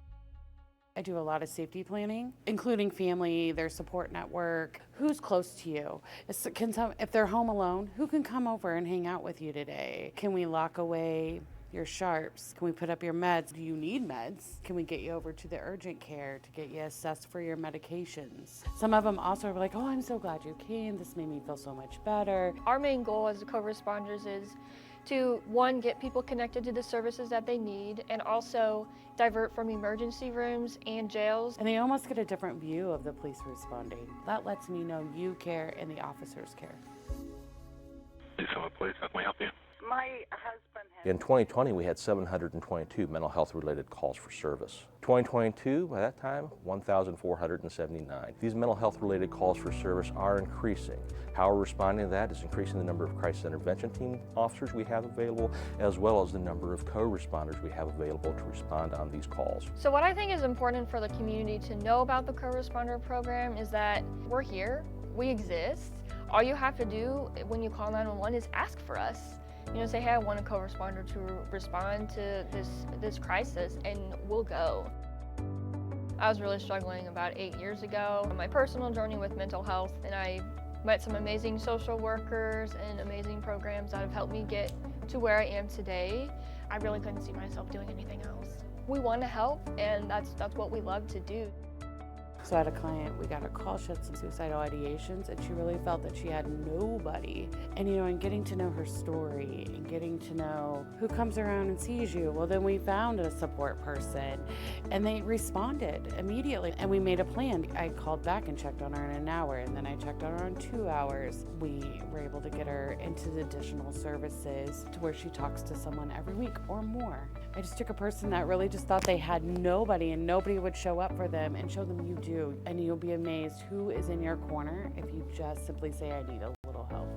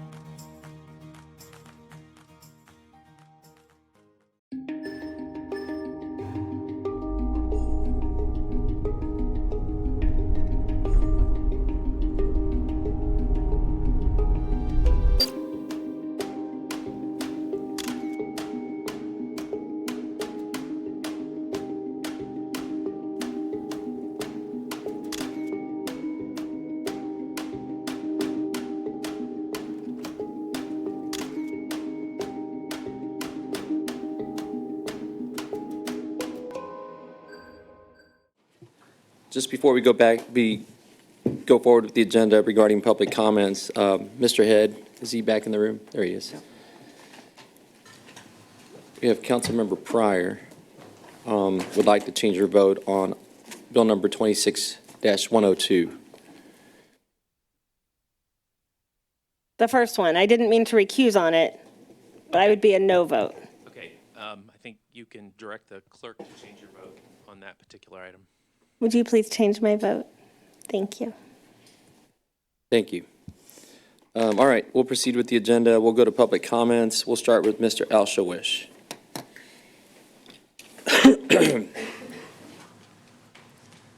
Thank you. I had a whole different comment planned, but I guess I'm not dead yelling at you guys about the budget yet. So there's one more thing I wanted to get to, and it's the insurance part of it. So this is a big hit. You know, what he announced, what Alliance announced, is they're raising insurance rates by about 25%. And you guys just voted on the budget, which I knew before, but you voting on the budget makes it clear you're not going to absorb those costs. You're going to push them onto the employees. And there's just a series of events that really bothers me about this. So in December, the Rick gentleman from Alliant donates to your campaign, Beto. He gives your campaign money. In March, they receive the new contract. And then in June, they announce a 25% increase. Now, maybe that increase would have happened anyway, but it just never looks good when you're changing companies, they're giving you money, and then the employees end up having to pick up the cost. And you know, when I look at overall how this budget worked out, you know, we've got now with this increased insurance, like the raises are going to mean nothing for Court General. That 3.5%, it's gone. And for the unions, you know, you gave them a big raise, but these guys live off overtime. And so now they've got no overtime, they've got increased health costs, they'll be lucky to break even. And so, you know, Melanie, you posted, you know, about your EDC, 13% increase in revenue. Where's that money? Why can't we pay for our firefighters? Why can't we absorb health insurance costs? So you guys really need to think about it. I know there's a company line about the economic development, and it's good. You guys are cannibalizing tax revenue. You're putting yourselves and the city and the employees in a bad position. I hope that you actually deeply take a look into it, because these people put their trust in you. And you've got 110,000 people who are relying on you for services. So I hope you guys can figure it out. All right, thanks. Ms. Teresa Wallenweider.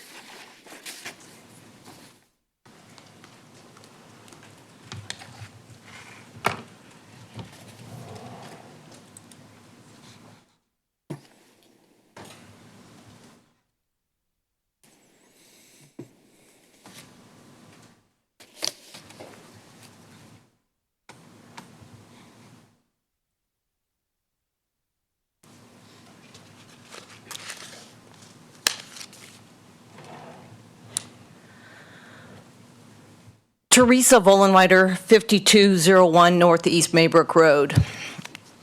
We're going to be talking about, this is Maybrook Road area. This is my neighborhood. We're going to be talking about this section right here and Sanko Acres, which is this minor platted piece, and this is Lot 2, Lot 1.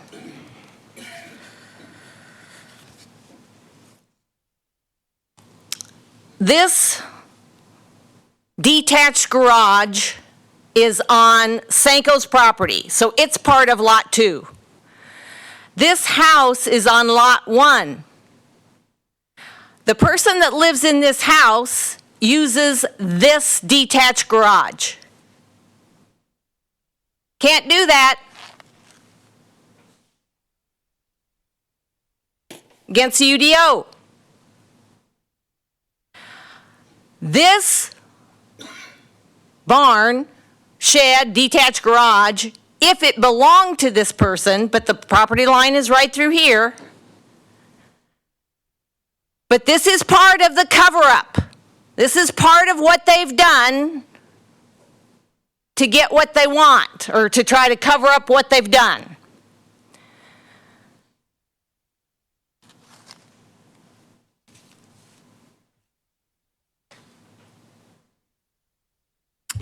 This was from revised April 2019. That Sanko Acres was, I think, recorded September of 2019. So what you'll see is, I did the calculation for you. My neighborhood is that Maybrook Road area. So my neighborhood, there's a total of 78.53 acres. Divide that by 9 and you come to 8.72. Divide or multiply that by 80% and you get about 7 acres. How did we end up with a half-acre lot when I've calculated that it really couldn't be any less than 7 acres. The average lot size shouldn't be any less than 7 acres. How did we get in with a half-acre lot?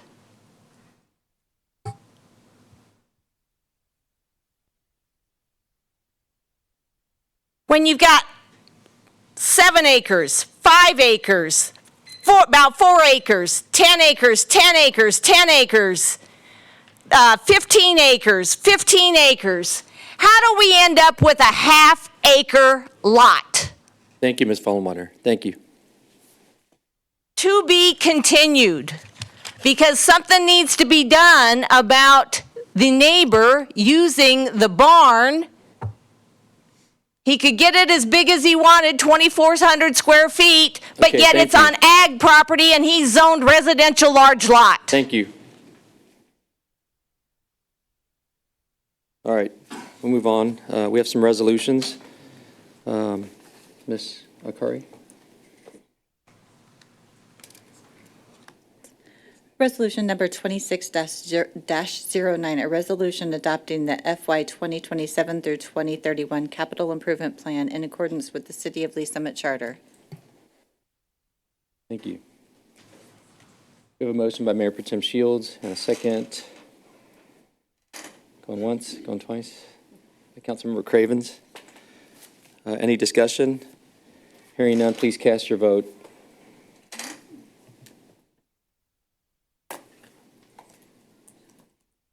Missing a couple. Sorry.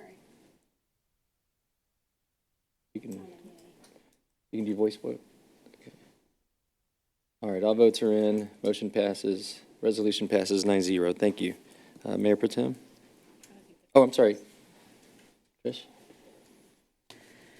Resolution number 20-10, a resolution authorizing the mayor to appoint successor directors to the Cedar Creek Community Improvement District. Thank you. We have a motion made by Councilmember Funk and a second by Councilmember Pryor. Any discussion? Hearing none, please cast your vote.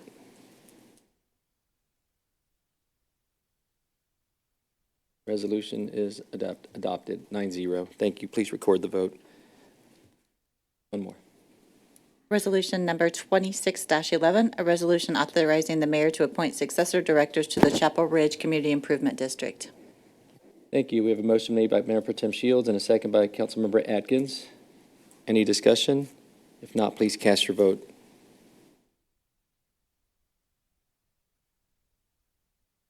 Resolution passes 9-0. Please record the vote. Thank you. Takes us to item number 8, agenda item number 8, proposed ordinances, second reading. Mayor Pro Tem. Thank you. I move for adoption of Bill number 26-096, an ordinance amending Chapter 33, Unified Development Ordinance, Article 5, Overlay Districts of the Lee Summit Code of Ordinances for the City of Lee Summit, Missouri. Thank you. We have a motion made by Mayor Pro Tem Shields and a second by Councilmember Funk. Any discussion? Councilmember Frazier, you recusing? Okay. That being said, please cast your vote.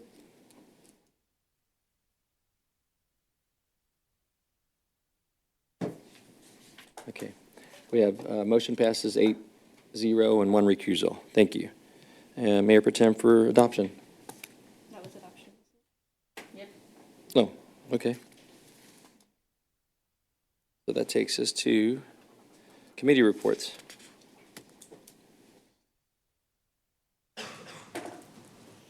Anyone? New committees are formed, right? Yeah, we already did finance. Did you cover everything? Did you cover everything? Well, I just want to make sure people heard it. I figured it was going to be a long night. All right, I know the other committees have just recently been formed, so. So Mayor Pro Tem Shields. I would just say I attended the downtown Main Street board meeting a few days ago as their liaison, and they are hard at work preparing for Downtown Days, which is going to be a great event, and just really proud of the work that they do. Thank you. Looking forward to it. Thank you. All right, no other committee reports, council comments. Councilmember Funk. Thank you, Mayor. Mayor Pro Tem Shields, Mr. Dunning, do we need to take the pay and growth plan to a committee to have a discussion to see about helping you get that back on track of what would be helpful in that space? Perhaps. Just thinking about our approach, much of that may be determined based on our approach, one, and then the cost, because over $75,000, right, the city manager brings things forward to the committee. But if there would be interest in what our thoughts are about the approach to that, I mean, that's something that if there's a desire to take that and have a discussion with the committee, we could certainly do that. You requesting that? Yeah, that would be, I think it would be great to have a discussion on that and make sure we can start developing and be helpful in a timeline and where we could get this thing moving back on track. Mayor Pro Tem, can we sign that? Yeah, would, I think finance and budget handle that, or who would that most naturally go to? I would think. Yeah. Yeah. Probably us, yeah. Okay. Enjoy Finance and Councilmember budget. Carlisle. Yep. Thank you. Thank you. Councilmember Pryor. Thank you. So I'm not sure if it was Overland Park that just passed an ordinance on, I don't know, I guess maybe Chief Forbes knows, but is it Overland Park that just passed an ordinance on maybe like their e-bikes and their motorbikes, or was it, you don't know? Okay, well, one city around here just passed an ordinance on their motorbikes and e-bikes, and I know we got a presentation at CEDC last month, but I was wondering if we could look, so that was before the ordinance had been passed. So I was wondering at this point if we could look into to see what city that was, and if we could have discussion as a full council, since it's already kind of been to committee, if we could have discussion regarding an ordinance here in our city before something bad happens. So, Mr. Dunning, it's been discussed in committee already. Is it something we just need to add to the agenda at some point? So I'm not up to speed on was there a recommendation from the committee, or is it still, I mean? I don't know. So I don't think there was any formal recommendation from the committee, because at that point, there hadn't been an ordinance. And I think, so at that point, there hadn't been an ordinance in another city. But now that there has been, I didn't know if it needed to go back to committee or if we could. Yeah. If there's not here'd be my suggestion. If there's not a recommendation coming out of the committee, we need to take, whether it be new ordinances out there to consider at a committee, let the committee do some work and make a recommendation would be my suggestion. Okay, then can we get it maybe?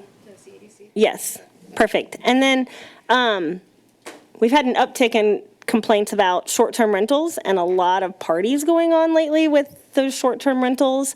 So I was wondering if, I believe in part of the ordinance, so you have to live on the property, or you can have, don't quote me because I don't exactly know what it says, but somebody sign off that lives near there or adjacent to the property that's not the owner, just sign off. I guess just anyone could sign off, kind of is how I interpreted it. But I was wondering if we could look at that ordinance again, because there has been a pretty big uptick in complaints and I believe police and fire calls also. So, thank you. Okay, thank you. Councilmember Atkins. Here in a couple weeks, we will be doing our council retreat. And so I had some kind of prep discussions or questions for Mr. Dunning and maybe Mr. Elam, maybe Mr. Park. I was talking today with Mayor Pro Tem and asking about policies, because we're going to be cycling through like the economic incentive policy. It's time for a relook at that policy. And I'm wondering how many other policies are there that are cyclical, that are ready to be reviewed, and maybe like the master plans. I know there's like 20 awesome master plans that you're following that all blend together, but is there a timeline or a chart or like a graph or something? Can you help us envision what's in the future? Because as we build our schedule for the committees. So it's an excellent question, and I was going to close tonight by giving everyone an update about the retreat. So I'll answer your question. Oh, good. In a second. Okay, thank you. So I'd love that. Yes. And then I just want to speak to how great it is that we have community members paying attention to ROI from our economic development policies, because I think there's really important graphs that could be built about the ROI of projects. And I think everyone who works in development knows that ROI doesn't happen in 1 year. It's a long-term process. And when there's facilities built for the community, those are usually more amenities and not the large tax drivers like a Costco or the $1.5 billion development will bring. But I'm glad we're paying attention to it. And I have spoken with Mr. Bushek in the past about building out charts to highlight the ROI, because I think it's a really important piece of the communication going forward about what we're building and when we expect that revenue to come through. And it would also help with the forecasting of how we're going to continue to pay for annual raises and keep up with healthcare, and keep up with the costs that are rising nationally, not just in our city.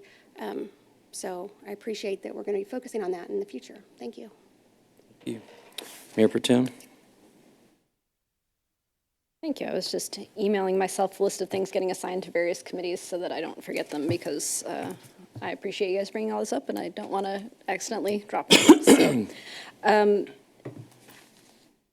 I think it was a lot of good discussion tonight. I appreciate all the work that staff put into the budget, so I just want to start with thank you. I did want to raise one issue that we've talked about a couple of times, but I feel like I haven't gotten good information on yet, and that's the blue box in the parking garage. That just wanting to know what the process was of how that was approved, what kind of agreements are in place for it, because it was just sort of surprising to us that was just announced as ribbon cutting, whereas normally any third-party use of city property would require some kind of council approval. So I just wanted to follow up on that and see when we could expect some more detailed information about that process. Yep, I don't have the full picture of that, but I do know that know that there is no license agreement or agreement with Jackson County for that blue box placement right now. And so I need to, and I know there's been partners involved, but not the mayor and the council, to your point. You know, you didn't have partners. So of course, Jackson County Health Department, the Lee Summit Lee Summit, I'm going to butcher the name, I'm trying to remember now, Health Foundation. Healthcare Foundation. Healthcare Foundation had involvement, the Wellness Commission had some Wellness involvement. Commission didn't have any involvement. Okay, well, that's what At I'm. least not that the commissioners that I asked about it. Okay. I don't have the full picture yet. I'm trying to get that put together so that I can share that with all of you. But what I do know is there is no agreement in place, and that provides us, I'll say, options, right, to consider. So, but I need to get that to you. So that's on me. I would appreciate that. Thank you. Thank you. Is that it? I'll be brief. I know some of you are aware of it because you received an email with a questionnaire survey from Mayor Pro Tem Shields regarding the upcoming council retreat that we're going to have on June 13th. We are going to have it at the Joint Operations Center, one of the new conference rooms. It'll be from 9 to 1. Is that right? 9 to 1. Good question, Councilmember Atkins. I think the objective for that type of a gathering is not to take too much of a deep dive into policies per se. More so bigger picture, global perspective. The way I envision the agenda and the itinerary for the day is we will have the committee chairs have key roles in presenting some of their anticipated goals for the next year. And also, though, they will be coordinated and aligned with what some of the department heads have for administration, so that, again, we're just as best aligned as possible between us elected individuals along with Mr. Dunning and his team. So I think the objective is, again, just to, being that we're relatively a newer group, new mayor, quite a few new council representatives. It's an opportunity. We did this, I think, 4 years ago, and I've only participated in one of these in 8 years. I just think it was very productive. As every 2 years, the council characteristics and kind of just, just the makeup of the council changes in many perspectives. So I think it's just a good way for us to get on the same page and be able to discuss openly in a transparent and respectful manner, and talk about some key initiatives that I think we want to move forward with going forward the rest of the year. Am I missing anything? The chairs will present. Absolutely. It'll be, chairs will present. However, it'll be very engaging and inclusive of all council people.